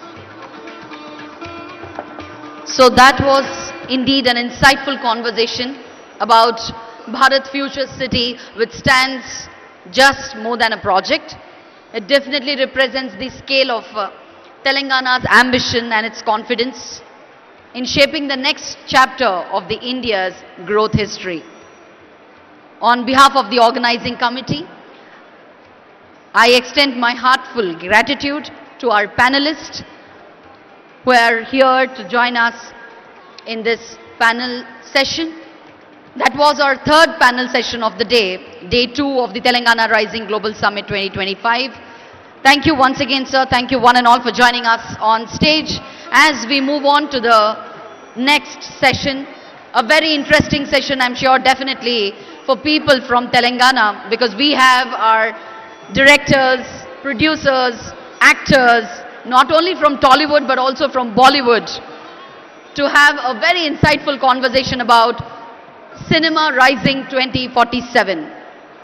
As India moves towards 2047, the centenary of its independence, Indian cinema is entering into its most transformative era ever. Cinema Rising 2047 represents a future where creativity, technology, culture, global collaboration come together to shape a bold new identity for Indian storytelling. 2047 cinema will no longer be limited to screens. It's going to be much more than that. And to talk and to have a meaningful discussion, we have panel, I just can't tell them panel, we have heroes, we have heroines from Bollywood and Tollywood. Mari andaru nalage edur chustunnara? Entamandi edur chustunaru? Okkasari gattiga vinocha? Are you all looking forward for this? Okay Telugu समझ में नहीं आ रहा है किसी को? Okay चलो. आज हमारे यहाँ पर इस पैनल डिस्कशन में शामिल होने वाले हैं हमारे बॉलीवुड के कुछ ऐसे कलाकार और टॉलीवुड के कुछ ऐसे कलाकार और प्रोड्यूसर्स, डायरेक्टर्स जिनको हमने देखा है, उनको आपने उनके मूवीज में एक्टिंग करते हुए देखा है, as a director, as a producer भी देखा है, और आज वो हमारे सामने इस पैनल डिस्कशन में शामिल होने वाले हैं. I am looking forward to having a great evening. Please sit back, relax, enjoy the conversation, and we'll see you in a while.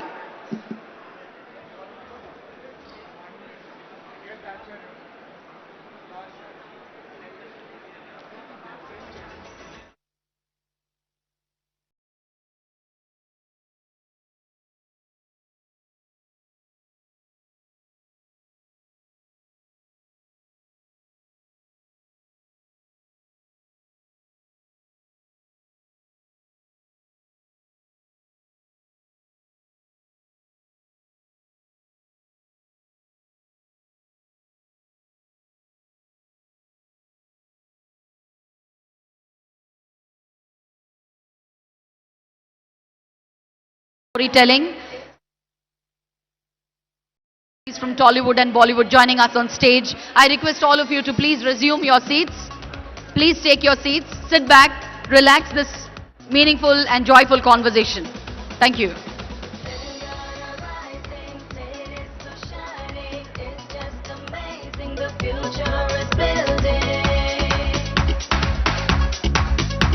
It's prospering, it's promising, got everything, it's flourishing.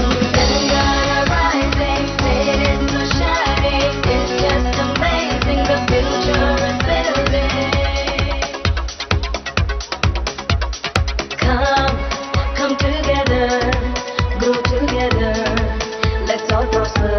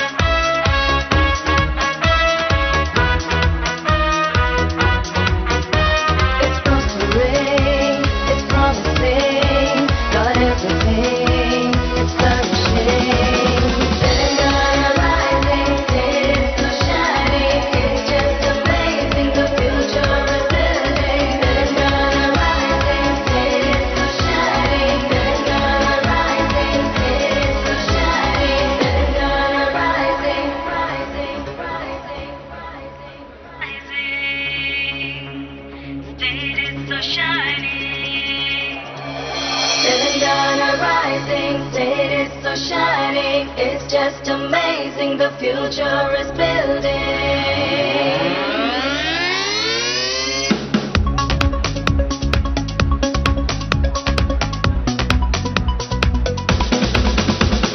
Telangana rising, state is so shining. It's just amazing, the future is building. It's prospering, it's promising, got everything, it's flourishing. Telangana rising, state is so shining. It's just amazing, the future is building. Come together, grow together. Let's all prosper here in this land of great history, technology, and tourism that you gotta see. Telangana rising, state is so shining. It's just amazing, the future is building.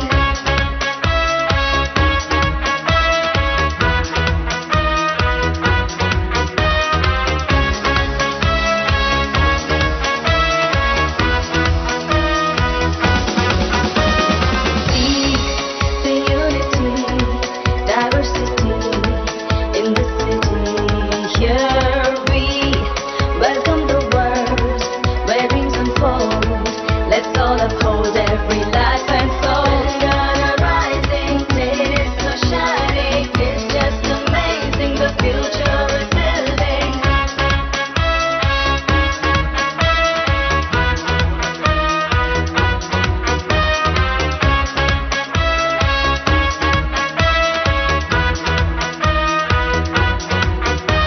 It's prospering, it's promising, got everything, it's flourishing.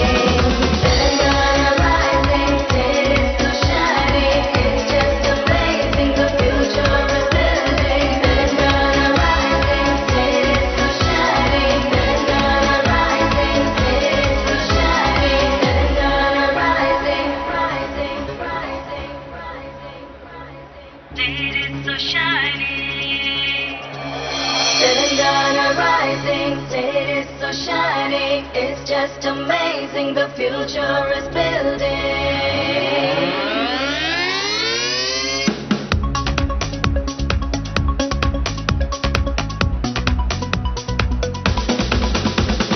Telangana rising, state is so shining. It's just amazing, the future is building.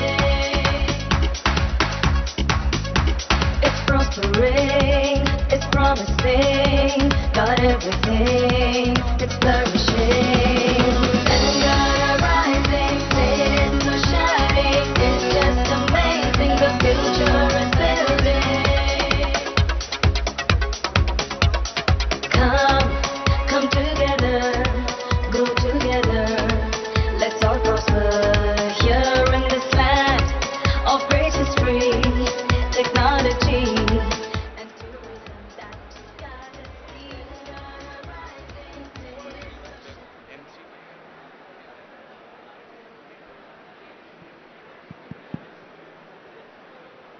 Check. A kind request to our guests who are seated on the first row. Attention please. A kind request to all our guests who are seated in the first row. Please do vacate the first row. We have eminent personalities coming from the film industry, and I think people who have been a part of the earlier panel sessions can just go back. A humble request from the organizing committee. I request our guests in the first row to please resume their seats, the row behind. A kind request, a humble request from the organizing committee to make place for the artists who are joining us from the various film industries. Thank you, ladies and gentlemen. Thank you so much for honoring us. Thank you.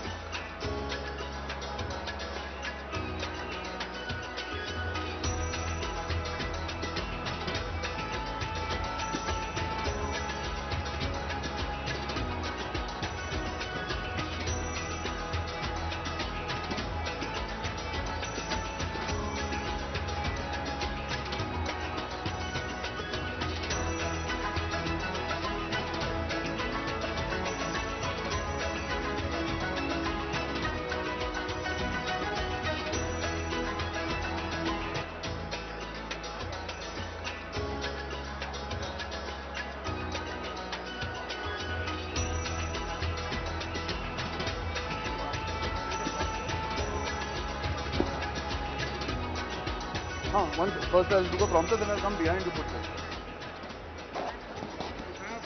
That and that. Okay. You want to take this? No, I'll. On करेंगे तो.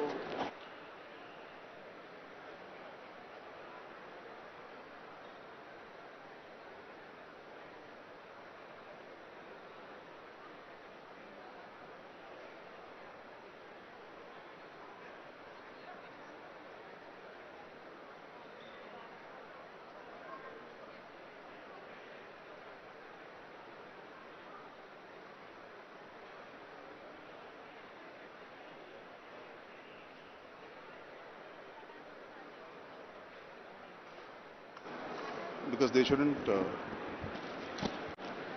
we can talk. Good evening, everyone. It's a privilege and honor to be at the Telangana Rising Global Summit. Ladies and gentlemen, we have an exceptional panel with us today. Okay, this is the speed. Yeah.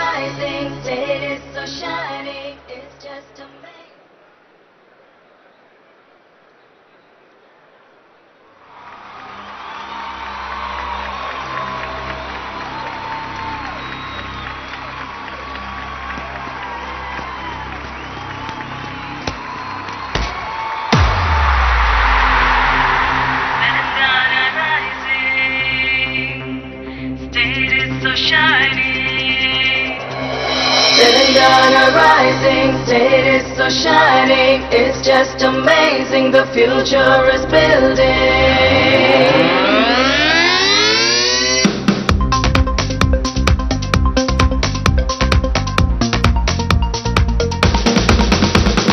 Telangana rising, state is so shining. It's just amazing, the future is building. It's prospering, it's promising, got everything, it's flourishing. Telangana rising, state is so shining. It's just amazing, the future is building.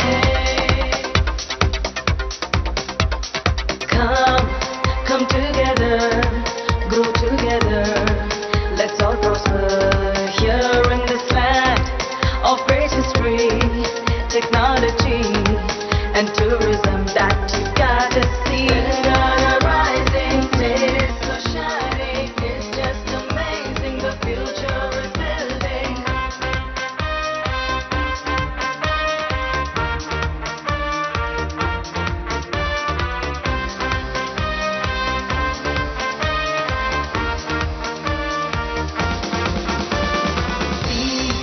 The unity, diversity in the city.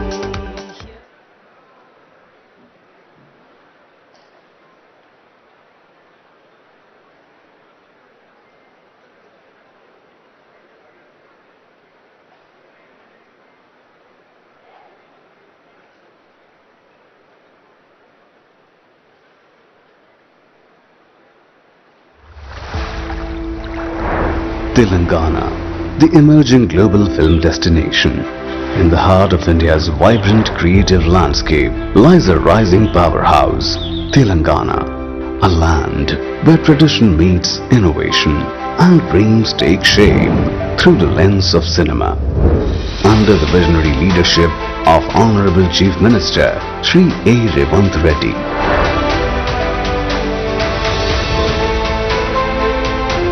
Telangana is fast emerging as a global hub for media and entertainment.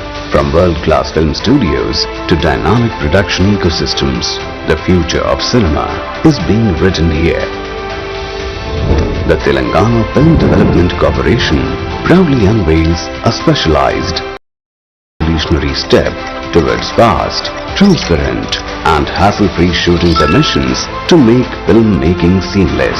At the heart of it all is Hyderabad, India's media capital, home to legendary studios like Ramoji Film City, Annapurna Studios, cutting-edge VFX hubs, sound stages and post-production houses.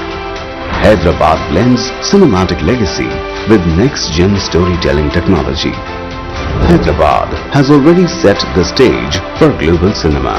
From Indian epics like Bahubali, RRR, Pushpa, KGF to international productions such as Life of Pi, Ghost Rider, The Man Who Knew Infinity and The White Tiger. World-class stories have found a home right here. Leading VFX studios based in Hyderabad have delivered high-end visual effects for global titles including Shogun FX, Deadpool and Wolverine, Fantastic Four and One Piece. From fantasy realms to historical epics, Telangana's creative talent is shaping cinematic experiences around the world. Beyond the studios, Telangana offers a filmmaker's paradise. The majestic Golconda Fort, the timeless charm of Ramappa Temple, Charminar's historic grandeur, the serene Laknavaram Lake, and the futuristic skyline of Hyderabad. A visual treasure trove awaits. Come, create, and be a part of the cinematic revolution. Telangana welcomes filmmakers from across the globe with open arms, visionary policies, and unmatched potential. Telangana, where stories come alive.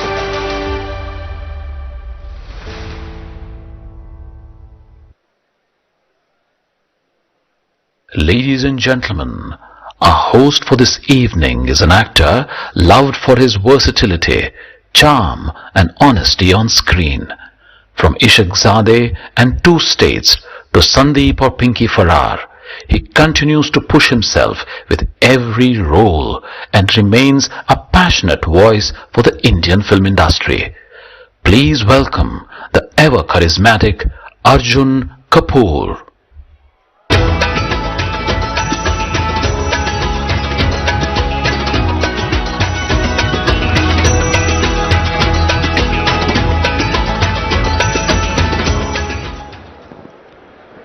Good evening, ladies and gentlemen.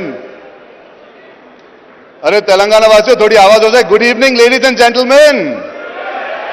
Much better. It's a privilege and honor to be here at the Telangana Rising Global Summit. Ladies and gentlemen, we have an exceptional panel with us today. Creators, innovators, who've each shaped Indian cinema in remarkable ways. It's my pleasure and honor to welcome them on stage. First, we begin with a visionary producer whose impact on the Telugu and Indian film industry spans decades. At the helm of Geeta Arts, he has delivered landmark blockbusters across eras with numerous industry-defining hits. He has championed storytellers, built stars, and expanded Telugu cinema's reach across India and the world. A studio architect, an entrepreneur, a creative force who continues to shape the future of the industry. Please welcome Allu Arvind Garu.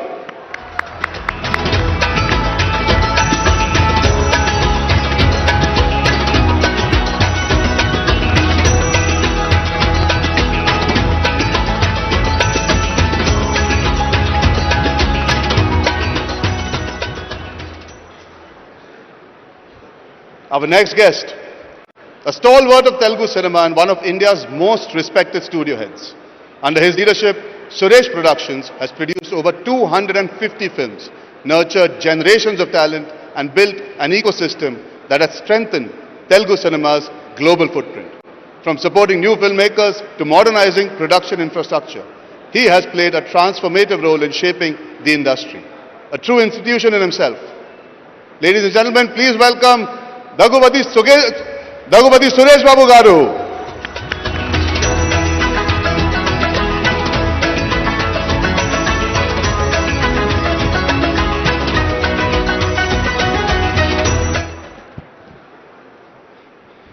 A pioneering producer known for redefining scale and ambition in Telugu cinema with films like Amoru and Arundhati. Works that blended mythology, technology and spectacle long before their time. Please welcome Shyam Prasad Reddy, sir.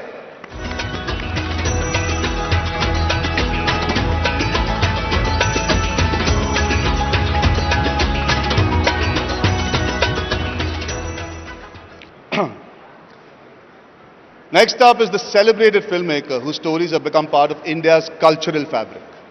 From the revolutionary Rang De Basanti that redefined a generation, to the poetic Delhi Six, to the inspirational Bhag Milka Bhag.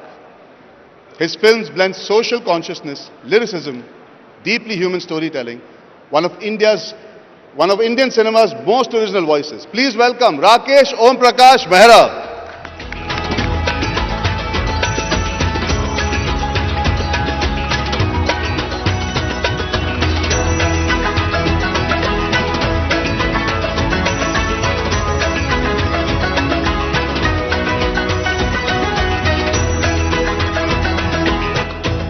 A creative force who has reimagined contemporary Indian storytelling with unmatched finesse.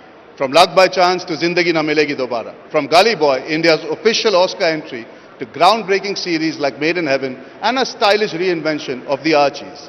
She has shaped the cultural language of modern Indian cinema. Please welcome the incomparable Zoya Akhtar.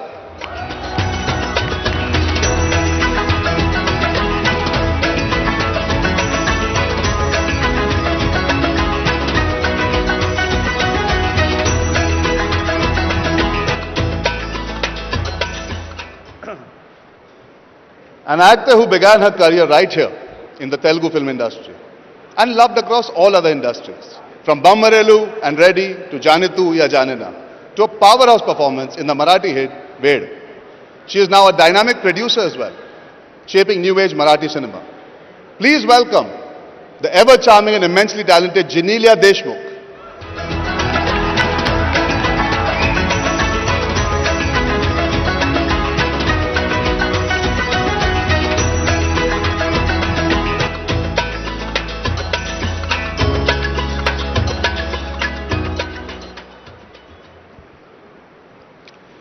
An actor who has seamlessly moved across comedy, drama and intense roles in films like Masti, Houseful, Lay Bhari and Ek Villain.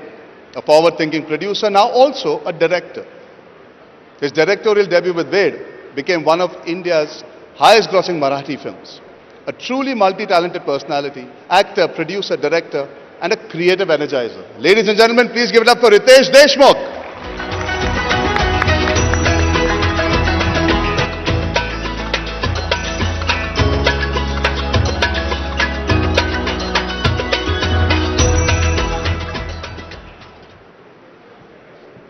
One of Malayalam cinema's most exciting and versatile actors, known for standout performances in various remarkable films. A talent who constantly pushes the boundaries of character-driven storytelling. Please welcome Asif Ali.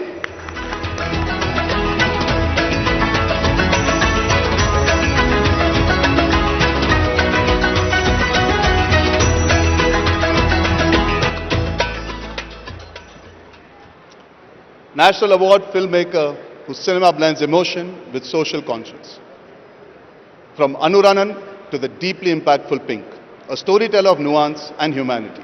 Please welcome Aniruddha Roy Chaudhary.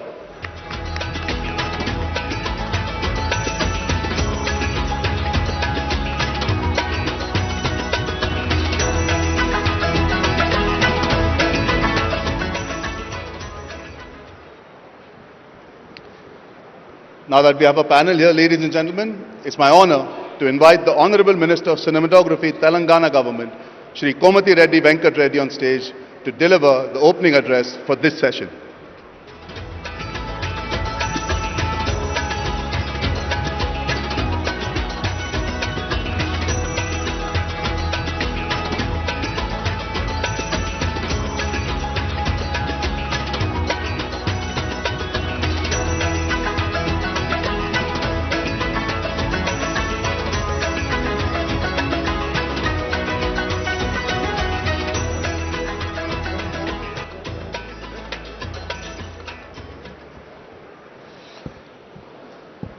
అందరికీ నమస్కారం. Good evening. A warm welcome to all visionary leaders, esteemed guests, investors and topmost actors, directors joining us today at the Telangana Rising Global Summit 2025. We are here at Bharat Future City united by singular ambitious goal to transform Telangana into a global creative hub by 2047. This summit is not just a conference, it is Telangana's invitation to the world to join hands in building future ready state where innovation, investment and inclusive growth thrive. Our Honorable Chief Minister Sri Revanth Reddy has set a clear direction with the Telangana Rising 2047 vision document aiming for 3 trillion economy. Film, culture, tourism and digital media are key pillars of this vision. We recognize the power of cinema goes far beyond entertainment and it is an engine of economic growth, a preserver of culture and a universal media for storytelling. Our government is more committed for growth of film industry with our culture and language since from so many decades.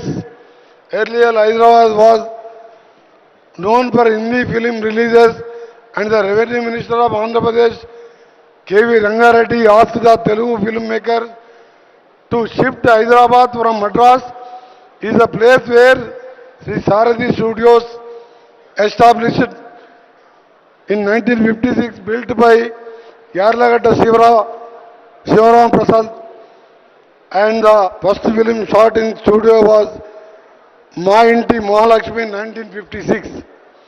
Sri N.T. Ramarao, Sri Akkineni Nageshwarao, the legends of Indian Telugu cinema came forward to establish Ramakrishna Studio and Annapurna Studio in 1976 with the initiation of Congress government. Jalagam Venkalrao Garu and then Chief Minister of Andhra Pradesh. Thereafter in 1984, Padmalaya Studio by Superstar Krishna. 1989, Ramanayadu Studio were established by late Sri Great Ramanayadu Garu. The Bollywood superstar and king of virtuality Ajay Devgan came forward to establish a world-class studio in Hyderabad near future, and which shows the commitment of our government of actively promoting Hyderabad as a national filmmaking capital, supporting studio developments and aiming to attract more productions. Lastly, we will explore the critical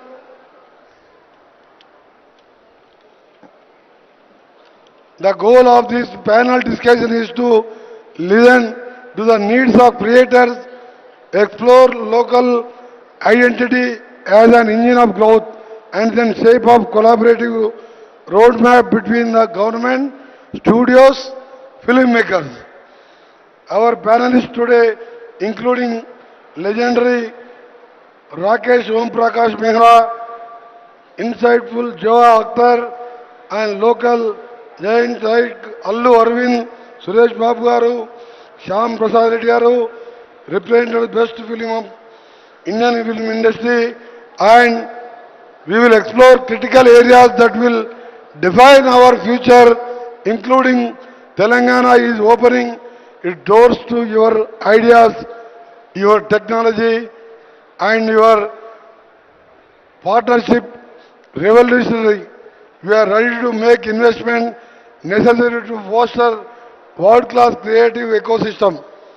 Let us define the actionable pathways for skills, inclusion, rural development, and technology adoption that will make Cinema Rising 2047 a reality.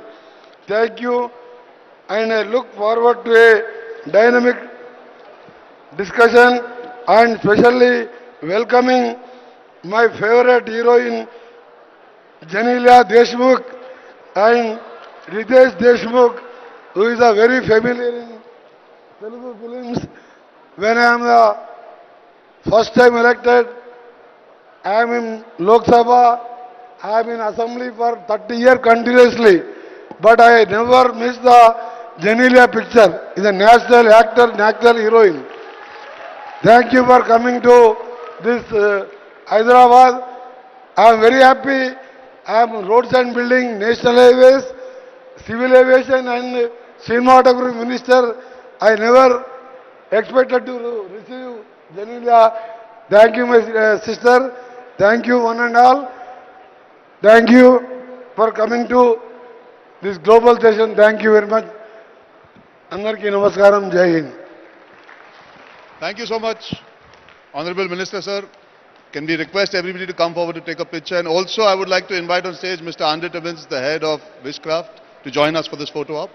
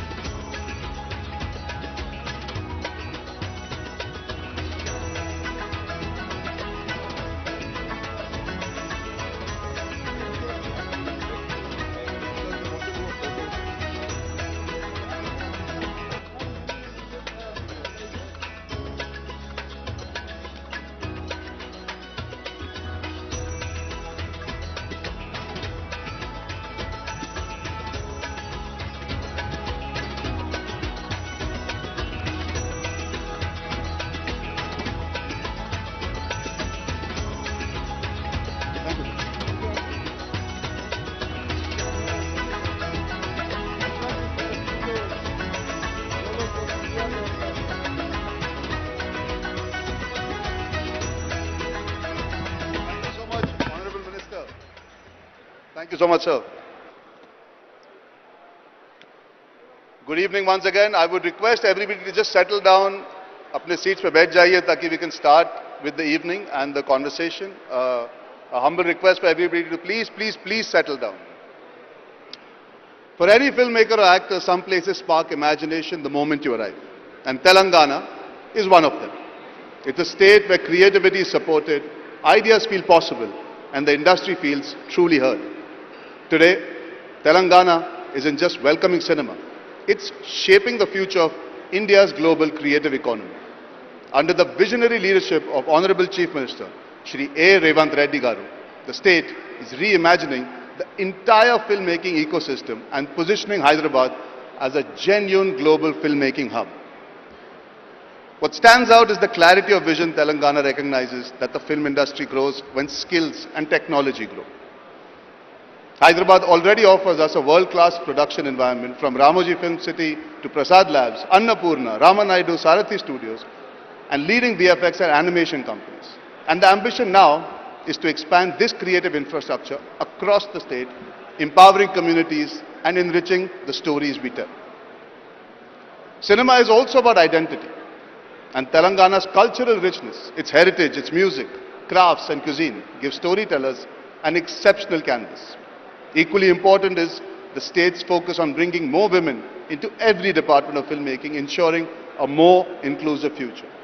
And above all, filmmaking thrives on ease. Telangana's single window permissions, clear zoning and digital processes reflect a sincere commitment to making production smooth and filmmaker friendly.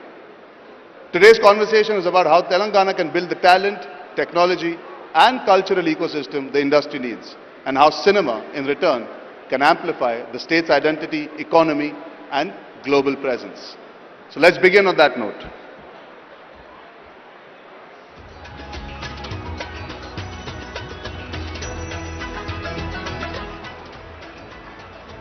So, ladies and gentlemen, before I start, I have a personal anecdote I would like to share. I have grown up, I think, spending more time in Hyderabad than in Mumbai because my father always shot films here.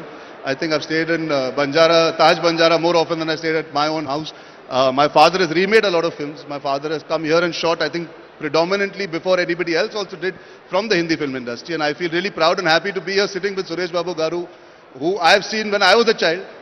For me, Rana is my friend, and I feel very, very proud that I can be here today for bringing our industries together. Sir, I'll start with you, Suresh Babu Garu. You were telling us backstage, which is something that we all learnt and understood. Only 25 years, this industry, only 25 years, and today we are sitting here. What is your imagination of the past, present and future? See, when the state of Andhra Pradesh was born, the industry was completely in Tamil Nadu, which is present Tamil Nadu, and we were all making films there. The government here was trying to get the industry from Tamil Nadu into Andhra Pradesh for a period of time, and very, very little impact was there. About 25-30 years ago, they just made one tax differential. One chief minister, and they came and said that if you make a film here, the taxes will be lower than what it is elsewhere. And immediately they came in. Another chief minister came, and then he gave land, about 65 acres, for the workers to build a facility. On that day, unfortunately, there was a small problem. Both the Chennai workers and the Hyderabad workers fought. And the Chennai workers said they will never come to Hyderabad to shoot. Immediately, Hyderabad, within 2 months, this whole ecosystem got created. The Chennai workers came back and the industry stayed. And what happened at that time is all new infrastructure was built here. Annapurna Studios, Padmaliyar, Ramanaidu Studios, and Ramoji built a world-class facility, while facilities in the other parts of the country were all falling apart. They were all, nobody was enhancing or improving their facilities. Things started off here. With that, all the actors and Telugu people as a whole, we will go and make a remake from anywhere. We will buy a Tamil film, a Telugu, Hindi film, a Malayalam film and make it a remake. For us, there's no qualms that we have to be original and all that. We have to be successful. Now, having said that, with that kind of spirit, we have some seriously brilliant filmmakers who've come and made this so-called pan-Indian film, so-called pan, and they're now trying to look and try and make something pan-world. So the thought process is there always to get bigger and better. So how can we now, both as Hyderabad, because it's a very flexible and easy ecosystem, how can we as all filmmakers try and see that we have at least one place in India which becomes the global hub within our country? If all of us can talk on that, what can we do when South Korea can do it for Korea? Why can't we do it for India? Whether we do it in Hyderabad or wherever it is, how do we do it? That would be something that we should look at. Because that's the opportunity which is there. And I remember in that quest for excellence, we will get there sooner or later. Which is what I remember when A.R. Rahman was once recording. I said, why are you taking so long to record? You're recording. He said, no sir, we do things well, but we don't do things with excellence. And he was the first one who just pushed excellence in recording, and he was the first one to get an Oscar for our country.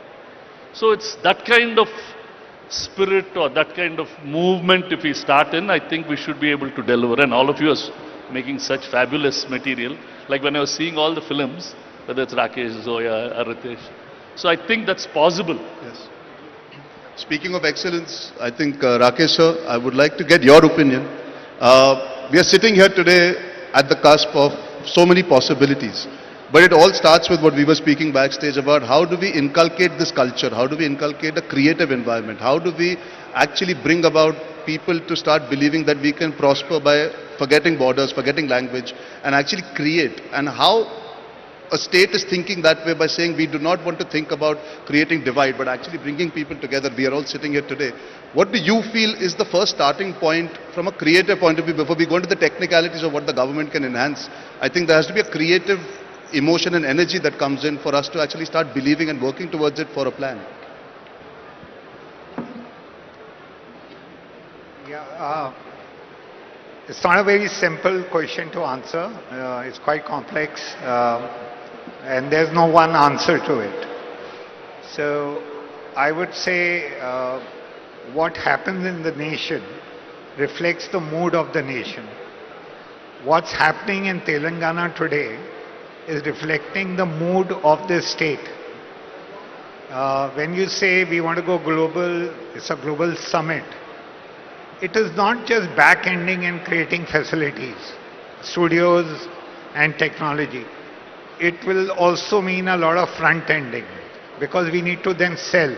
We need point of purchases.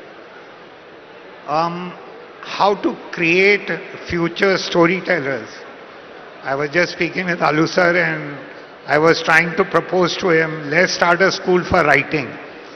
And I was telling him, after I finish making what's in my hand right now, which are 3-4 films, I want to devote the rest of my life into hanging out with youngsters and the young talent and the next generation, and to understand from them and to cultivate the seed of writing. Once we have very strong writing, see, we are all still enjoying the fruits of what Ved Vyasa wrote in Mahabharata or what Valmiki wrote in Ramayana. We are still, monetizing it in one way or the other. TV, cinema, this, that, movies, adaptation.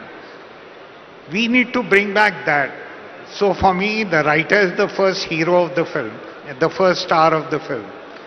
Then we start building on other things which are behind the camera and in front of the camera, other skills. But that needs to come, and for that we need a very proud nation.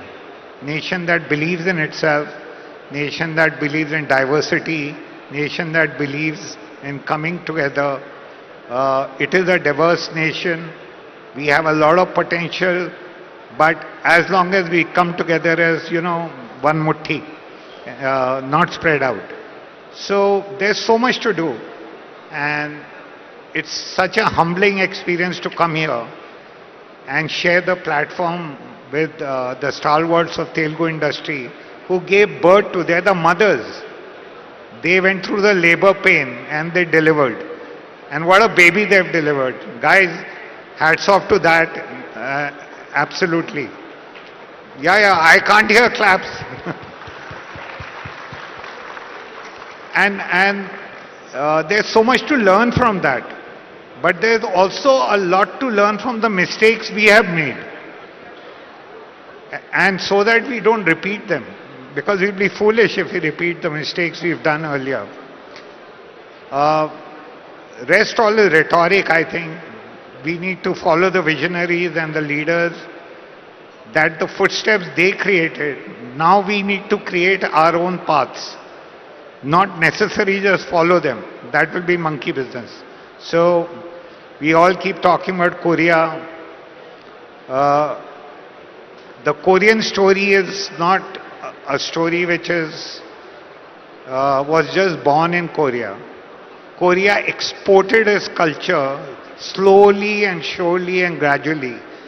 And once the seed was spread all over the world, they started watering it, they started giving it the right sunlight, the right proteins, vitamins. And one day, boom, it exploded. It didn't happen in that just one moment. It took them number of years. So let's start doing that. It's a lot of hard work. So speaking of stories and speaking of writing, I think we can all say Malayalam cinema right now is leading the way. We have Asif here. Asif, I want to ask you, Telangana is supporting filmmaking for years. Now the government wants to make sure that it's a one-stop shop for all the technicalities of making sure films are made well. But how do you imagine being able to come in and tell a story which is based in your homeland? Come here, tell the same story, and today we have the audiences willing in the entire country to enjoy it. What is your expectation or your excitement to see this kind of cross-cultural amalgamation and pollination of energies that is happening? Hello, namaskaram. Arjun, for us, especially the Malayalam film industry, Hyderabad and Telugu industry is like our backup plan. Our everyday shooting essentials like, you say, the most advanced camera to the most newest lens to be the rig, everything, we depend Hyderabad and Telugu industry. So we are literally counting on this industry. And I want to say you guys are already 20 years ahead and we are looking forward to a beautiful collaboration. And thank you so much for this invitation. I'm so honored. Cheers. Alu Arvind, I would like to ask you one very simple question. Pan-India, this terminology that is used now so freely with everything that is happening, I think we have to give credit where credit is due, whether it is Bahubali, whether it is Pushpa, whether it is all these films that have come. I think where Rakesh speaks about writing, imagination, thought process, the Telugu cinema industry has led the way by experimenting, by taking chances, and today we see the government also being so supportive. How do you see us being able to learn from your writing, from your making, from how unified you are as an industry, because that is something that we all want to take back home and bring together and tell better stories.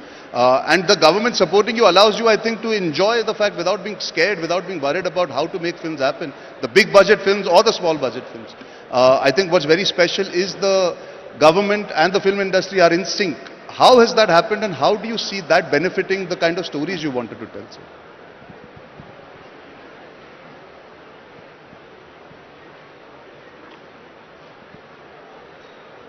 Can you really hear it? I mean, whatever he speaks in this feedback speakers, we could listen only 50% of it. Are you really listening to what we say? Thank you. At least you are in a better place. Because his question, I am struggling to understand and reply. So, Prabhat, I am taking his help also to understand that. I can try again. How? Your question is like, how such a big films are being made here and how the cooperation of the government and the industry is going together. That is the question you are asking. Thank you. The films which have gone global, we should understand one thing is, they all started from very local. Take recent films like Kantara and Pushpa. They are produced from a Chittur village story and a Karnataka small village story. They have taken it very local and made it sincerely, and it has become global. We should not try to make Transformers and Avengers. No. We should try what is a great story in Adilabad, what is a great story in this matti, and try to make it big and project it to the rest of the world. That will click. The very principle of getting focused and doing it the best will take you the long way. That is what is proved in the recent times while taking the films global. And the next question is, what he asked is, how the government is so cooperative here, and right from the beginning, right from Channa Reddy to the present Chief Minister, everyone is very friendly. We are very fortunate to be here. Very friendly with the film industry. Our film industry, as Suresh told, that we were there in Chennai and we are only 25, 30 years old here. I tell you, when we were trying to make films here 20 years back, we were struggling. We were struggling. Why we have come here was the starting regrets. But from there, here today we are seeing, rest of the world is coming to make films here. That is the kind of cooperation that has been brought by the government. And without cooperation of the government, this could not have happened. And we are very happy. Every government should take the film industries or the cultural forms to this level, which all of us should learn from Korea. 30 years back, they have put a seed for the culture to be told to the rest of the world. And after 30 years, we have seen our children are singing Korean songs. When we go home, it's only Korean films are playing. We don't have the space. We have to go to our bedroom and on and see our films in Netflix. Korea is such a dominating. They have started it 30 years back and now it's giving fruits. Likewise, we have to take our culture also. Start taking it in a big way and it will reap fruits after decades. And we should start it. Thank you.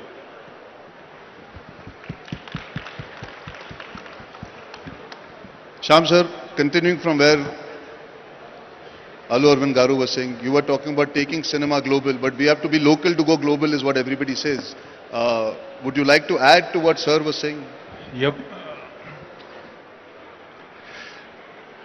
I believe that cinema is very, very, very powerful. It's not just, I don't think it's just entertainment. It's something more than that. Something way more than that. It is very powerful, and I believe it is bigger than political power. It is bigger than economic power. It is so big that it has the power to influence society. It is the greatest, most powerful influencer. That's how I look at it. And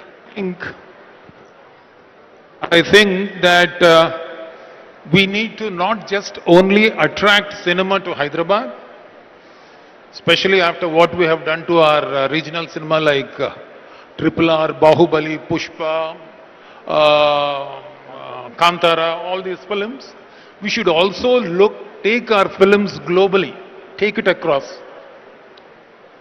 In that context, I would like to talk about, I would like to give an example for better understanding. There is, before 1985, there is a Japanese dish, Japanese cuisine called ramen. It's an original, authentic noodles, which is very popular in Japan. The rest of the world never knew about it. They never knew about it. It was not popular. It was not there on any menu. It was not offered in any of the Japanese restaurants. But it was popular only in Japan. And in 1985, they made a film. A film came out by the name Tampopo. It's a comedy Japanese film, and the story is centered around the Japanese relationship with their food. To make it a bit more detailed, the story is about a hero and his relationship with this ramen dish. He made a film, and the film was successful, and it went on to release in United States. And when it released, it got rave reviews. It was appreciated. It became a cult film. It was exposed to the international audience. They started talking about it. They started getting curious about it. They wanted to taste that noodles. And then slowly it spread. It became popular the world over. And last year, just that one noodle, which was introduced to the world through a cinema, had a gross sales of $58 billion, which is bigger than the budget of our state. Just that one dish. That's what is the power of cinema. 7 billion out of that was from Japan, and the remaining 51 billion was from the rest of the world. So I very strongly believe that cinema can go across borders faster and easier than any other product. I would say that cinema is a cultural ambassador. It can take our culture, our fashion, our lifestyle, our drama, our stories, our humor, our aesthetics, everything to the world. So I believe that is the power of cinema.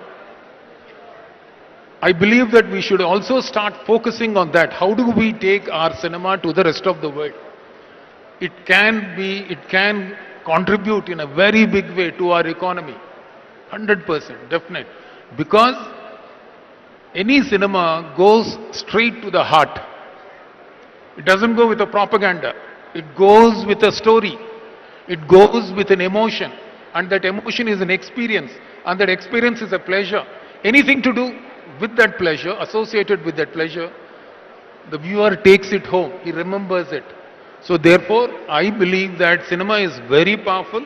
And now that we have started going onto the platform, we have directors like Rajamouli, we have directors like Sukumar, we have directors like Rishabh Shetty. So we should work towards that, take our cinema internationally. But we are not great at packaging, presenting, marketing. Therefore, I think the state government should step in, start establishing those cultural centers and help us marketing our projects. So I think that is the way to go about it. Not just attract, also take our cinema international. That's it. That's my view.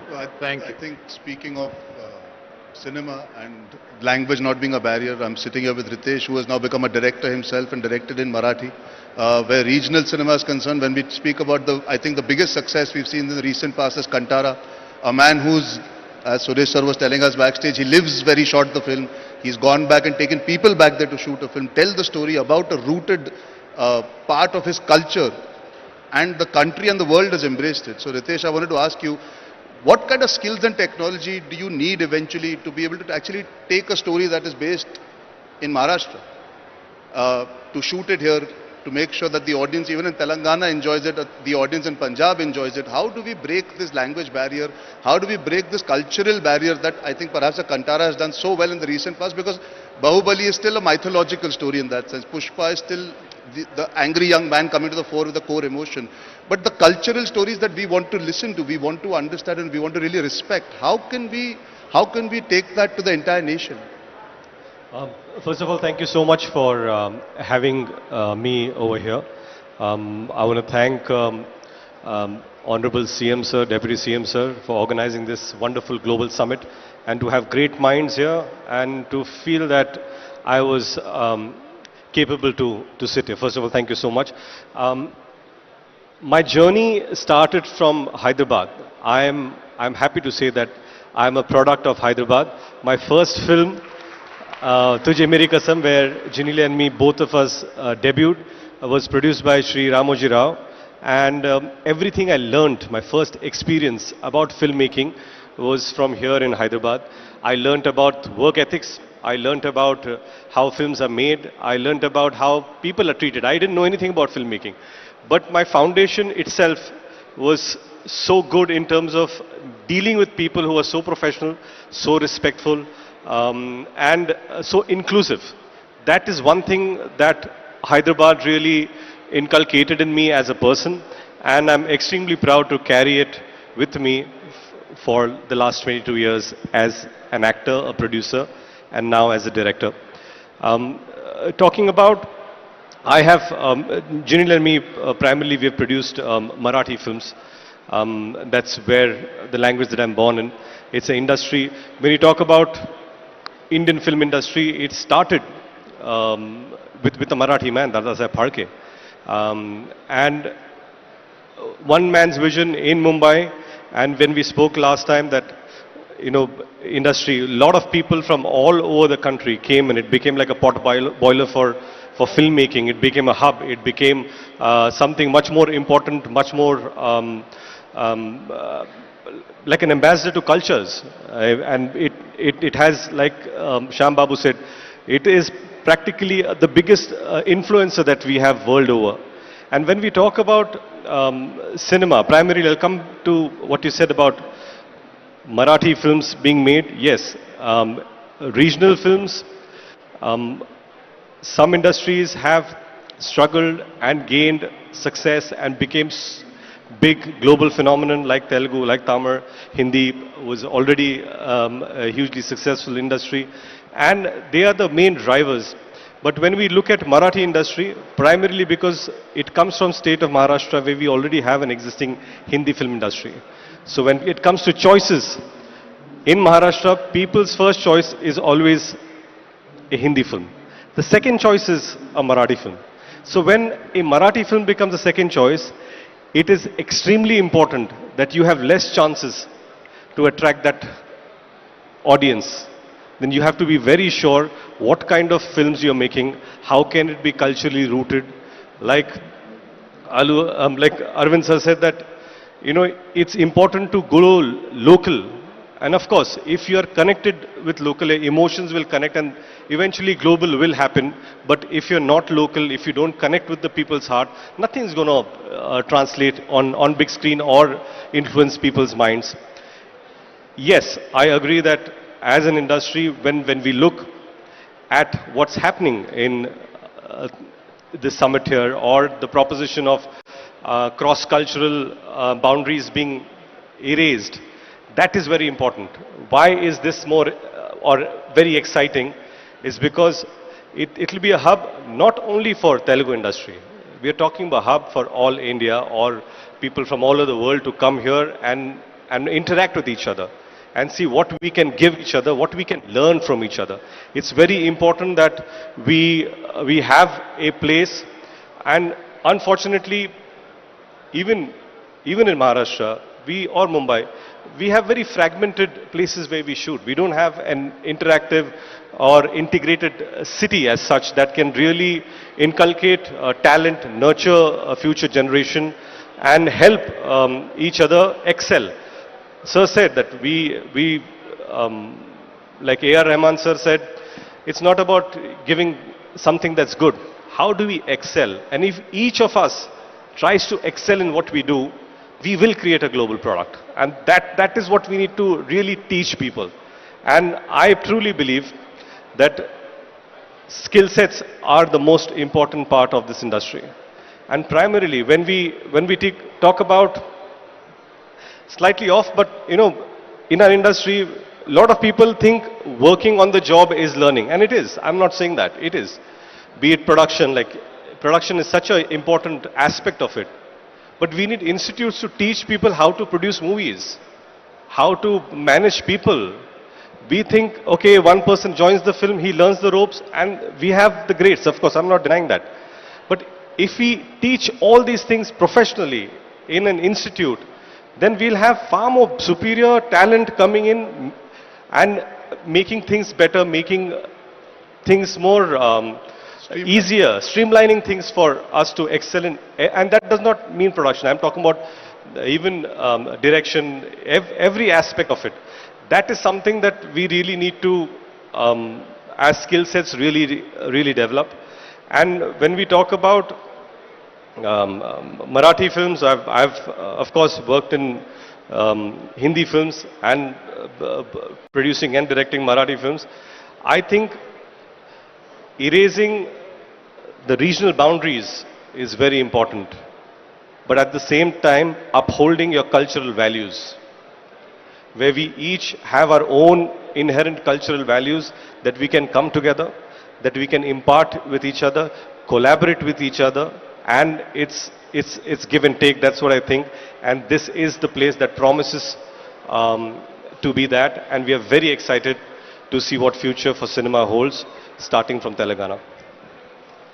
So moving to Zoya and Janelia both, I think Zoya first I'll come to you. I think in the beginning of the summit when I was talking, we spoke about, I hate using the term women empowerment. I think it's just about acknowledging the fact that over the last couple of decades we've had women in front of the camera and now women behind the camera. I think our industry in that sense has started a lot of that conversation for many, many years, and now when we speak about the summit today, they also want to make sure that the ecosystem and environment fosters more behind the scenes women feeling excited, intrigued, curious to learn, to adapt, and to be part of cinema. As somebody who's been a torchbearer of being a filmmaker behind the scenes, and as an actor who's worked in both Hindi and Telugu and regional cinema, what can actually be done to make sure that more women, more girls, more young girls are excited and intrigued to come and be part, not only in front of the camera, because that will always exist, because there is a certain amount of beauty that comes with it and a certain excitement, but even just to be able to be a storyteller, because abroad we see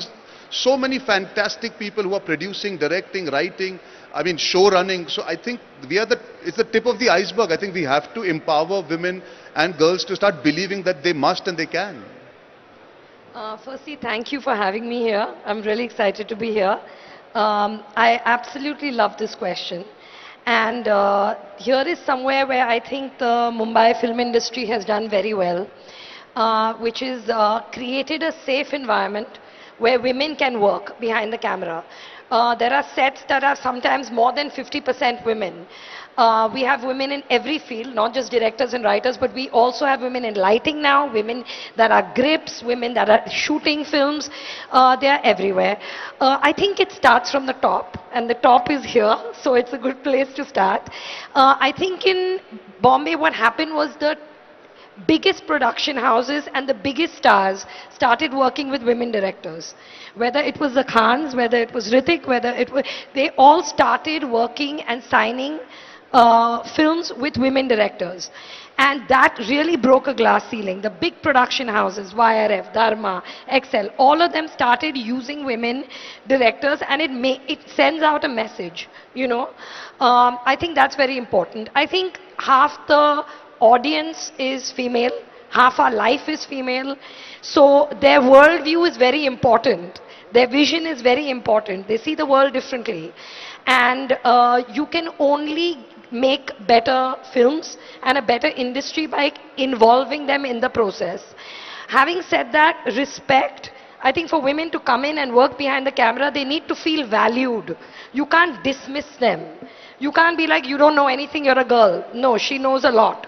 You know what I mean? She gave birth to you. So have some respect. And basically respect and safety and opportunity. That's all. Janelia, I think the audience is dying to hear from you. Firstly, I would like to honestly thank Honorable CM and Honorable Deputy CM for having me here. I mean, Hyderabad is home and it'll always mean the world to me. Telangana is some place where I started my first film, and then also the first time I produced was also back here in Telangana. So I think what the place does is makes you feel very secure and very wanted. Like Zoya saying, very often as women, if you don't come forward, it's because you don't feel that you're holding a position of power. But this city encourages you. It opens its heart and opens it's very, very welcoming. For someone like me who came from Bombay, I did some of my best work here. Not that I didn't do in other industries as well. I'm very grateful to have been part of a lot of industries. But I got a chance, like I wanted to do something more and I got that chance here. I'm honestly very grateful that I was a recipient of 2 Nandi Awards here, which is an honor for me when a state, gives it to you. It means more than a lot more awards because it comes straight from the people and straight from the government, and I think that is very, very welcoming to someone like me. Speaking as a producer, strangely, when I started off, I used to be the only girl on set very often, I was the only girl. But the strangest thing was my first film was produced by a woman herself at that point in time. Satyam here was produced by Supriya, and I don't know whether you're here, Nagarjuna's niece. And she was brilliant at her job, and I would look at her and wonder. Like, I would always feel alone sometimes because I was, the only girl on set, and whether it was your crew or whether it was always men. But there was this one woman who was taking it all on, and I wondered, someday maybe, maybe I'll want to do this. Many years later, of course, we're here and the industry has opened out to a lot more women, and a lot more women are coming out and telling stories and being part of cinematography and being part of a lot more things.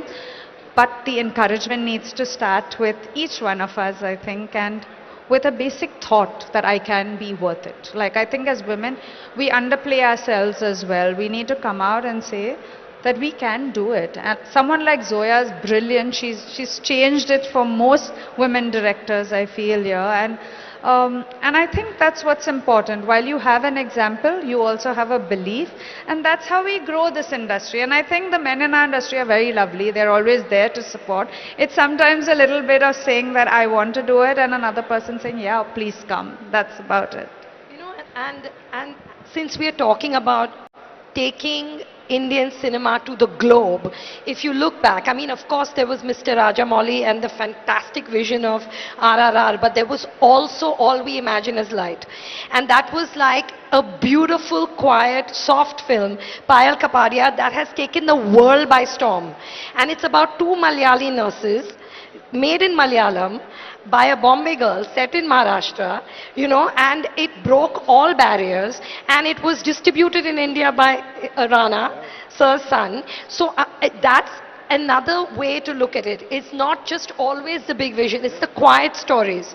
Whether it was Meera Nair, whether it's Girls Will Be Girls, whether it's Santosh, these are all female filmmakers. And there is interest in what they have to say, Exactly. I think that's a great example that you've given that already shows that we can actually go across the so-called creative borders don't exist actually. Sir, talking about creative borders, Bengali cinema has been so imperative and so important to shaping our culture. What is your take home today when you're sitting here and hearing everybody speak? What do you feel? I think Bengal has been the starting point of lot of art, lot of cultural curiosity. How do you see the government being able to enhance the prospects of you coming here perhaps and shooting regional films, Bengali films, or even using stories from here to take there and make? See, emotion is universal. The way I cry, a person in Sweden, he also cries like that. Or somebody in Bankura, a village in West Bengal, he also cries like that. We have to identify stories. That's the most important thing. Now the synergy between a government, a filmmaker, a studio, and technology. Where there is friendship between all these guys, it can be fulfilled, whatever you are dreaming. Unfortunately, I come from a place where money was a problem, when we used to, I had to do more than 500 advertising films sitting in Calcutta for Bangladesh and Eastern region and make some money, bought my camera and made my first film, Onuronun, which I shot in England. And the way we grew up, it was a very cosmopolitan environment. There was a person from Chennai, then Madras. There was a person from Maharashtra. There was a person from England. There's a person from Jalpaiguri. So we used to get stories from the atmosphere, which was flying here and there. Now, the problem, when you make a film, you dream, but it dies before it starts taking shape, because where is the money? So when there is a corporation or when there is a state who can give us incentives, give us technology, because now a lot of things you can do. You can create a set and you can do a lot of things digitally. You identify a story or make a cross-culture film. Like you make a film like Frantic, a man and a woman who has come from Burdwan for honeymoon in Charminar, and the woman gets lost. And then what? So we can dream about that when there is a support by the state. We come here, we shoot a very rooted story, a story which has double root, which is story has a root from Kolkata or from Bengal. I live in Bombay also. I've started making small Hindi films. A Maharashtrian man.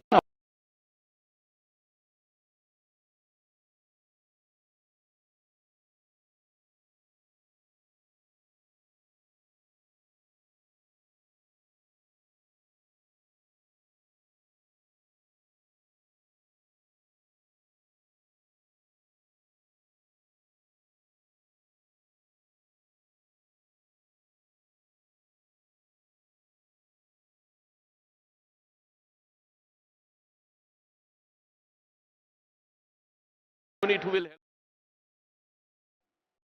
There are a lot of opportunities now how we deal that, and another opportunity we require. We are filmmakers. We don't believe in ROI. We don't know ROI. Art has to be patronized. When Birbal used to sing, Akbar didn't think of ROI. How much money Birbal will? Birbal used to play jokes, or Tansen used to sing. Akbar used to patronize that, or when Michelangelo used to paint, the church took care of these things.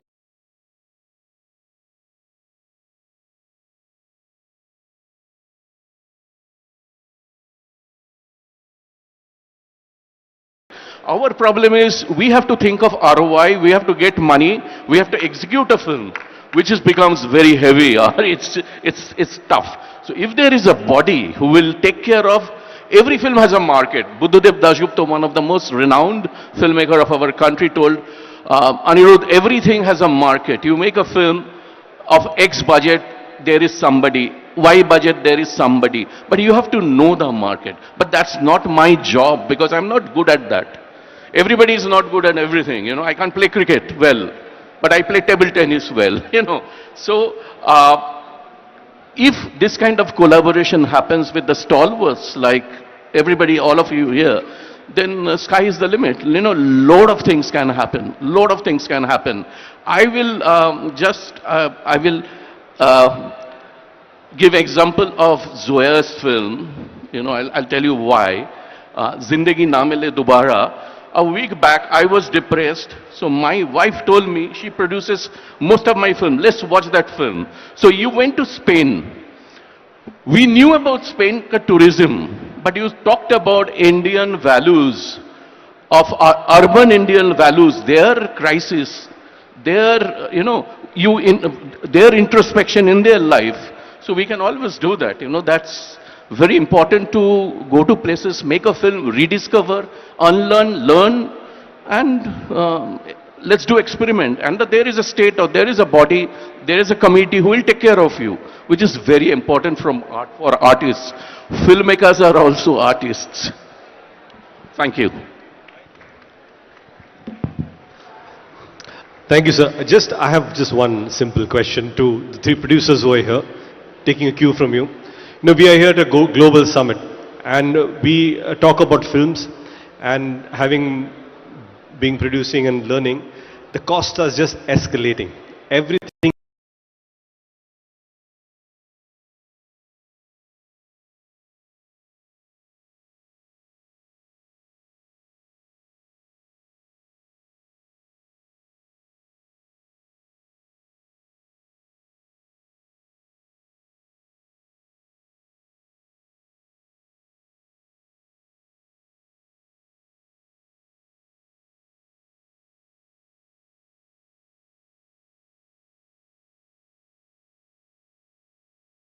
Still think Bahubali and maybe Pushpa Raj, but how can we make them at a lesser cost, and how can government come in to help us lessen that cost?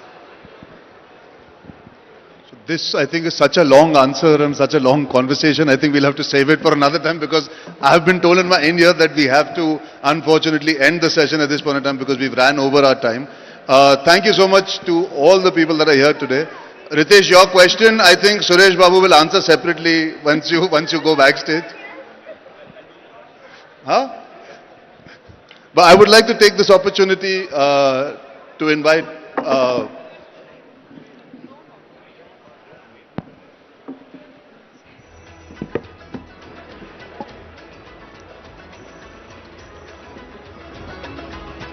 So that was a power pack session on cinema rising in Telangana. I sincerely thank all our panelists for those powerful insights. What truly stands out is how Telangana is building an ecosystem for 2047 where technology meets talent, where culture meets opportunity, and where filmmaking becomes a driver of social and economic transformation. A special thank you for IFA for taking Indian cinema to the world year after year and showcasing the power of our stories on the global stage. And a heartfelt acknowledgement for Wishcraft for putting this together in such short time with such dedication and vision. And of course, Andre Timmins, the director and co-founder of Wishcraft, thank you so much for your leadership, passion and unwavering commitment. Thank you all for being a part of this conversation, and thank you Telangana for showing what a visionary creative economy can look like. I request you to all remain seated. I invite Srimati C.H. Priyanka, IAS Managing Director, Telangana Film Development Corporation, to deliver the concluding remark for this session.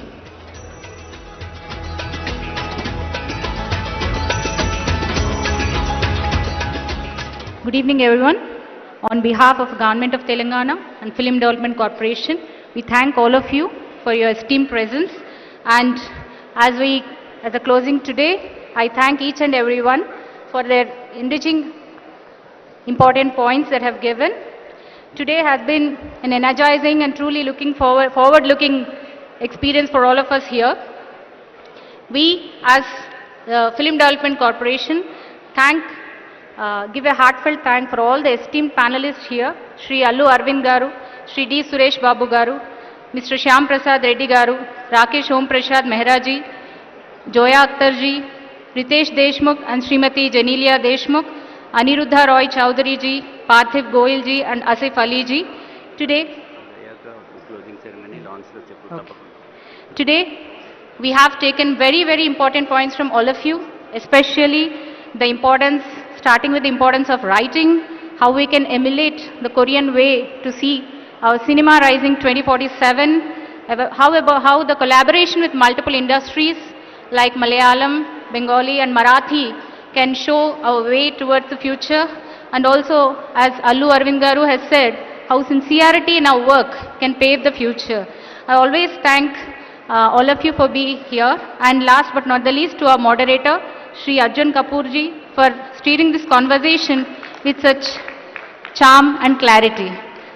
Last but not the least, we also thank our Chairman, Film Development Corporation, Shri Dilraju Garu, for being a steady anchor and support for the government and the industry, for which the bonhomie, has been discussed in the panel, is very much important.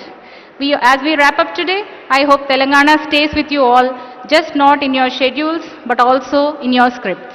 Thank you all. We look forward to building this creative future together. And one last note, all of you, is that I request all of you to please move to the main hall as the closing ceremony is going to be begun.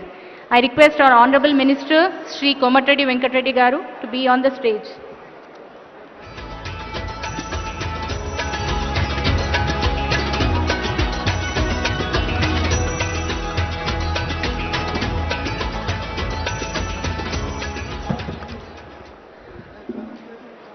Thank you, ma'am. Thank you, Priyanka, ma'am. And with this, we bring this powerful conversation on Cinema Rising 2047 to a close. The closing ceremony is not yet done. It's going to happen at the lawns, and that's the unveiling of Vision 2047 happening at the lawns, followed by the drone show. Please do attend. Well, my heartfelt gratitude.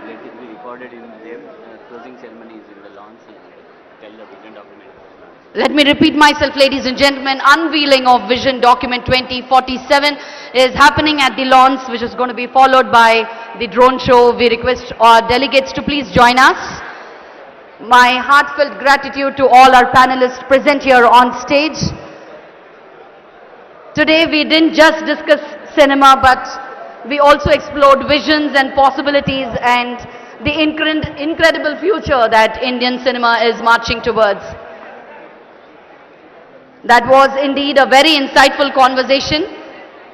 Time takku undi kabatti we couldn't go to the Q&A sessions.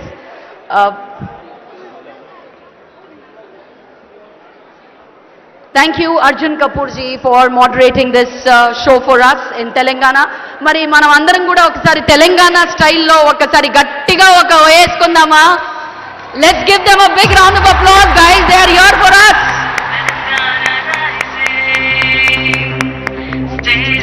Thank you Mr. Arjun Kapoor garu. Thank you Aniruddha Roy Chaudhary garu. Thank you Shyam Prasad Reddy sir. Thank you Suresh Babu garu. Thank you Alu Arvind garu.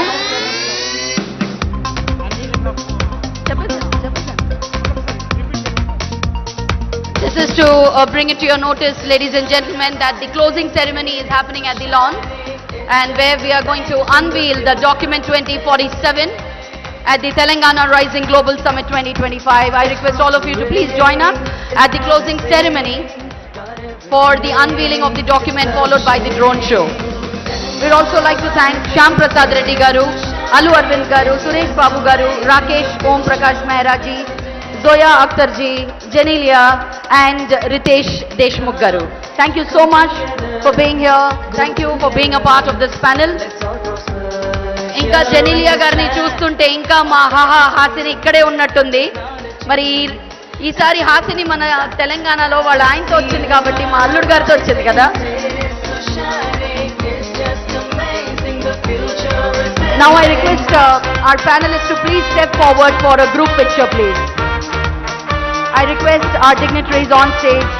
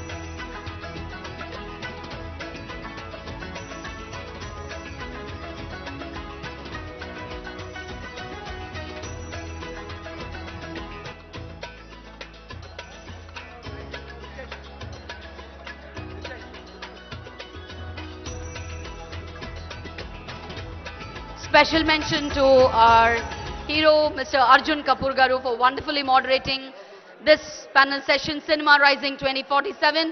Thank you one and all for being here and joining in this wonderful session here at the Telangana Rising Global Summit 2025. So with this, we close this evening session here. See you all at the lawns. This is not the closing, guys. We are waiting there. Our Honorable Chief Minister Revant Reddy Anna is waiting for all of us. So let's join them at the lawns for the unveiling of the document 2047, followed by the drone show. Thank you one and all. Looking forward to see you all tomorrow. Thank you and good night. It's just amazing, the future is building. It's prospering, it's promising, got everything, it's flourishing. Telangana rising, cities are shining. It's just amazing, the future is building. Come together, grow together. Let's all prosper here in this land of great history, technology, and tourism that you gotta see. Telangana rising, cities are shining.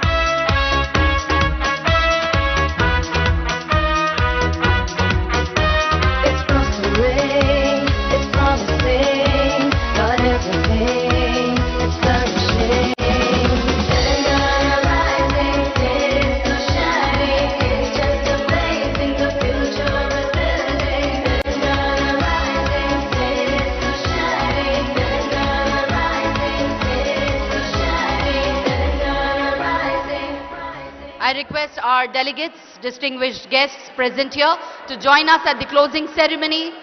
Our Honorable CM is going to unveil the vision document 2047 for us and end this panel session at the lawns, which is going to be followed by a wonderful drone show. Thank you.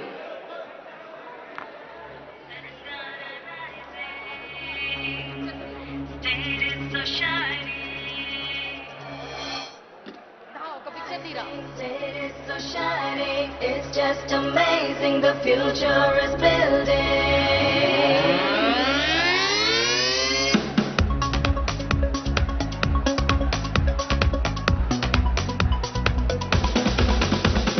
Telangana rising, it is so shining, it's just amazing, the future is building. It's prospering, it's promising, got everything, it's flourishing.